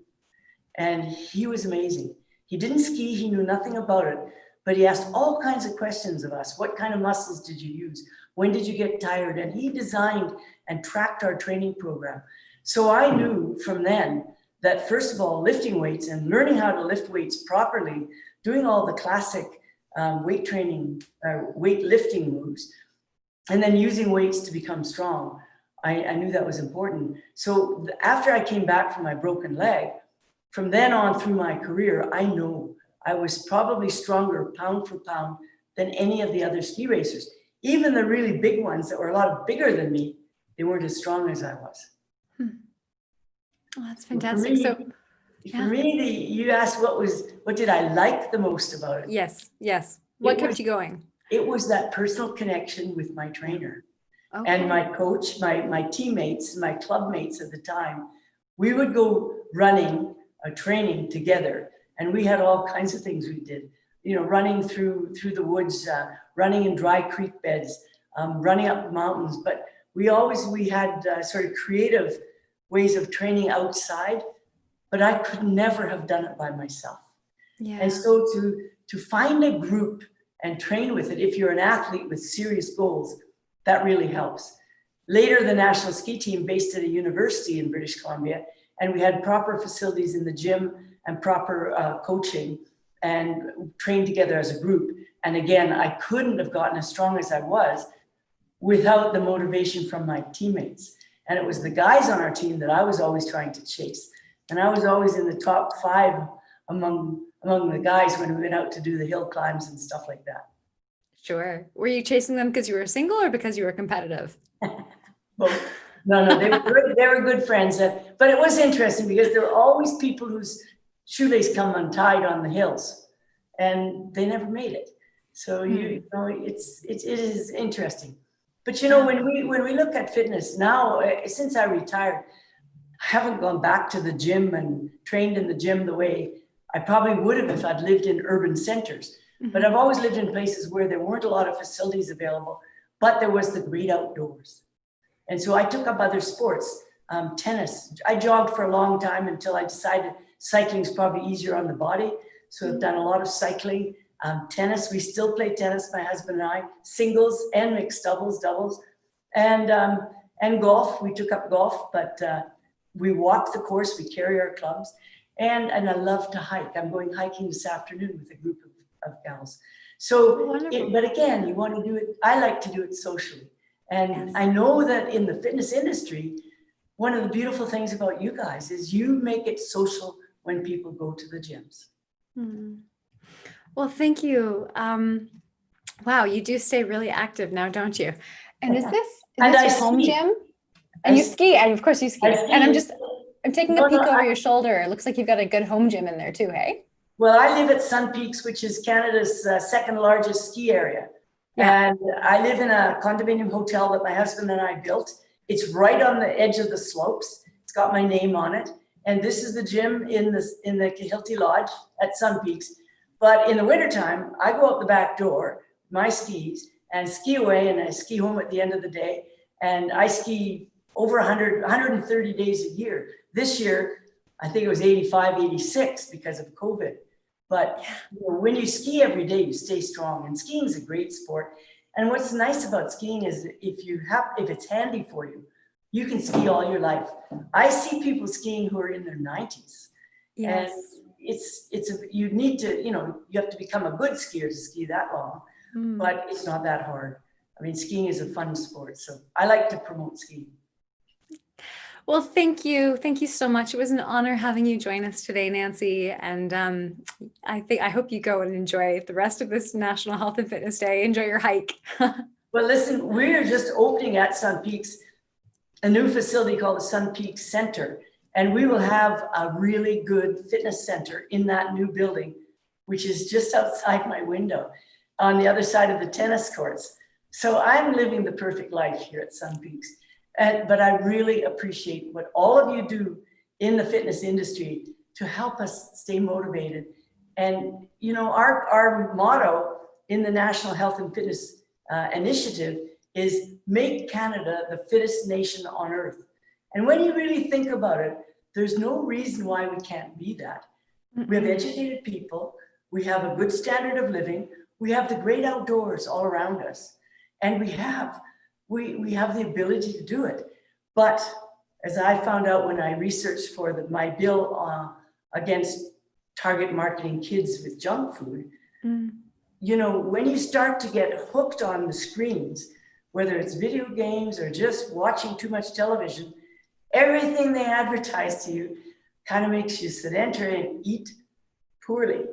So we need to be smart. but I think we can do it. And it's a good target to have. Why not? Let's make Canada the fittest nation on earth. Thanks. Let's make Canada the fittest nation on earth. Yes. Thank you, Nancy. I'm ready to rock and roll. Enjoy. Bye-bye. Have a beautiful day. Well, next up, this is a jam-packed day, isn't it? Next up, our fitness presenter from Saskatoon is Katrina Mitchell. Katrina is the mother of 3 children, 2 dogs, and a gecko. We will have to ask more about the gecko. Having been active her entire life, she began teaching fitness classes over 6 years ago and has loved every minute of it. So welcome to National Health and Fitness Day, Katrina. Oh, Katriona. Katrina. Katrina? Thanks, Okay. Yep, the O is silent. I figured, I'm just messing up all the names today, so I might as well try yours too. All good. Well, anyway, thank you, Katrina. Thank you so much for joining us. Absolutely. Can you tell us a little bit about what drives your passion for fitness and how long you've been a fitness instructor? So I've been teaching fitness classes for over 6 years now. Mhm. And I was always active as a child and as a young adult. And then once I started my family, it became a struggle to remain active when you have little ones. And it was after the birth of my 3rd child that my husband and I decided to invest in gym memberships and start going. And I was really, really terrified and intimidated to go. So I guess what I really love about fitness is once you get over that hurdle, the sense of accomplishment that you can feel when you get the thing that you're working towards, whether it's a pose in yoga that's been challenging for you, or a certain personal best in weightlifting, or a sequence of moves in a step class. That's the thing that I love. I love to see people reach those goals and get those accomplishments. Absolutely. Well, thank you for sharing that. And how have you and your family been staying active during this pandemic? Do you have any tips that you can share with all of us? Well, like I said, I have 3 kids. Yes. They're 13, And a gecko. And a gecko, and 2 dogs. And 2 dogs. A tornado of chaos over here. We prioritize physical activity quite highly. So with no sports, no school to keep kids active, we've been making sure that our kids do something every day. So whether we're going for walks with our dogs, playing Pokemon Go, getting out there, we've been doing some geocaching. I've started a run program with my 2 boys because they love to run. They're both in soccer and tennis, and with that not being available, they were jumping in to run with me. So we've just been looking at what their interests are and what they enjoy doing physically, and just going with that in a safe way. Wonderful. Yeah. Well, what Katrina is sharing with all of us today is called physique. So this is a full body, low impact, progressive overload bar style class that borrows from yoga, ballet, and Pilates. Before beginning any physical exercise, everyone, just a reminder to check with your health provider to ensure that you're healthy enough for exercise. And please cease activity if you ever feel lightheaded, nauseous, or short of breath. So Katrina, thank you so much. And I really look forward to doing this class. Awesome. Enjoy. Thanks.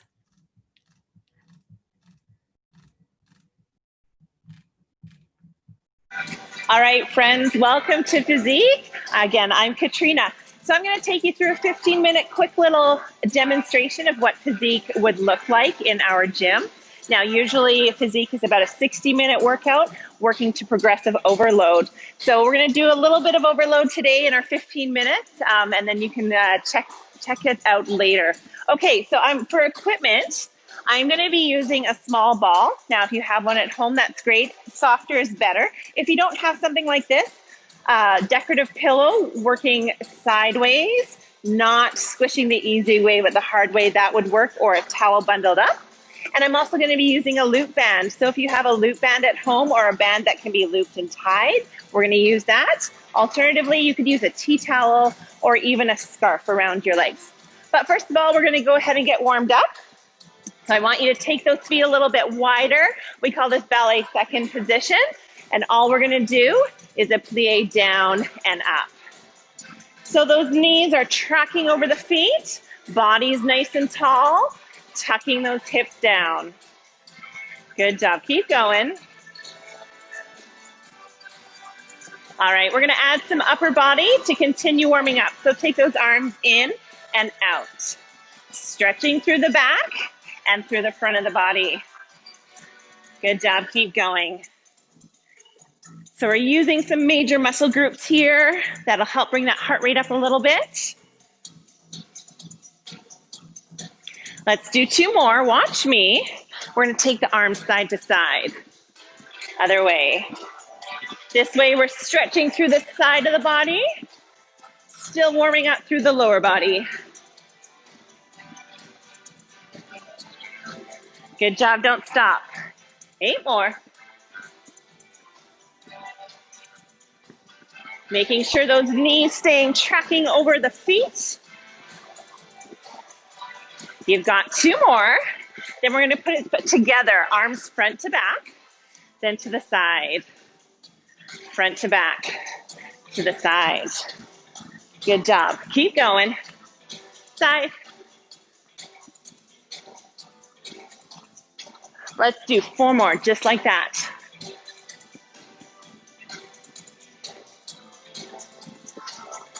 Last 2. All right, hopefully you feel a little bit warmer. What I want you to do is if you have a loop band, I want you to grab that and we're going to put it either above our ankles or above our knees. Above the ankle is a little bit more challenging. Above the knee would be a little bit less. All we're gonna do is step, touch, step, touch. So adding a little bit of resistance to the side of the body. We're gonna warm up those outer thighs and glutes.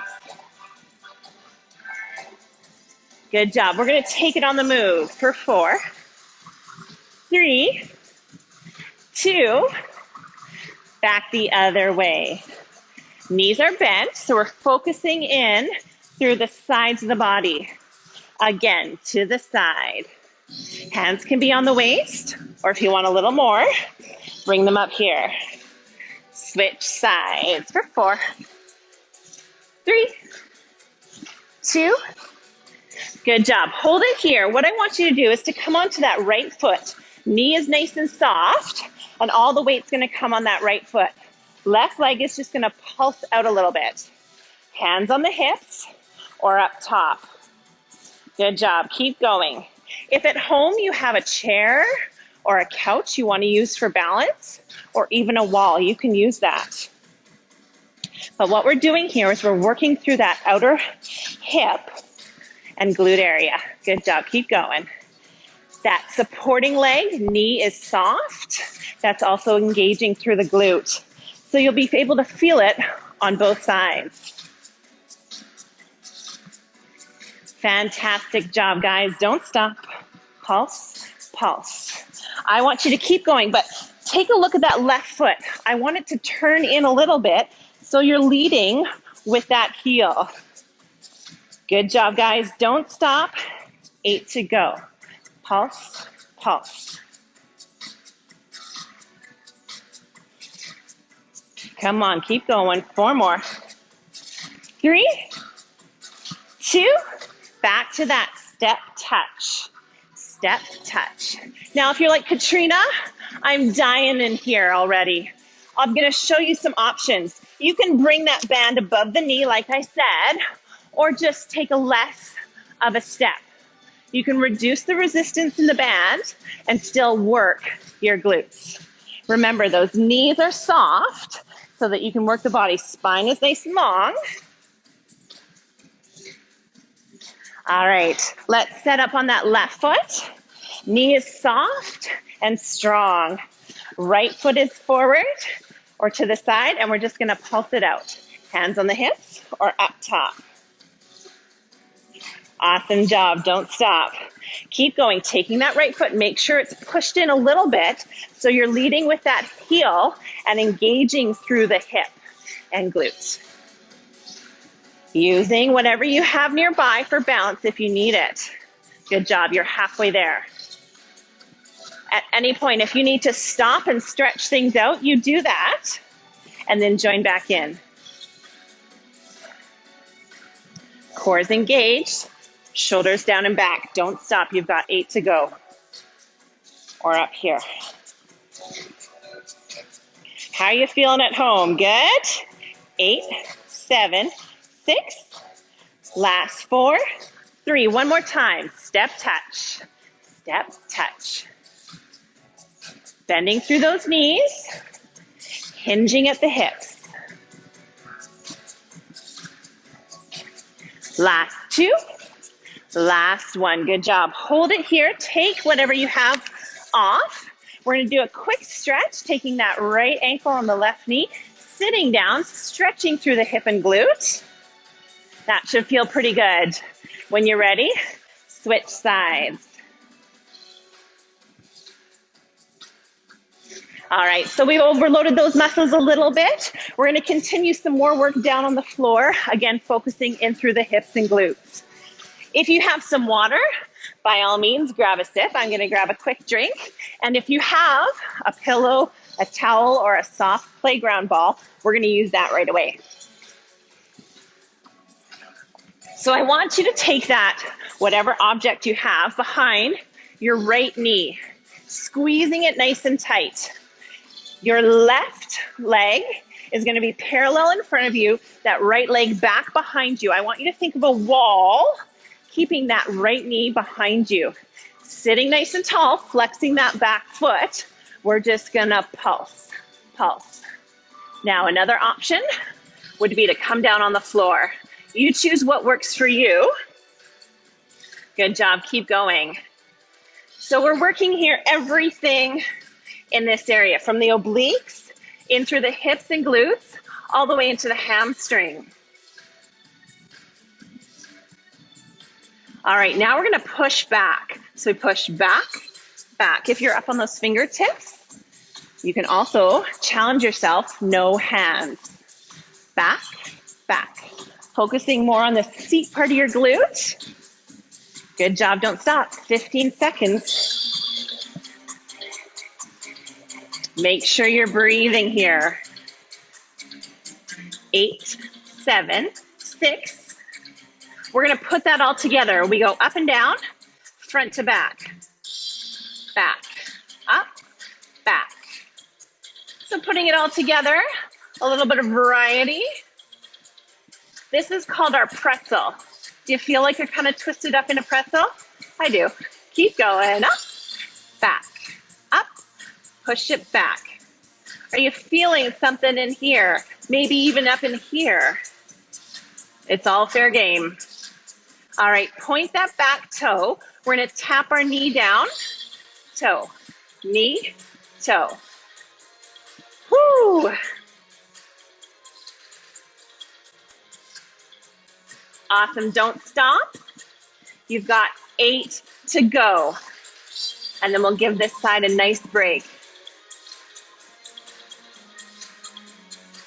We've got 4 more. 3, 2. Fantastic job. Take that item out. Nice little quick, bring that knee across, a little bit of a stretch through the side of the body, and then we're gonna quickly switch sides. So take your pillow, your towel, tuck it in behind that left knee. Remember, think of a wall, keeping that leg back, sitting nice and tall or down on your elbow. We're just gonna pulse, pulse. Now in our physique classes at Motion Fitness, it's a 60-minute class, like I said. Lots of times we start with an upper body workout, go more towards the legs, and then finish with glutes and core. Today, you're just getting a little bit of a glute sampler. All right, when you're ready, push it back, back, back. So by squeezing that object behind your knee, you're really working on those hamstrings as well. Can't have strong glutes without strong hamstrings. Good job. 15 seconds left. Awesome job. Don't stop. Can you feel it in through that waist? Remember, you can be down here as well. We're going to put those 2 moves together, up and down, back, front, choosing whatever level works for you. Remember, you can also go without any hands. Last 15 seconds. Make sure you're breathing. Strong glutes are so good for the summer. Think of all those hikes, maybe water skiing that you want to do. Point that back toe, knee, toe. Or my favorite thing to do with strong glutes is to sit on them and read a good book.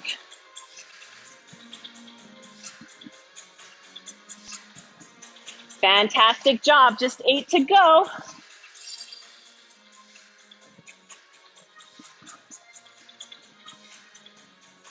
Don't stop, 4 more. And 3, 2. Good job. Take your object out, take that left leg around, wrap it around, hug it in. Sitting nice and tall, add that rotation.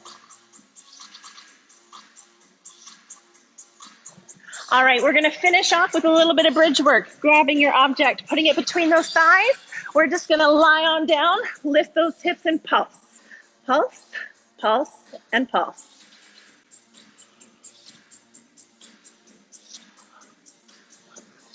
Keep it going, don't stop. Pulse, pulse. So squeezing that object's also gonna activate those inner thighs. Pulse, pulse, pulse, pulse. Good job, don't stop. Getting to that point where we're adding some overload to our glutes, maybe fogging up your glasses a little bit. Good job, don't stop, we're almost done. Pulse, pulse.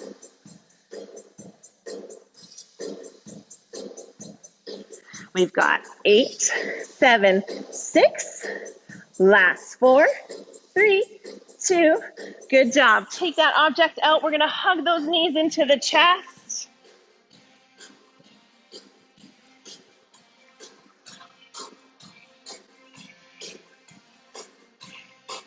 So thank you so much for joining me for a little physique sampler. I really appreciate that you were able to join me today. If you want more information about our Motion Fitness gym, you can check out www.motionfitness.ca, or you can go on Facebook to our Motion Fitness Saskatoon Facebook page, where we're hosting a lot of live virtual classes, including our physique class, as well as many others. We'd love to have you join us. Thanks again, I'm Katrina. Have a great day.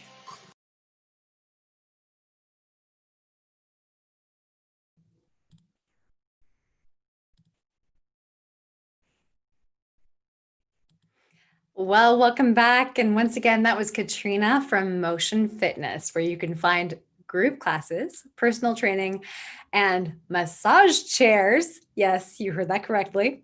And a number of other value-added services. So thank you, Katrina. My favorite line, what do you do with strong glutes? You sit on them and you read a good book.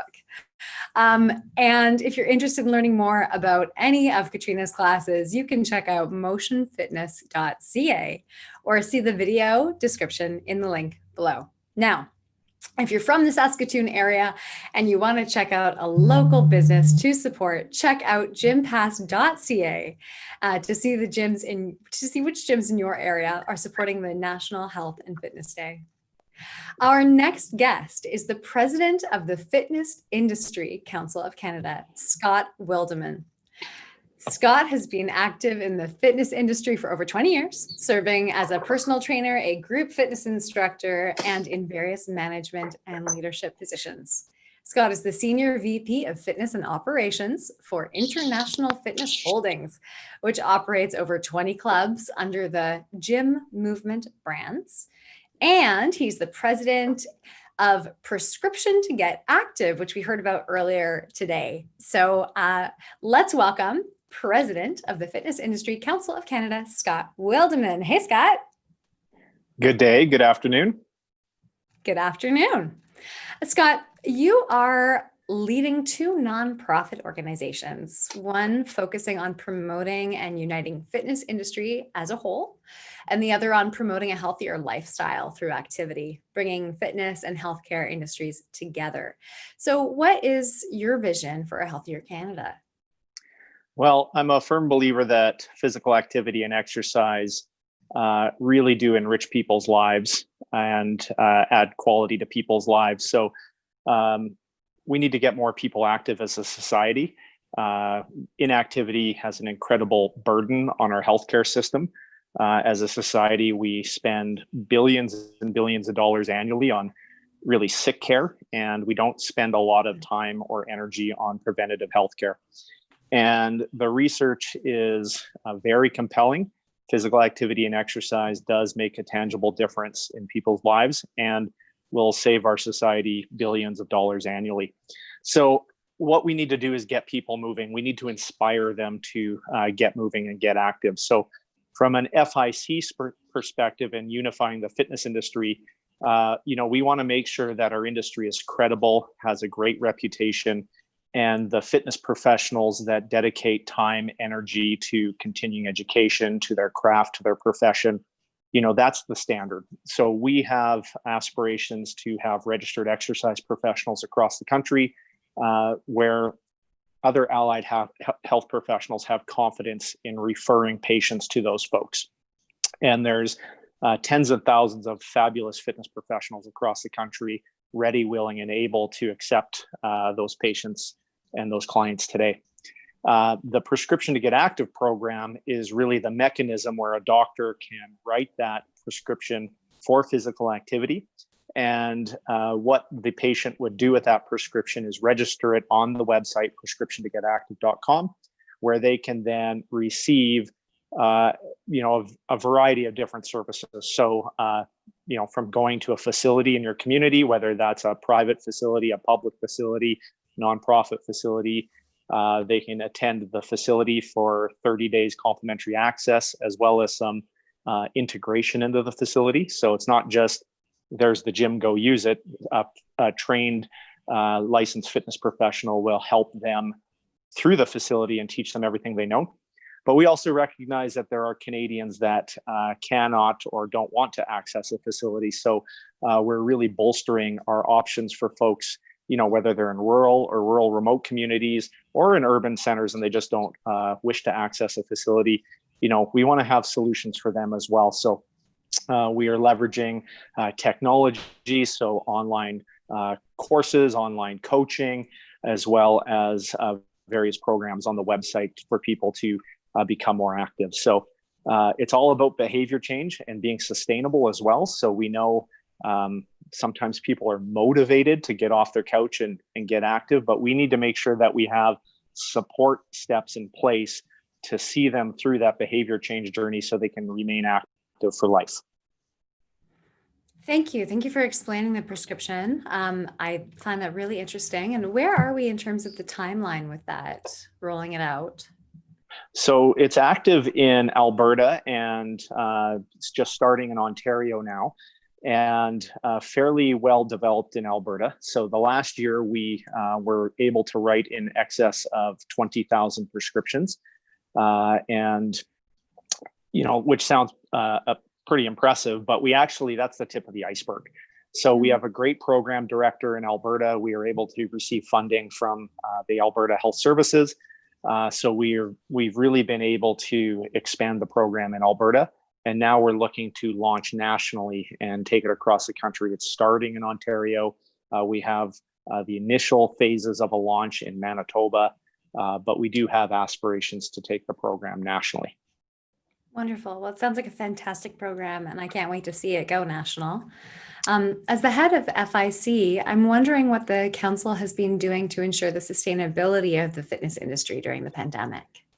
So we have been collaborating with our members across the country. We host a weekly conference call sharing best practices, what's happening in different regions, different provinces, as well as globally. So we do have a seat at the table at the Global Federation of Fitness Associations. So we do learn what's happening across the world in terms of best practices, and we share those with our members. So specifically with COVID, fitness centers across the country were forced to shut down. it is inspiring to see how quickly facilities and trainers and instructors pivoted to offering online services.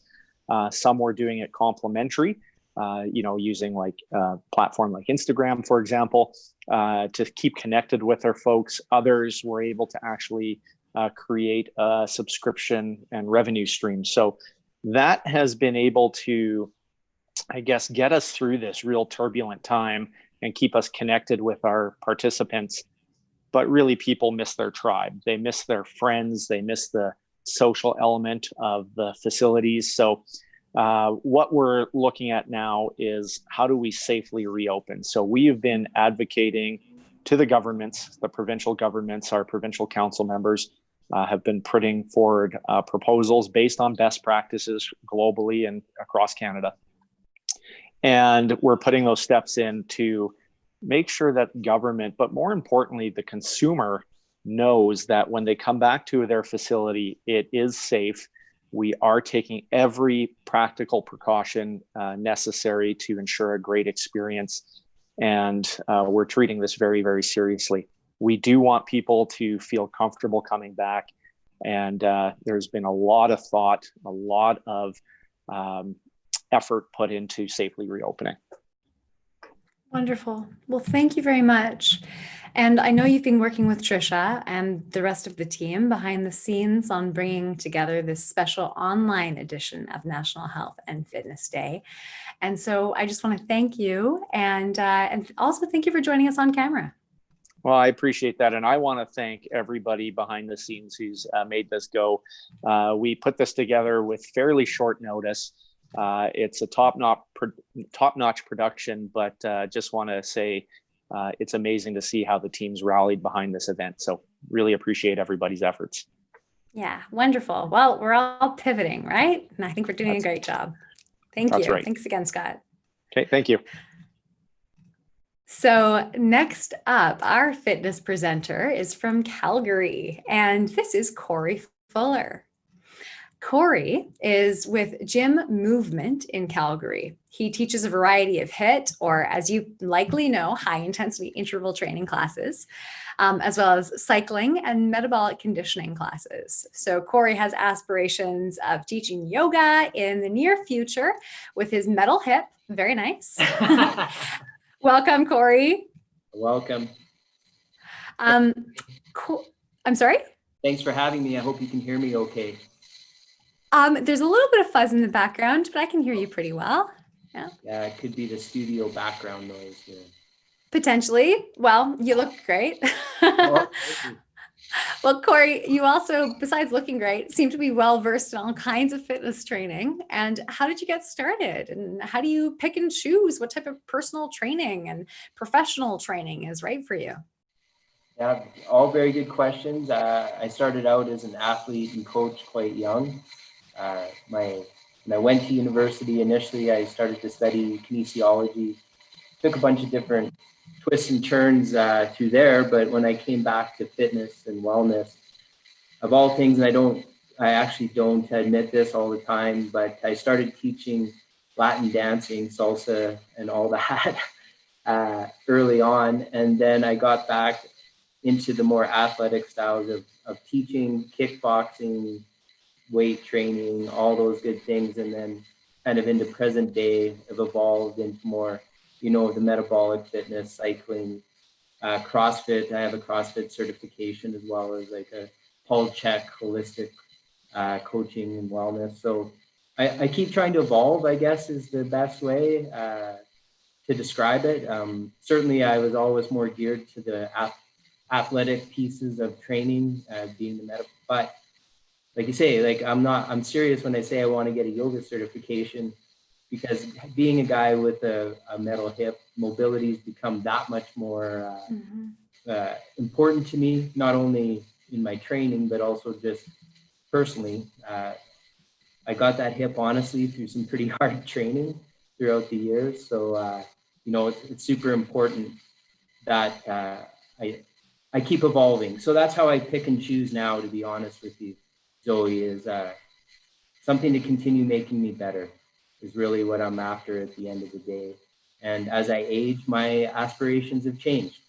when I was a young athlete, certainly the more and faster and harder I could do things, it was great. But now it's more about evolving my lifestyle as well. And certainly hard training is part of it, but it's mixed up with a lot of stuff. And that's what I like to tell my students is, yeah, I go hard, but I also know how to recover and take it easy now too.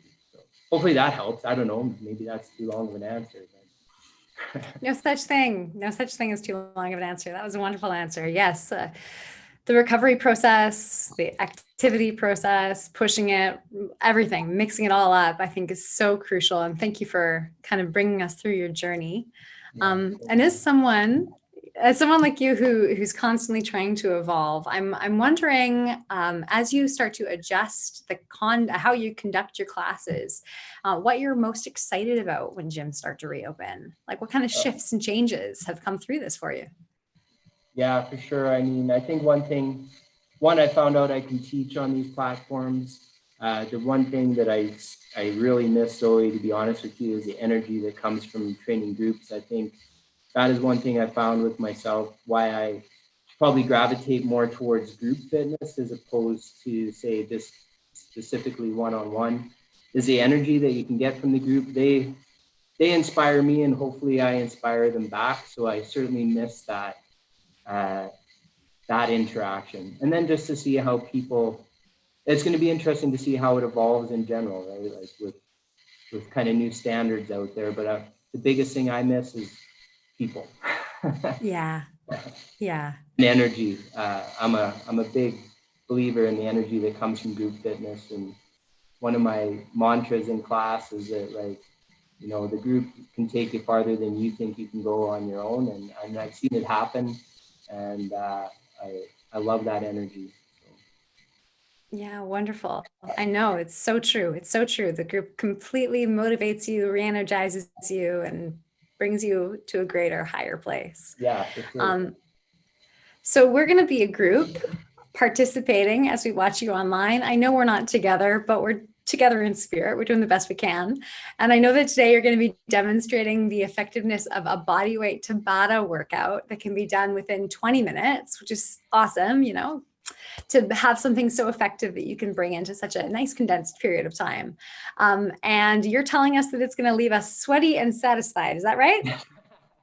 Yes, it will, because there is no breaks. Once you're into it for the 16 minutes of pure Tabata, and hopefully it leaves everybody sweaty, satisfied, and that I've provided enough modifications that pretty much anybody can do it. You can kind of take it down to your level or amp it up. So hopefully it gets people sweaty and they have a little fun.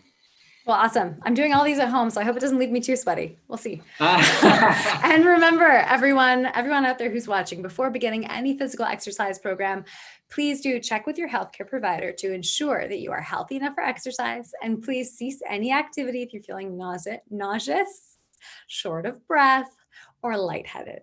Okay, let's take a look at this wonderful new class. Hi everybody, we're going to get ready to warm up here. We got 17 minutes of Tabata. So I want you to start with 10 jumping jacks. This is your little hit interval. So I'm going to try and hit you hard in about 17, 18 minutes here. So 10 jumping jacks. If you want to take the impact out, step touch. Okay? When you're done 10 or 5 per side, we're going to go right into a lunge.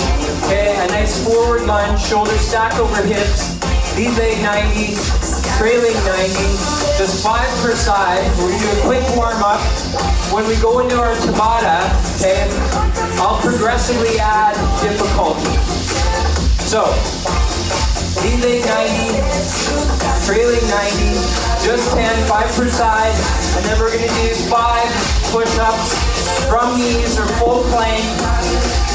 So good push-ups from knees are as effective or more effective than sloppy ones from full plank.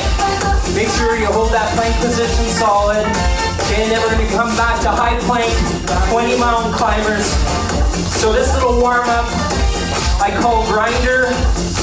We're going to take some of these movements, put them in your Tabata, and make them fun. So 20, 10 per side. Pulling feet by hands, getting a nice stretch through those adductors. Then coming to a seated position, feet together, knees out. Butterfly sit up. Okay? So butterfly sit up. 10 of these. And then we have one more exercise. We're gonna get right into Tabata. So this is hit you hard in 17 minutes. So when you're done, 10, back to your feet. All right, and 10 good air squats. Chest and eyes up, hip hinge, sitting back on that imaginary chair. Getting a nice warm up through those glutes, quads. Wake them up. Okay, you have 10. All right, 10, we're done. Right into Tabata, non-stop. 20 seconds on, 10 seconds off. 8 rounds of 4 exercises. Whoa, there we go. First one, we're gonna carry on with our jumping jacks. 3, 2, 1, let's go. So you got jumping jacks for 20 seconds, step touch, and if you're already warm and you want more, star jack. That first beat is 10 seconds, halfway through. Okay, so you choose where you're at.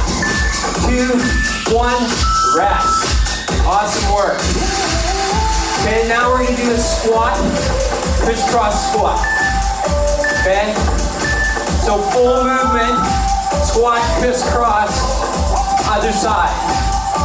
So it's a crisscross squat, good squats. 10 seconds, or just your static squat if you still need to get warm. Work where you're at. 2, 1, done. Next one, mountain climber, okay? Straight mountain climber, or you go 4 mountain climber, 2 push-ups. So, mountain climber, feet by hands, modification, knees to elbows, touch those knees to elbows, or you can go 1, 2, 3, 4, 2 push-ups. That's your upscale. And done. Last exercise, this is the 4th exercise, is your 180 burpee. Okay?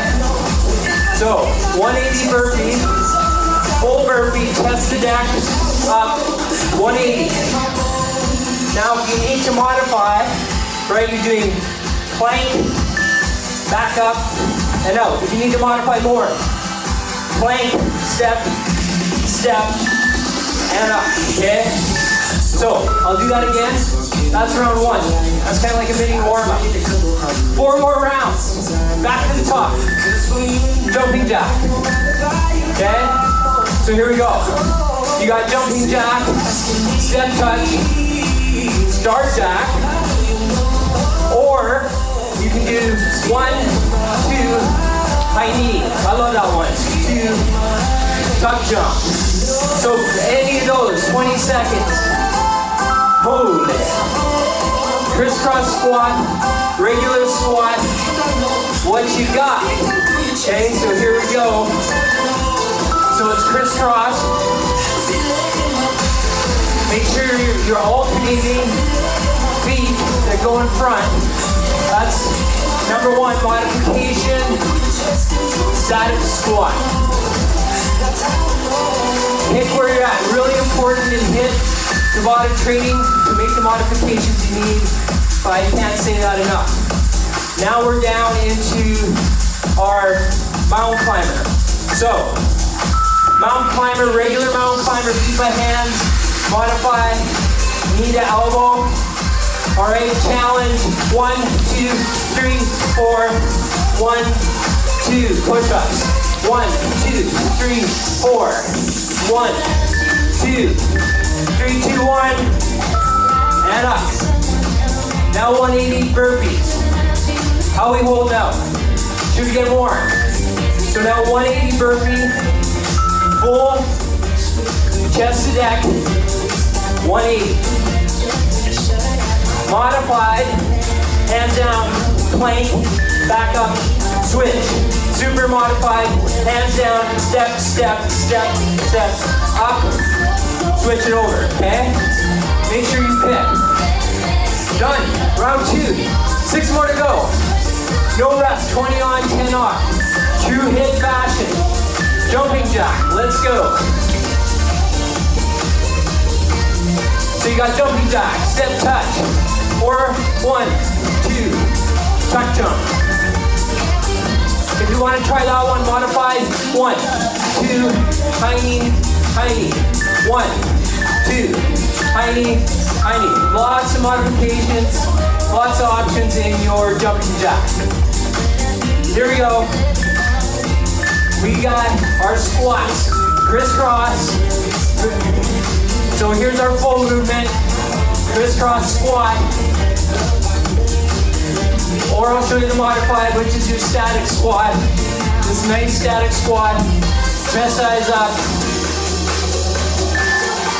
Try to wrap out as many reps as you can in 20 seconds. So you go hard, you rest, you go hard, you rest. That is HIIT training, high intensity interval training. Mountain climbers. So mountain climber, knee to elbow, or challenge 1, 2, 3, 4, 2 push-ups. 1, 2, 3, 4. 1, 2. And up. And my new favorite burpee, if you don't know me, burpees are an awesome body weight metabolic exercise. 180s. Chest to neck, feet up. Or plank, feet up, switch. Or next one, big modification, step, step, clap, switch it around, okay? I'm probably just gonna default to the full burpee. You guys choose what you want. Back to the top, almost halfway through. Here we go. You have jumping jack, step touch, okay? Star jack, or 1, 2, tuck, 1, 2, tuck, yeah. Or 1, 2, tiny, tiny, rest. You guys get warm yet? That's how we do it in Calgary. Okay, so crisscross squat, here we go. Crisscross, good squats. Keep that chest and eye up, chest and eyes up. Full squats. Here we go. Or static squats. Pick where you're at. Rest. Mountain climber, showing you all the variations. You choose this one. I'm going to do the 4 and 2 push-ups. Okay, so you do 1, 2, 3, 4, 1, 2, 1, 2, 3, 4, 1, 2. That's 10 seconds. This is the full, so you modify to where you're at. Rest. Then everybody's favorite, the burpee. Here we go. 180 burpee. So this is full, chest to neck. This is a little more ballistic, right?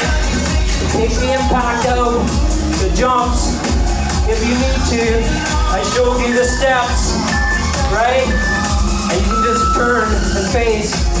Make sure you're working where you're at. Couple more rounds, 3 more back to the top. We have jumping jack. Jumping jack, step touch, or 1, 2, tuck, 1, 2, tuck, or 1, 2, tiny, tiny, 1, 2, tiny, tiny. Alrighty. Oh, are we getting warm? I'm doing this so fast, trying to fit it all in. Let's go to crisscross squat. Here we go. Good squats. Cross those feet, alternating feet. Keep the chest and eyes up. Or nice static squat. Work where you're at. but you work. You got 20 seconds to work, 10 seconds to rest. Side view, we will do our mountain climber, okay? Here we go. 1, 2, 3, 4. 1, 2. That's your challenge. 1, or knee to elbow, right? Or regular mountain climber. Keep those shoulders over your hands. 180 burpees. How we hold now. We're getting down the ladder. 180. Burpee. 180. Okay? Or modified jump, or step it back up, and then just turn, okay? You're choosing. How are we making out here? Back to the John Top, jumping jacks, giddy up, here we go. Jumping jack. 8 rounds is a full Tabata. We just happened 1, 2, to combine it with 4 exercises, 15 minutes, 15 seconds, rest. Getting it in there. Crisscross squat or regular squat. Here we go. So for Tabata, you can use core exercises. You can use more functional full body exercises, which I'm trying to do here in a short period of time. You can use weighted movements. Tabata is an excellent tool, okay, for high intensity interval training. Challenging, all right, we can use, it's always 8 rounds. Here we go, mountain climber. 1, 2, 3, 4, 2 push-ups, and challenge. Knee to elbow, modification, or regular.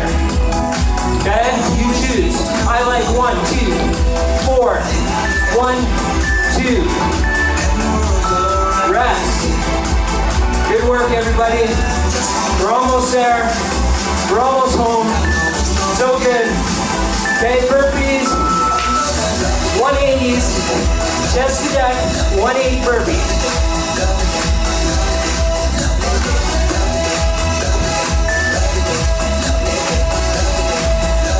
This is full, this is chest to deck, make sure you're modifying. And up. Of course, this thing comes apart. All right, back to the top, and jumping jacks. Here we go. So regular step, or 1, 2, tuck, 1, 2, tuck, 2, tuck, or 1, 2, tiny, tiny. How we doing? No rest for the wicked. Crisscross squat. Wow, you can do a lot in 15 minutes. Here we go. Crisscross, good squat. Good squats, or static squats. She said she's too young, don't want no man, so she gon' call her friend, now that's the plan. Your choice, make sure you're working where you're at. Mountain climber, or mountain climber 2 push-ups, knee to elbow. You choose. 1, 2, 3, 4. 1, 2. 1, 2, 3, 4. 1. Here we go. Come on, Canada. 1, 2. 1, 2, 3, 4. 1. Only got 1 out there. Now we have our burpee, okay? 180 burpees. Let's go. Modifications. Plank, feet, switch. Other modifications. Step, step, step it back up. Walk it around. Or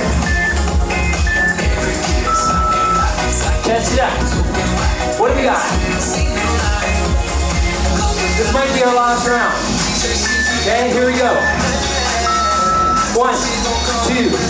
Tuck is our challenge.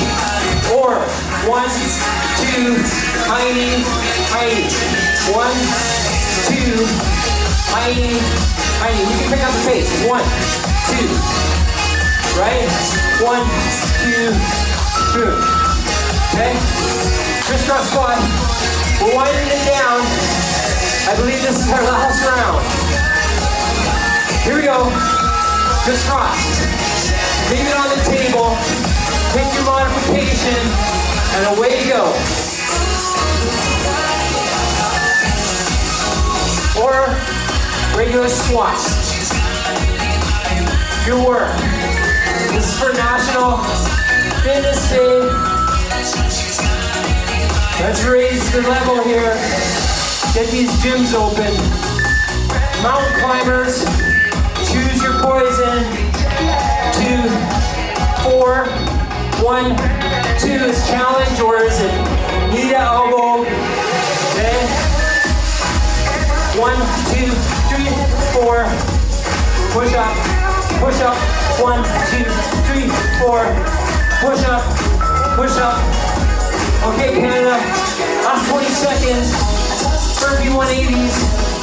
Leave it on the table. Let's go. Here we go. 180. Yeah.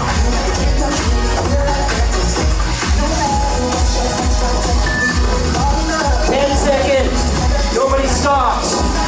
Let's go.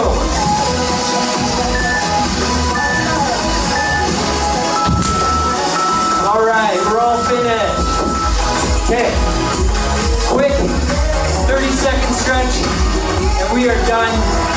Thank you, everybody. So let's take ourselves down into a quick child's pose. Breathe. We're gonna not stretch too long here. Don't have a lot of time. Start to slow the heart rate down. Breathing in through nose, out through mouth. Sink glutes into heels. Then walk those hands to the right. Stretch your left lat. Back to center. Sink a little deeper. Over to the right or left. Extend to the right. Sit into the right heel. Back to center.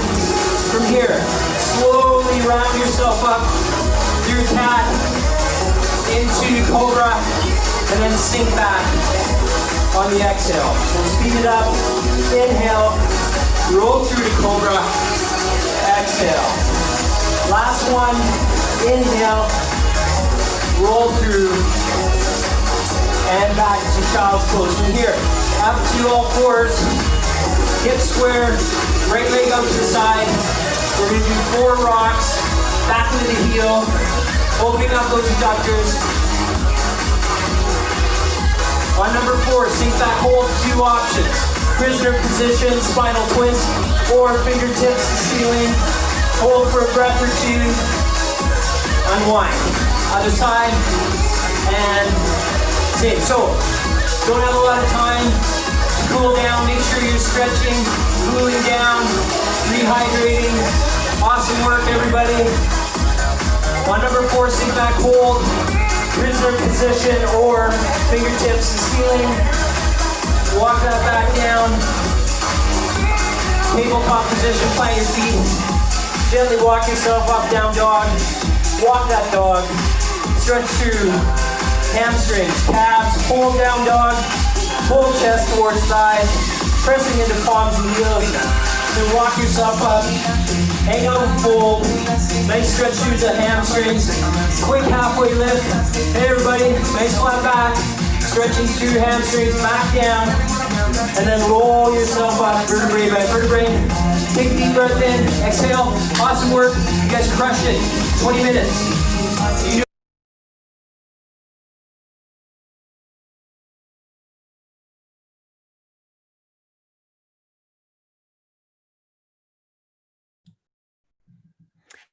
You Well, thank you, Corey. So for more game-changing fitness with Corey and the folks at Gym Movement, where you can find live stream on-demand fitness for all levels and interests, please check out their website, which I will spell for you. It's gymvmt.com,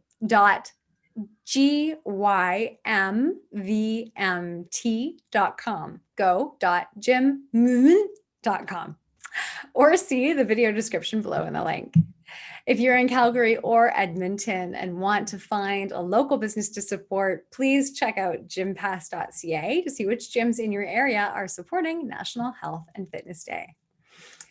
Now, our very special next guest is Tasha Wodak.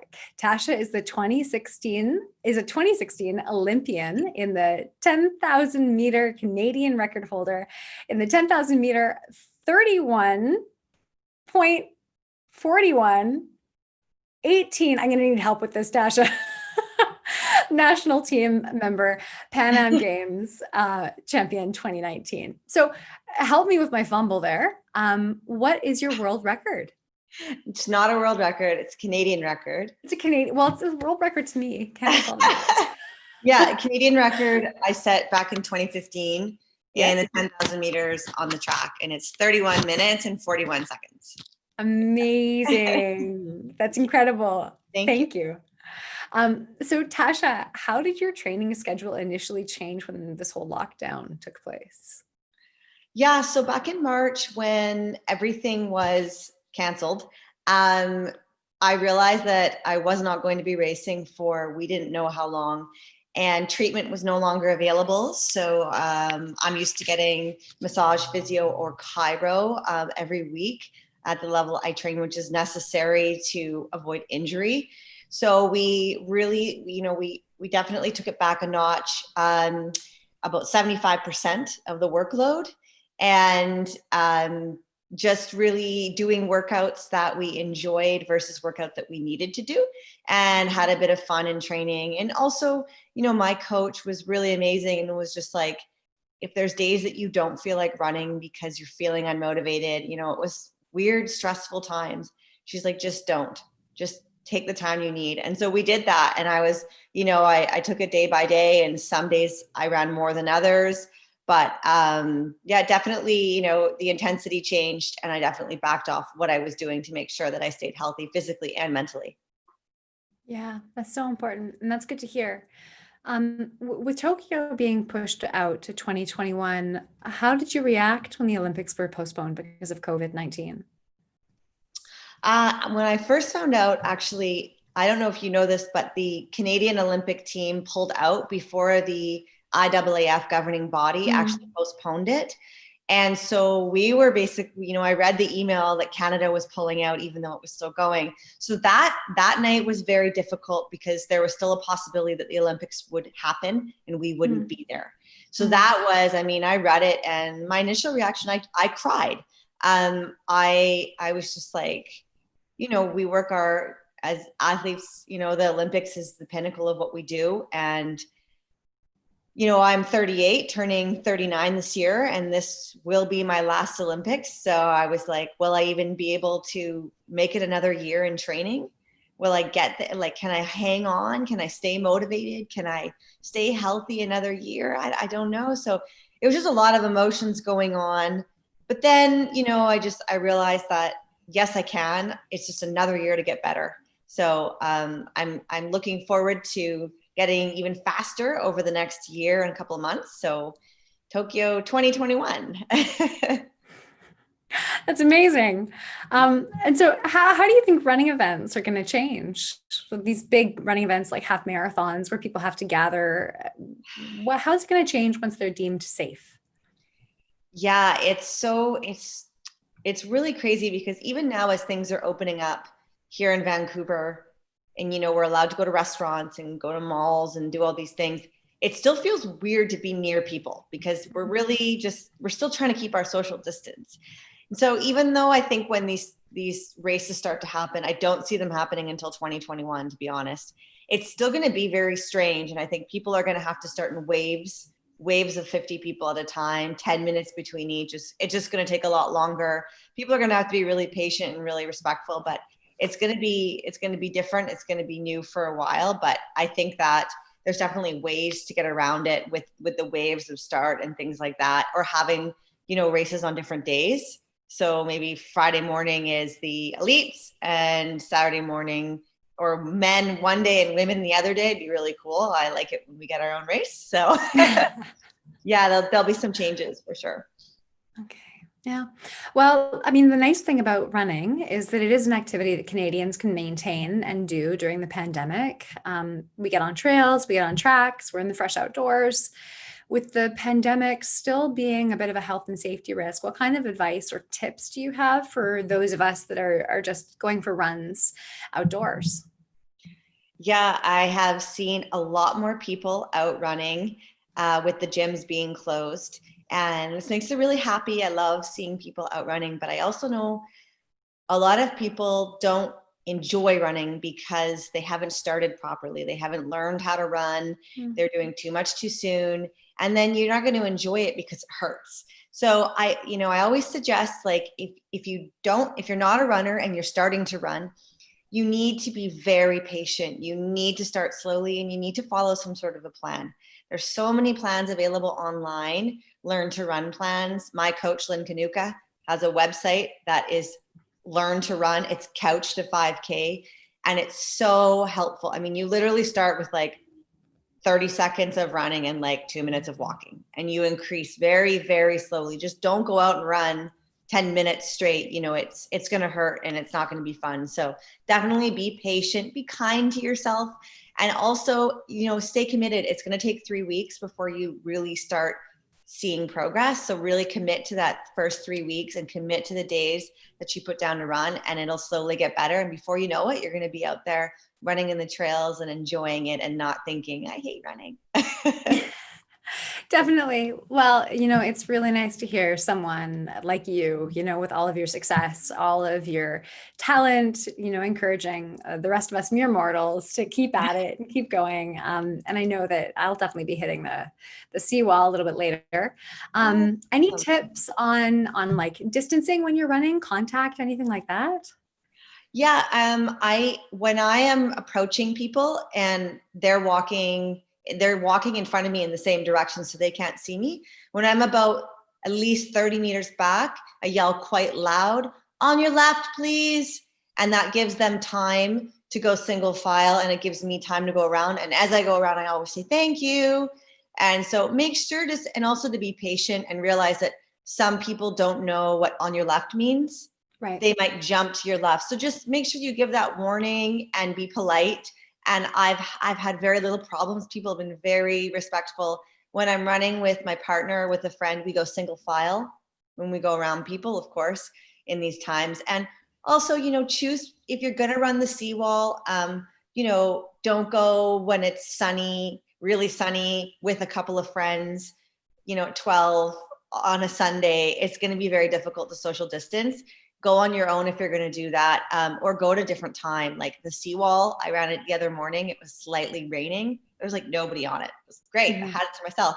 So yeah, just be careful when you're picking the times that you're going and the places that you're going if you're going to go with people, and just be respectful. And yeah, I find that the on your left works really well.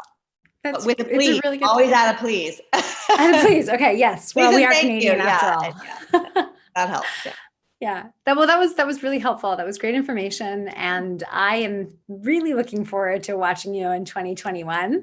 And you're only going to get better and stronger, just like you said. So what a good, strong mindset shift. I really appreciate you sharing that with us too. Of course. Happy National Health and Fitness Day. Happy National Health and Fitness Day. Well, thank you for joining us, Tasha Wodak. And I know you have a busy day of training ahead of you, so I'll let you go and have really good luck with that, please. Thank you. Take care. Bye. Bye. Wow, so thrilling to speak with an athlete in training for Tokyo 2021. Very inspiring, just like everyone else here today, but really gets you up and out and motivated, doesn't it? Our next guest, everybody, is Carl Almer, Managing Partner and Director of Operations of L&L Signature Fitness Group, consisting of Club 16, Trevor Linden Fitness and She's Fit Brands. He is an FIC Council member for British Columbia and has been a leader in the FIC BC Task Force for Guidance for Fitness Club Reopening. Welcome, Carl. Amazing to have you. Well, I'm not sure if we have Carl on the line, but I'll tell you a little bit more about Carl.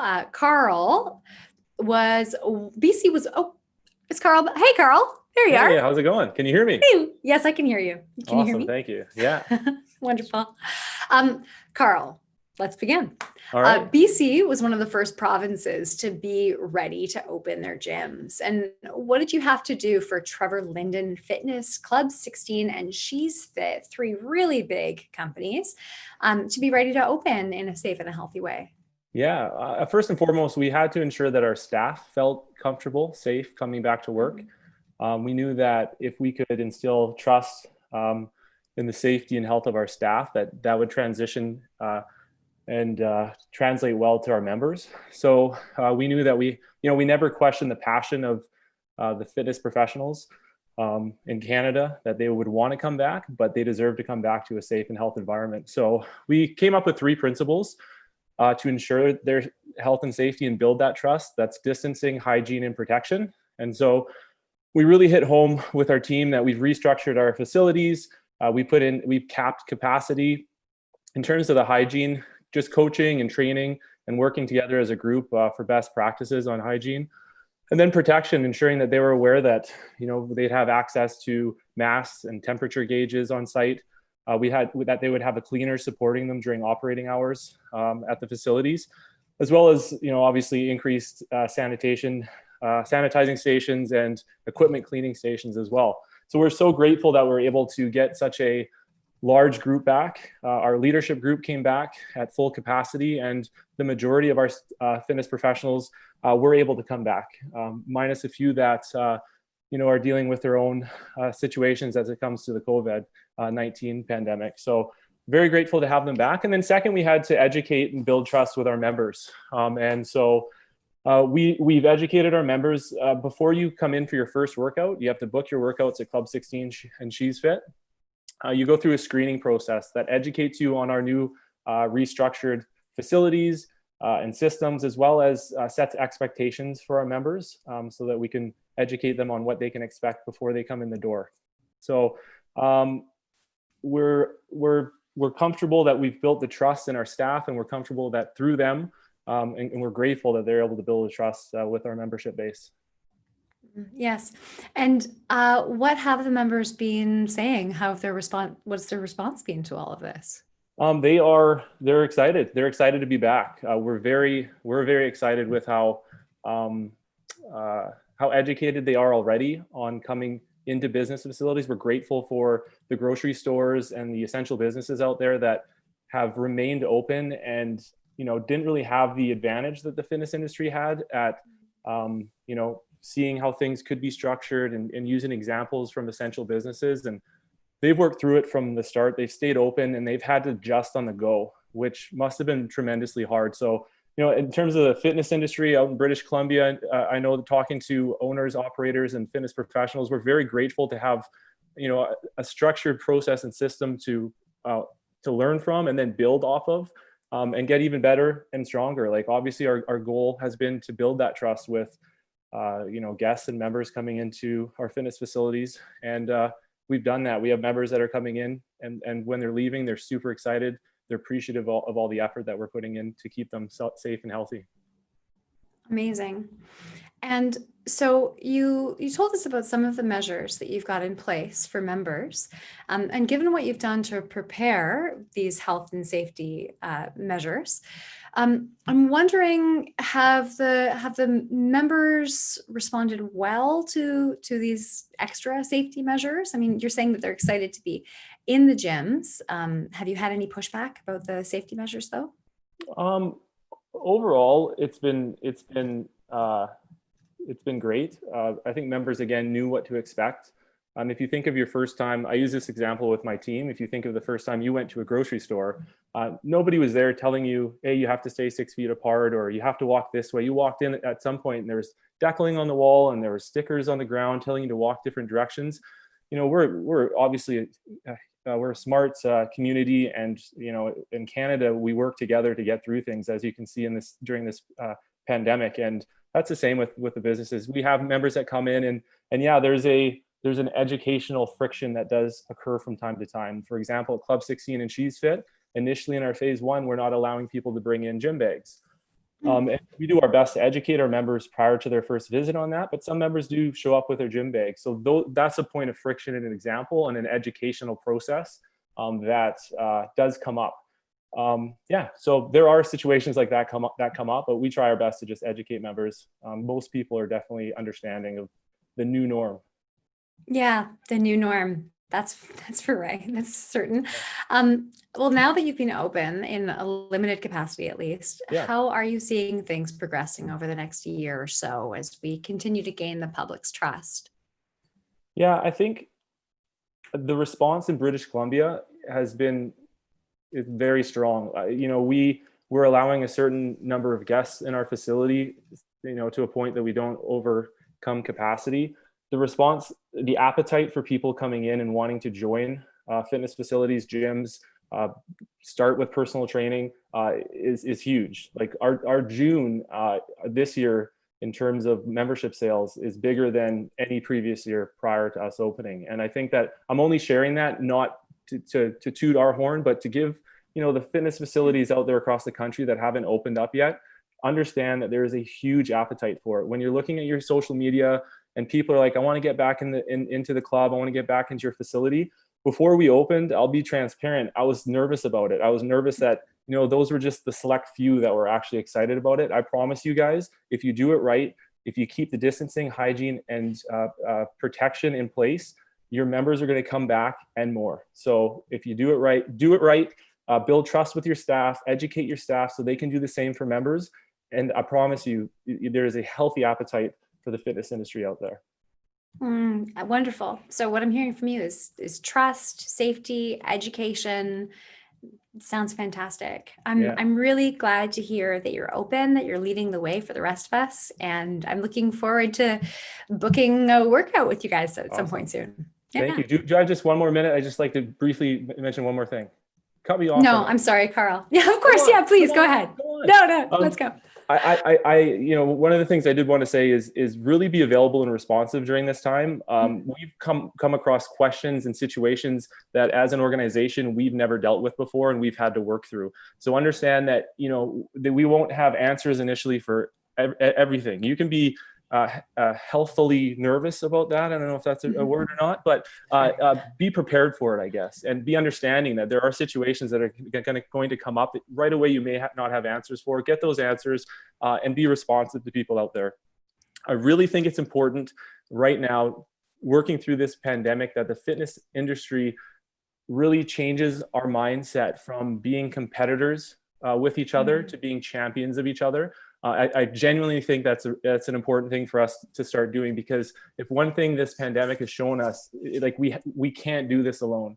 There's going to be things in the future that come up that really either hit our industry, hit our country, hit the world, and we need to be champions of each other. I joined the Fitness Industry Council of Canada about 6 months ago, and I was lucky to do that because although I may look old because I'm bald and I've grayed my I consider myself a youngish, if I can say that, operator with not as much experience as many of you guys out there have. And I can promise you that the owners, the operators, the leaders, the fitness professionals that I've been able to be in contact because of the Fitness Industry Council of Canada, I wouldn't be in the position, and Club 16 and Cheese Fit wouldn't be in the position we are today, being able to open our doors successfully on June 1st, if it wasn't for the Zoom calls, the connections that the council was able to get Club 16 and just communicating with everybody out there in the industry, personal trainers, staff, independent clubs. It's really helped us. So if you aren't a part of it, become a part of it, and think of it less as, you know, if you become a part of the Fitness Industry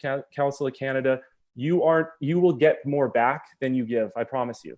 So that's what I like to say. So let's come together, be champions of the fitness industry, and we got this. Thank you, Carl. I'm really glad you stopped me and you added that. That was really Thank you. important to hear. Yeah. What I'm hearing from everyone I've been interviewing today is there's an energy, that comes when we work out together. And it seems like what you're saying is there's a really powerful energy that comes when we collaborate on these platforms as well, and how to move forward well and strong and support everyone. So thank you for reminding us of that too. You say it way better than I do. You say it way better. Well, thank you again. Have a beautiful day. Awesome. And Thank you. Enjoy. Thank you. Thanks for your time. Bye-bye. So next up, everyone, our fitness presenter from Vancouver is Tim Kelly, and he joins us from Club 16. Tim Kelly is the Director of Personal Training for Club 16 and Club 16 Trevor Linden Fitness in Vancouver, BC. Tim has been working all over the US and Canada as a personal trainer, martial arts instructor, wellness program manager, and for the last 15 years before taking on this new position. So welcome, Tim. Thanks for coming. Thanks so much for having me. How are you? I'm doing well. Yeah, really enjoying myself today, talking to amazing people, and I'm just getting super excited about everything that you might have to share for the rest of us. I know that you've been offering clients virtual fitness for a while now as a way to adapt to the current pandemic. I'm wondering what kind of differences you find with instructing virtual versus instructing in person. Of course, yeah. In a class or a training session, you can always adjust what you do based on these nonverbal cues. You're always scanning to see if an exercise is too complicated or a weight is too heavy. You can always just kind of look at people's faces and movements and realize you may need to adjust things on the fly. For us, posting these daily workouts, it was tough because you're not getting any of that feedback. You're just hoping for the best. And so, the workouts that we posted during the shutdown really were, something for all fitness levels, were easily modifiable and done mostly body weight or even household items. We had a lot with, weighted backpacks, paper plates for sliders, water bottles, detergent bottles, and anything people had at home. So that was the kind of foundation for what we wanted to do while we were, the gyms were closed. Amazing. Okay. I love the paper sliders. That's so great. I've used rags in the past, but the paper plates would be way better, I'm sure. Right. Well, you teach fitness classes for all ages and abilities. I'm wondering if you have any tips for our viewers on how they can get active and also motivate each other, motivate their family. We keep hearing about how important it is to be connected to other people. So what tips do you have for us on how to get active and motivate family? Yeah, when it comes to any behavior change, the first step is to find your motivation. It could be just to get healthier, but it's better if you have specific goals and timelines. It could be, lose 5 pounds by July, run a 10K by August, do 5 perfect pull-ups by October. Anything with that very specific timeline is always going to help keep you on track. Just having a specific focus, if it's a weight goal, you're thinking, I have this much time to lose this much weight. So, when you're, presented with, meals you know aren't healthy, they're going to keep you off track. You have that thing to think about, well, if I want to meet my goal, I can't eat that. So having those specific timelines are always very helpful. And then once you found your motivation, it's all about planning ahead. When you're trying to eat healthy, a lot of people do batch cooking and meal prep. What's the same with fitness? Coming up with a whole week of workouts, whether it be, okay, this week I'm going to do, 2 long walks, 3 YouTube videos, and 1 hike. Set that out ahead of time so you know what you're doing every day, and then also instill a reward system. So just knowing, hey, if I do every single one of these workouts I've planned for the week, that means I get a cheat meal, or I even get to, go buy that workout top, you've had your eye on for a while. So any reward systems are always helpful as well. And then with family and friends, it's all about competition. You can come up with a number of parameters, whether it's steps in a week or minutes of exercise, calories burnt, anything measurable you can use. And then once you decide what the parameters are, come up with the best reward systems. And often I've found it's mostly just bragging rights. So by making it a competition, it makes it a little bit more fun, and that definitely motivates people a little bit more. Oh, that's so smart. You know, I started teaching group fitness when I was 12, teaching the grapevine to employees at BC Hydro, actually. But, you know, despite like all of my cajoling, I couldn't get my 12-year-old nephew to join me for any kind of fitness activities. And the thing that I missed, you know, I was not as persuasive as his Game Boy or Game Box or whatever it's called. But, you know, I didn't think about offering like parameters. I didn't think about having some kind of goals that he could shoot for, or ways to measure his success, or even offer him bragging rights. So I think that those are some really crucial tips to get our kids motivated these days. So thank you for sharing that. Of course. And I know that today you're taking us through a family-friendly workout with your kids. So your kids are going to be following along. Hopefully they get the bragging rights and they're assisting you with this family-friendly fitness session. Yeah. And so before we begin, do you want to just share their names? Do you mind letting us know? So my daughter is Fiona and my son is named Jameson. And their ages? 7 and 11. Oh, amazing. Okay, wonderful. Well, we're looking forward to having them. And just as a reminder to everyone out there watching, before beginning any physical exercise program, please do make sure you check with your healthcare provider to ensure that you're healthy enough for exercise, and cease activity if you feel nervous or short of breath, nauseous or nervous, short of breath or lightheaded. And if you're doing this with family and friends, do check in with them too from time to time and make sure that they're staying healthy and happy. So Tim Kelly, let's get going. I can't wait. Thanks, Zoe.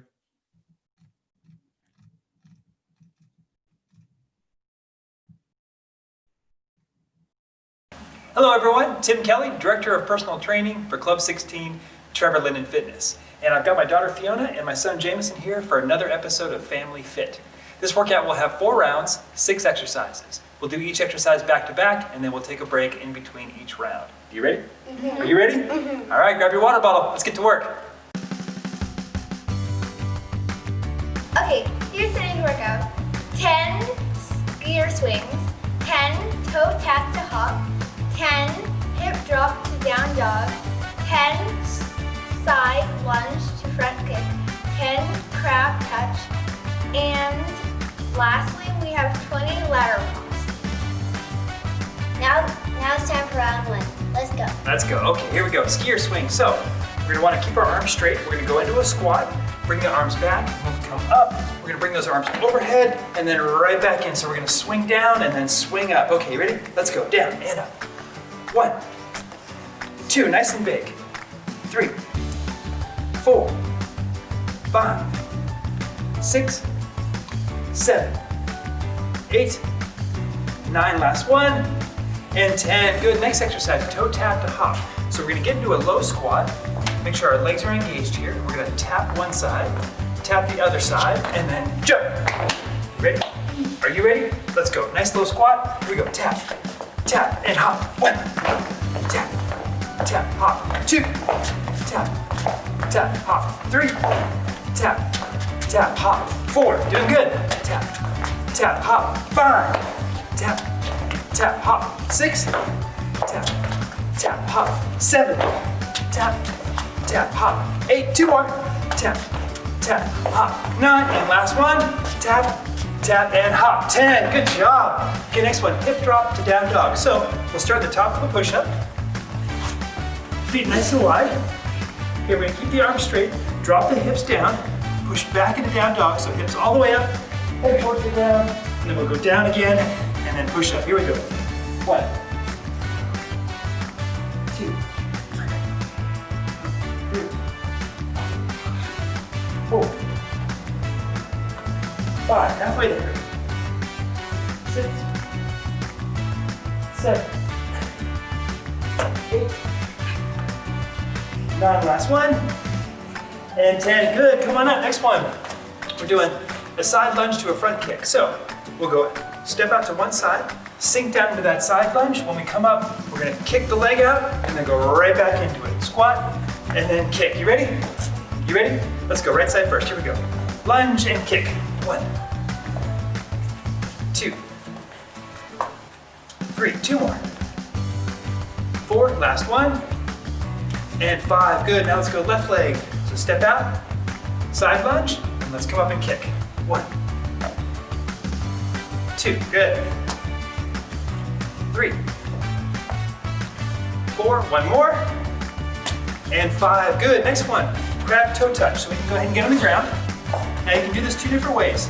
If you can sit on your bum and then just touch the opposite foot, side to side. To make it a little bit harder, you can come up, bum off the ground, and then we'll touch this way. Okay, you guys ready? Let's go. 1, 2, 3, 4, 5, 6, 7, 8, 2 more, 9, and 10. Good, last exercise, come on back up. So lateral hops. We're gonna do hands on our hips, knees are bent, and we're just gonna hop side to side. Here we go. 1, 2, 3, 4, 5, 6, 7, 8, 9, 10. 10 more, here we go. 1, 2, 3, 4, 5, 6, 7, 8, 9, and 20. Excellent work. Good first round. Grab a drink, let's come back and do round 2.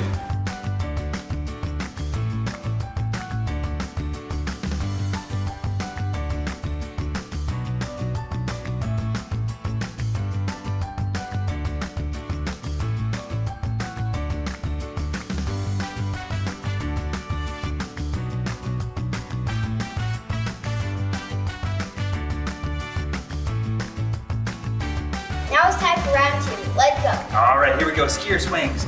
Remember, arms go down as we squat, arms come up as we come up. Here we go, and 1, 2, 3, 4, 5, 6, 7, 8, 9, last one, and 10. Good, next one, toe tap to hops. Remember, we're gonna do a nice low squat, tap one side, tap the other, and then hop up. You ready? Are you ready? Here we go, let's go. Tap, tap, and hop. 1, tap, tap, hop. 2, tap, tap, hop. 3, tap, tap, hop. 4, tap, tap, hop. 5, halfway there. Tap, tap, hop. 6, tap, tap, hop. 7, tap, tap, hop. 8, 2 more. Tap, tap, hop. 9, last one. Tap, tap, and hop. 10, good. Next one, hip drop to down dog. So we'll get in that push-up position, feet nice and wide. Let's drop the hips and then push it back. 1, 2, 3, 4,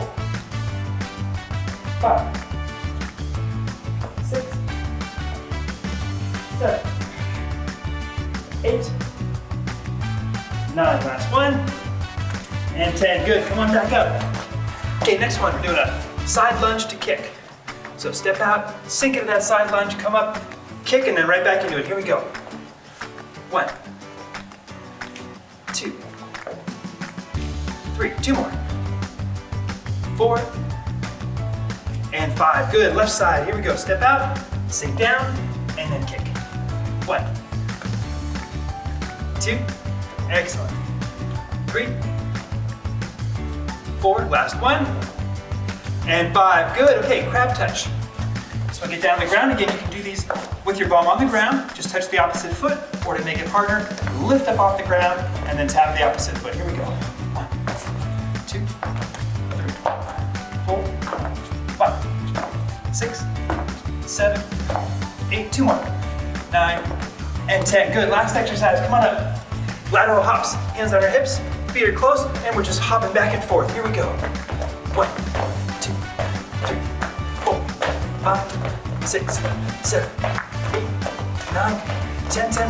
1, 2, 3, 4, 5, 6, 7, 8, 9, and 20. Good, excellent, excellent work. Halfway there, grab a drink. Let's come back and do round 3.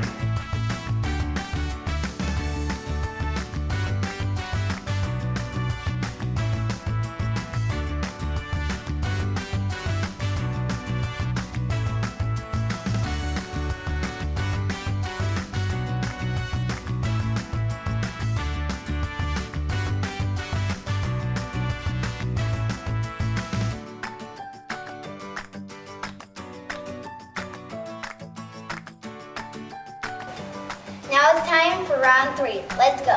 Okay, skier swings. Good, arms come down, let's squat down, and then bring them up. 1, 2, 3, 4, 5, 6, 7, 8, 9, last one, and 10, good. Toe tap to hops. Remember, hands on our hips. Nice low squat. We're gonna tap one foot, tap the other foot, and then a big hop at the end. Here we go, ready, and tap, tap, and up. 1, tap, tap, 2, tap, tap, and 3, tap, tap, 4, tap, tap, 5, halfway there, tap, tap, 6, tap, tap, 7, tap, tap, 8, 2 more, tap, tap, 9, last one, tap, tap, and 10, good. Hip drop to down dog. So top of a push-up, let's make sure our feet are nice and wide. Okay, great, let's drop the hips, and then push it back. 1, 2, 3, 4,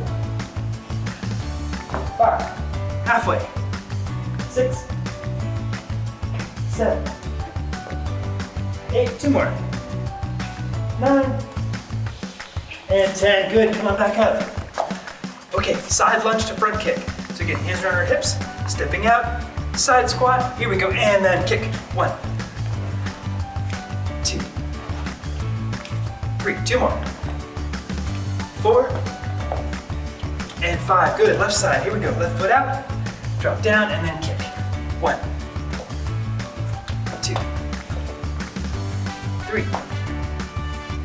4, and 5, good, down your bums for the crab toe touch.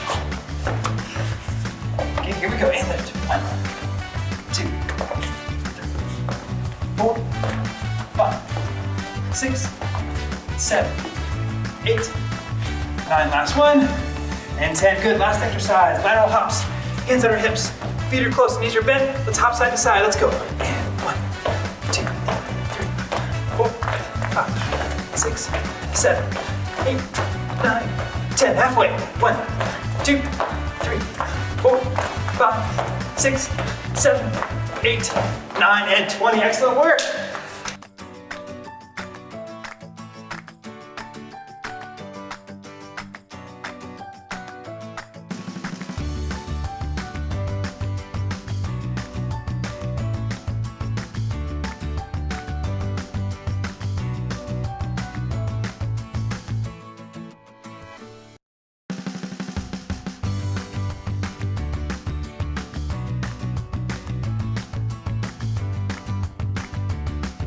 Now it's time for the last round. Let's go. All right, here we go. Skier swings. Let's go. All the way down and up. 1, 2, 3, 4, 5, 6, 7, 8, 9, last one, and 10. Good. Okay, here we go. Toe tap to hop. Let's go. Tap. 1, 2, and hop. Up. 1, 2. Good. Tap. Tap. 3. Tap. Tap. 4. Tap. Tap. 5. Halfway. Tap. Tap. 6. Tap. Tap. 7. Tap. Tap. 8. 2 more. Tap. Tap. 9. Last one. Tap. Tap. And 10. Good. Hip drop to down dog. Again, push up position. Here we go. Drop the hip and push. 1, 2, 3, 4, 5, 6, 7, 8. 2 more. 9 and 10. Good. Come on up. Almost done, you guys. Okay, we're doing a side lunge to front kick. Let's go right side first. Here we go. Lunge and kick. 1, 2, 3, 4. Last one. And 5. Good. Left side. Here we go. Step out and then kick. 1, 2, 3, 4. Last one. And 5. Good. Crab toe touch.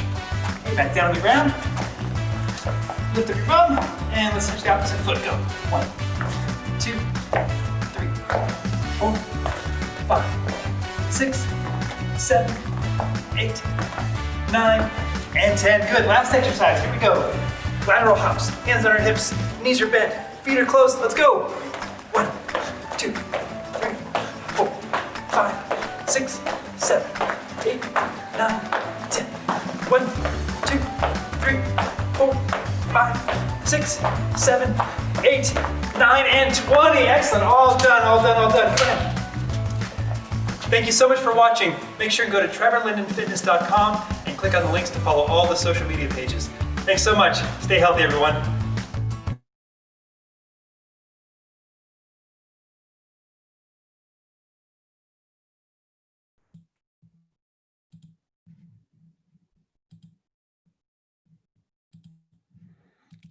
Well, welcome back. Once again, that was Tim Kelly from Club 16 and She's Fit, a private women's club.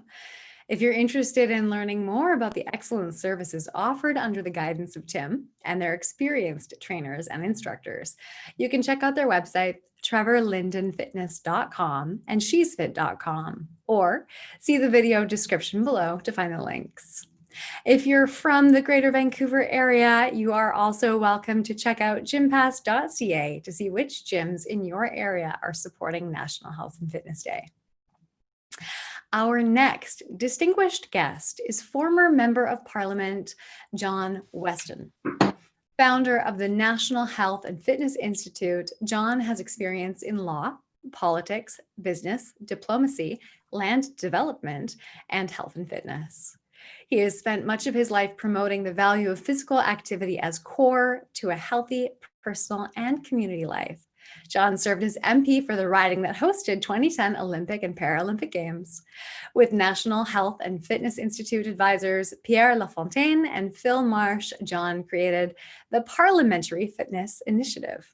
With then Senator Nancy Greenrain, John quarterbacked the National Health and Fitness Day Act. 500 local governments have already proclaimed National Health and Fitness Day the first Saturday in June each year. John also serves as the president of the National Health and Fitness Foundation. Well, welcome, John, to the Fitness Industry Council of Canada's edition of National Health and Fitness Day. Well, thank you, Zoe. I think you're setting new standards for decor in the fitness world, and I feel a little underdressed for this interview, but here we go. Well, there you go. It's short-sleeved. Well, John, I understand that you launched the all-party Parliamentary Fitness Initiative for MPs in Ottawa during your time as a member of Parliament. I would love to know a little bit more about that. Can you tell us what that's all about? That was maybe one of the most joyful parts of a 7.5-year term as a member of Parliament for West Vancouver, Sunshine Coast, Sea to Sky Country. It was the Olympics riding. And we set this goal in a lead up to the games, the 2010 games. How are we going to leave a legacy for all Canadians? And I don't know if you can see this. I've got a poster that sits by my desk. It's probably not very visible on Zoom, but that was, well, next time we'll do a little better on the imaging. But that was a poster for a town hall hosted by Nancy Greenrain and me, and an Olympic athlete and a Paralympian and a minister. And we said, what are we going to do to get Canadians active? And should the goal of the games be medals and podiums? And the answer was, well, no, it should be to make all Canadians more active, because we're not doing so well on that file. And on Parliament Hill, I just observed that the lifestyle that we were all living wasn't very healthy. And so, you know, Zoe, it's plane flights, it's irregular routines. And at the time, there was a famous photojournalist, sad story. He was in his 40s. He just dropped dead playing pickup ice hockey. And the Prime Minister looked at us and said, you guys, you know, be careful, you're not healthy. So with those words lingering in the air, a few of us decided we'd try and get MPs to run together. And they came together on a Tuesday with running room manager Phil Marsh. And then on a Thursday, the former coach of our Canadian Olympic swim team, Pierre Lafontaine, came out to the chateau, and we got MPs and senators running together, walking together, swimming together. It's called the Parliamentary Fitness Initiative. And Zoe, there's nothing better for a parliamentary decorum than when Conservative MP is teaching an NDP MP how to do a spin turn in the swimming pool. So we got together, cross-party, And I can tell you, there was a moment, there was a pause when I was getting this going, thinking, should I keep it to my own tribe? Should I make it just my own party?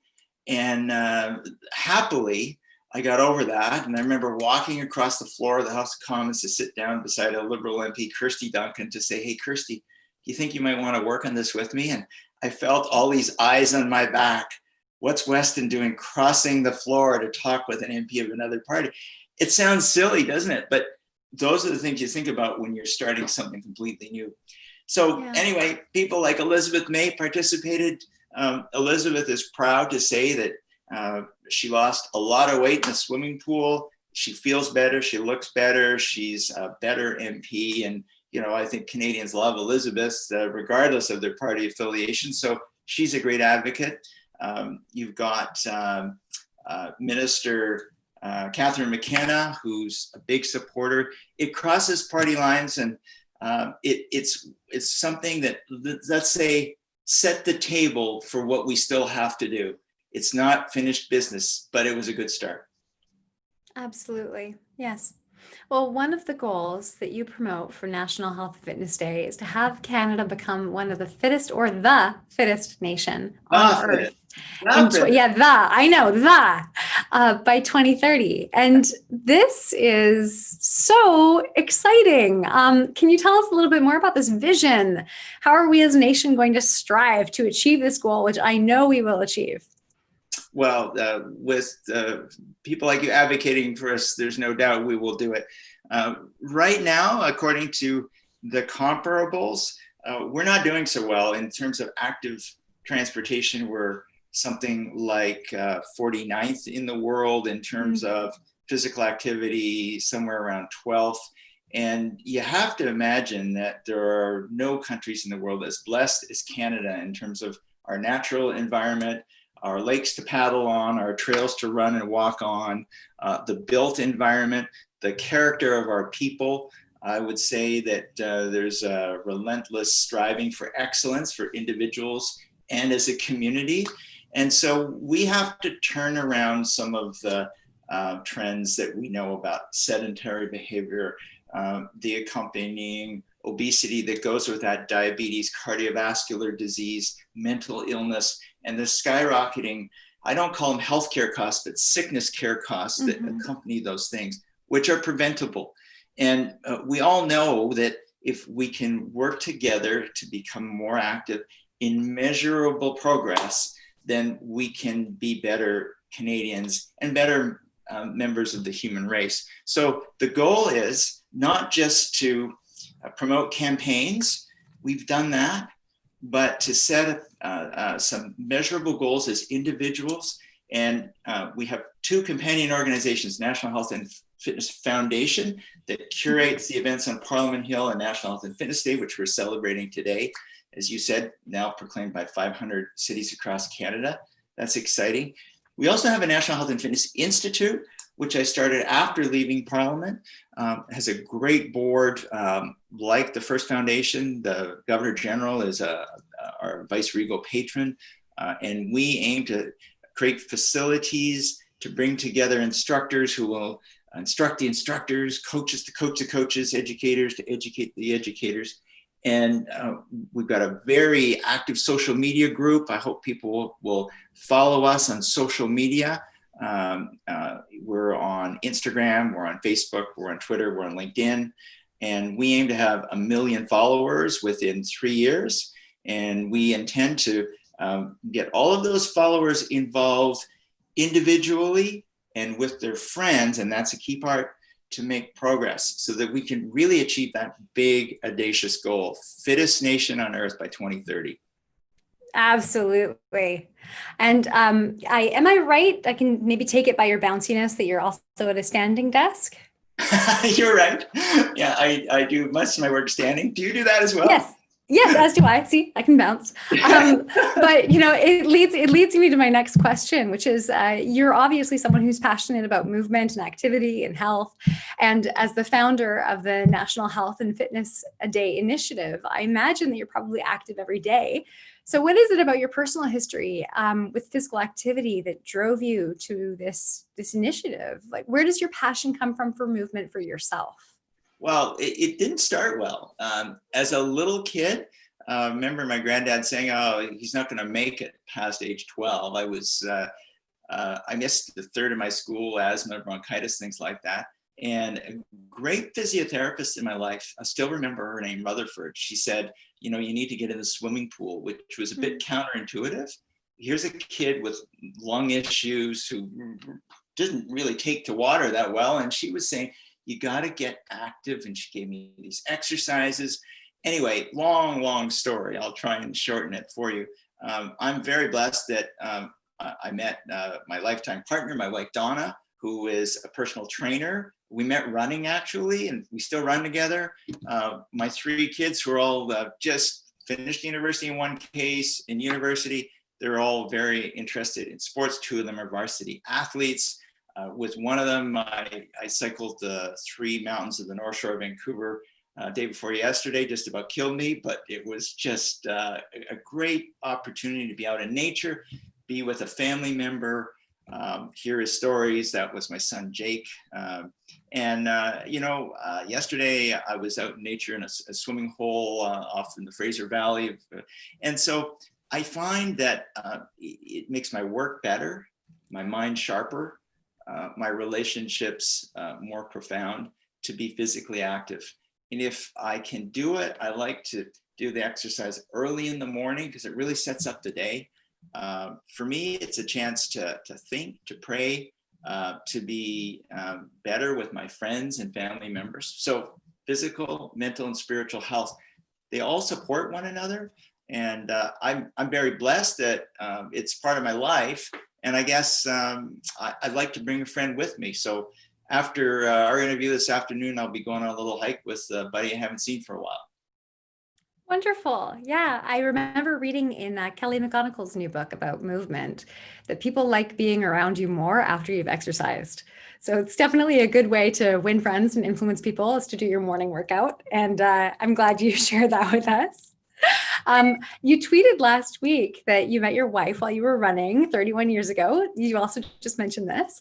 And you guys still run together, is that right? We do. At some of our best times, we do some of our best thinking, our best talking, our best deciding, our best fighting together when we're running. Do you have a similar kind of experience with special people in your life? Well, it's funny. My roommate and I just moved in together recently, and I've been a long time runner, but she's new to it, and so we've gone for a couple jogs together, and it's a wonderful way for me to voice my things that I find are off about the apartment, because since she's still getting into running, she doesn't have enough breath to argue with me. So it's great for me just to have wonderful conversations with my partner. I'm teasing, but no, I do find I go for runs with friends, with family, and it really is just like such a wonderful way to bond. Yeah. Mm-hmm. Well, and some of the great decisions that have been made along the road to this national health and fitness movement have been made while running. I remember while running with Phil Marsh, whose name came up earlier today, he said something like, what would it take to get all the cities involved? And at that time I was a member of parliament. I was thinking, I barely can cover my own 130,000 person riding. What about the 2,000 plus cities across Canada? Are you kidding me? Throw me an anchor. And we talked about it, and well, why not try? And before we knew it, the 12 local governments in my area were on board. And then we're now at 500 cities. So great dreams, great discussions. We're not the first persons to observe this. So, I think many people wiser than I have said, if you get together and you're active, then somehow your thinking clears and you get more creative, and just maybe you dream a little more loftily. Mm. Absolutely. Well, on that note, I just want to say thank you for taking the time to join us and for this 2020 edition of National Health and Fitness Day. And here's to 2030 and being the fittest nation. Thank you. And I hope that you continue to do what you're doing, promoting health and fitness, running with your friends, and look forward to be back on air with you another time. Thank you so much, John. It was lovely to talk to you. Thanks. Bye now. Bye-bye. Well, I don't know about you, everybody, but I think it is about time to get out there and get active and then rest, have a good recovery. So I'd like just to bring back Trisha and Nick. Trisha is the executive director of FIC and Nick is a member of the board. So how would you two, I mean, we've looked from coast to coast in Canada today, and we've heard from so many inspiring people. How would you recap what we learned today? Well, Zoe, it has been an incredible day. We are so fortunate to be able to hear from all these passionate individuals in the fitness industry and those who support everything that we're doing. So when we look at what we talked about during the day, there's so much that we can target.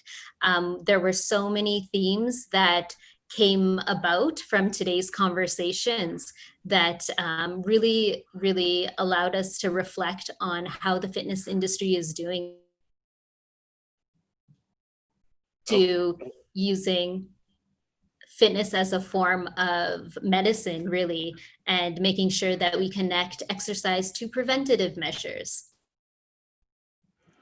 And Nick, do you have any thoughts from the day?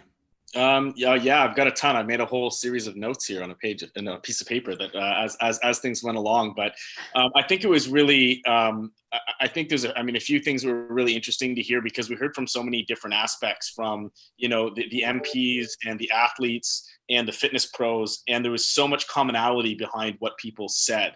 And I think that oftentimes, when you work in the industry, everyone, and it's something we talk about a lot at the FIC level, at the prescription get active level as well, which was mentioned, was how no one really refutes the fact that like fitness is the best form of medicine and we need to be, if we're more active, it'd be better. And there should be this connection between physical and mental health and this. But there's still, everybody's kind of working a little bit in their own silos, at least that they have been. And so to hear how much commonality there was there from like the federal government level and what they're doing, the sports level, what people are doing, what the fitness industry is doing, there's so much, collective, there's so much unification around that message. So I think it really speaks well to what the future holds in terms of how we can bring those things together. And a lot of even just the people that spoke today, and there's a much, much bigger network of that that is sort of interconnecting all of us that have the same goal in mind, which is making a healthier and happier Canada. So I think it was really, really interesting to hear that from all the different angles and all the different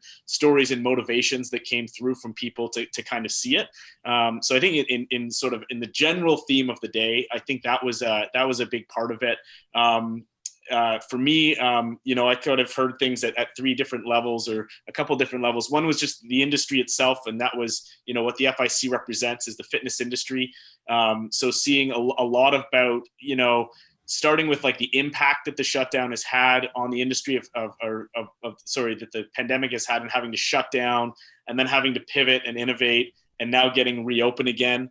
I've been really inspired being in a lot of the meetings that people mentioned on how the industry has worked together. And I can't remember if it was Carl or who it was that said, we've always been an industry that competes and has been somewhat fragmented at time, but to see the industry collectively come together to put the health and safety of Canadians first, to be able to help the industry itself come back. And I really hope that reflects for Canadians in terms of knowing that the industry now, needs their help to help support the industry and help come back to the industry and get the industry started and moving again. So I think that was all really positive from the fitness industry side of things. Yeah, absolutely. Trisha, do you have anything to add? Oh, go ahead. Yeah, when we talk about National Health and Fitness Day, and this is an idea, Industry Council of Canada has actually been celebrating this since 2012, and we've had what we call Fitness Day on the Hill, where we went to different legislative buildings to have fitness activities there. But also when it became an act in 2014, we made sure that the fitness industry was heavily involved in this day and making sure that we all connect and we all come together, like Nick said, making sure that it's the day where instead of competing, we are working together and being united together. And there is no time like the present where that is the most important. And the great thing about this day is Canada celebrates this day, but we've been on multiple global calls where they are very interested in expanding this to more countries and making it a international event. Yeah, and I mean, just to add to that, I mean, I think that, again, like hearing everybody echoing some of the same messages around the goal of making Canada the most fit nation on earth. It's something that I sometimes put when I have conversations in the healthcare world to say, like, why can't we lead on this preventative healthcare initiative? Why can't Canada be a global leader in terms of this sense? And so to hear that message is echoed from top to bottom.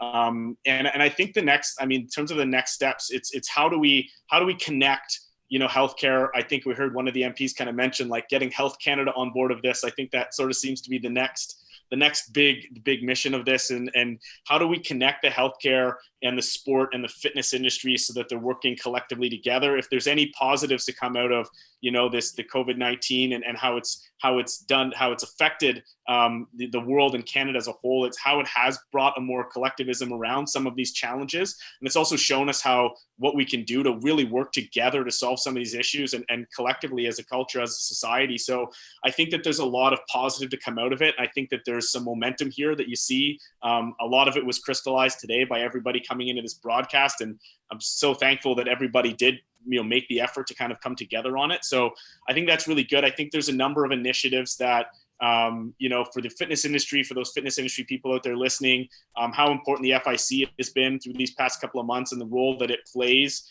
representing the fitness industry as a whole and how it helps the entire industry. So making sure that you get involved and support it at your provincial level. You know, there's coalitions happening in every province. Even though some provinces are reopened, there's still more work to do. And there's lots of work to do in the provinces that aren't open. So at the provincial level, supporting those coalitions and getting involved and using your network to get to the government so we can see the fitness industry, you know, start to take these steps. We heard Dion also mention the Semenye Foundation, which I thought was a great initiative, and hopefully we can get some more information out about that. And through the network and connections, that $2 million can be found, you know, fast enough to see that kind of vision come to life. The Prescription Get Active program is something that was mentioned a few times, and I think that Scott did a great job of explaining like what that program's about and how it's been, you know, had some success in Alberta, you know, which is, as he said, just the tip of the iceberg, and how that's one way to connect fitness and health together. And as that program has developed, you know, more options, and I'm involved in that program too. So knowing what we've learned over the last, you know, year or two about how to be able to provide more options to people to get active. And it's not, you know, the fitness club is one, but really diversifying that to online and coaching and everything else. And also seeing this National Health and Fitness Day, you know, continue to carry momentum. I loved what Adam said about, you know, that it shouldn't maybe just be one day in June. Like, how do we use this? And what John just said about the Institute and how there's these things that are working together and going on it. So seeing how we can build momentum off that. And I want to put a challenge out there that we've talked about at the FIC level. And I'm sure after today, we're going to carry forward onto some of these politicians as well, which is the 1% challenge, seeing 1% of the healthcare budget dedicated to preventative healthcare in terms of activity and fitness. We'd love to see some healthcare dollars flowing, because we know, as Scott indicated, as you know, Dr. Fowles, who's in Exercise Medicine Canada, the numbers of dollars spent on prevention, the billions that can be saved on treatment. And two or three different people mentioned sick care, you know, as opposed to healthcare. So I'm just going to put it out there now. We've talked about it a little bit behind the scenes, but we want to get this message out about seeing 1% of the healthcare budget at least dedicated to activity and fitness as prevention, and seeing that every Canadian has an activity plan, a fitness plan that hopefully can be advised by a fitness professional. So they know, they get that knowledge, they know what they're doing, they get the accountability, to get the motivation, to get to behavior change and lifestyle change. And that's what the healthcare world I know wants. And I think that's a big part of seeing that gap being bridged between the two industries. So yeah, a lot of really good things today. I just wanted to make sure I hit on a few of those. Well, that was wonderful, Nick. I mean, the clarity and the vision that you just provided is really powerful. And I think, if anything, what I took away from this was just the initiative and the power and the drive behind all of these amazing people all across Canada to activate our Canadians, and really to shine the light on the importance of how movement can really help us with mental health and physical health. Trisha, I just want to pass it back over to you. What were some of the most inspiring things you heard from today? And also, what is the message you want to leave our audience with? What I found so promising is how important people recognize physical health and mental health being when associated to activity. And it seems like such a common thing when you look at it, but not enough people put the two together when they are taking care of themselves when it comes to self-care. So being able to get that message across to let them know that the fitness industry is here for you. The fitness industry is here for your physical health. We're here for your mental health, and we are ready to be able to assist you in any way possible. And the fact that clubs are working so hard for their reopenings. Why? Because we want to help the public, right? We're here for the public, and that connection is so important to be made, and understanding that the people who come to the clubs, we need their support now more than ever. We need the public support to support everything that we're doing in total when it comes to being able to help me help you, that kind of a situation.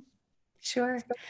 And so what is one thing that you could leave all of us with, like one action step, so that we can support you and also so that we can move ourselves towards better physical and mental health? I think it's all about education and spreading the word about who FIC is, what we do, everybody we work with, because in order for FIC to do what we do, so when it comes to lobbying the government, when it comes to promoting fitness initiatives, in order to get Canadians active and moving, we need support. And in order to gain that support, we need people to be able to recognize who we are and be able to understand all the things that we do on behalf of the industry. And that way we know that it can be a sustainable industry, because right now we're in a time that is very stressful for a lot of businesses, a lot of fitness businesses. Some of them are wondering if they can even reopen. And that's really hard on these businesses who have been open for years and years and years. But knowing that they have support behind them is so important. And we are here to provide that knowledge and making sure that we can stand up for these clubs, let them be heard, and make sure that we do what we can in order to sustain businesses. Amazing. So what I'm hearing from you is spread the word, keep educating, sharing the message. Absolutely. Fitness is what's going to lead the way when it comes to healthcare. And we want to make sure that that message is heard and recognized. And we can make partnerships with the government, with the medical community to make this preventative care a reality. Wonderful. Nick, is there anything else that you want to add before we close?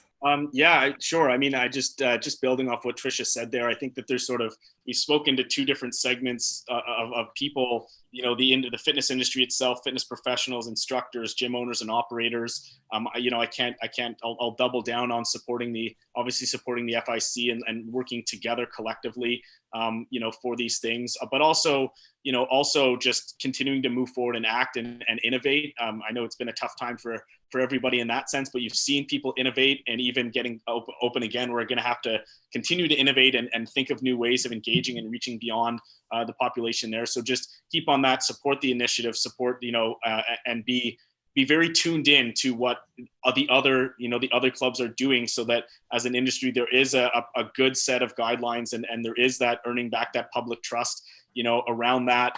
As individuals and consumers out there, I would just encourage them to, support their local clubs, obviously, but also, if you're in an area that's not reopened yet, the more noise that the government hears, and the more that you support the clubs and support the initiatives and talk to your local politicians and get them also to push it forward.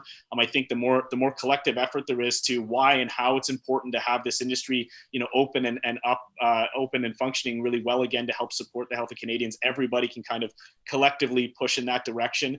And the obvious one, which is share this thing we just did. We're going to clip it down. We're going to make sure that there's a playlist of all the interviews and all the fitness classes and all the stuff from it, and we'll get some sound bites out of it and some social clips. So make sure that people look for that, subscribe to the FIC YouTube channel and the social channels, and just get it out there, spread the word, especially some of those there's so many great points from some of those interviews from people who are outside of the fitness industry. So, please help support it by just, subscribing and sharing and all the things you're supposed to say on YouTube when you've got a YouTube channel, which is a little bit new to all of us, but yeah, just really help support, I think, the great content that was created today as we try to get the word out and build momentum from here. I think that's the key thing, just like keep this momentum going forward, and I think it can lead to really great things and definitely a happier and healthier Canada. Yeah, absolutely. Yeah, I think Nick nailed it right there. It's looking to the future, and that's what we really need to do, because we are a forward moving industry, and we do want to make sure that that is continued. Okay. Well, thank you very much, Trisha, and thank you, Nick. This has been an amazing program. And unless you have any final words, I suppose this is the time. Do you? Yeah, I would actually just like to say a big thank you to Penny Greening, who has been really great at producing all of this. She has been behind the scenes the entire day working away, so it's too bad we didn't get to see her face, but she has been on our production team all day, and a big thank you to her. Yeah, I was just going to say, Penny, and thank you too, Zoe, for taking the time to host it and being there. And I just wanted to give another thank you to everybody who participated as an interviewer, everybody who did a fitness class for us. It was, crazy short notice to put this together in a couple of weeks. And then everybody had their own filming and technological burdens to overcome and everything else. So we're really appreciative of all the efforts that everybody put in, and just want to put a big thank you to everybody who helped contribute today. Wonderful. Okay, well, let's say here's to 2030, and I hope that all of you get fit, get active, get out there for our National Health and Fitness Day 2020. Thank you very much. All right. Thank you. Thanks. Bye.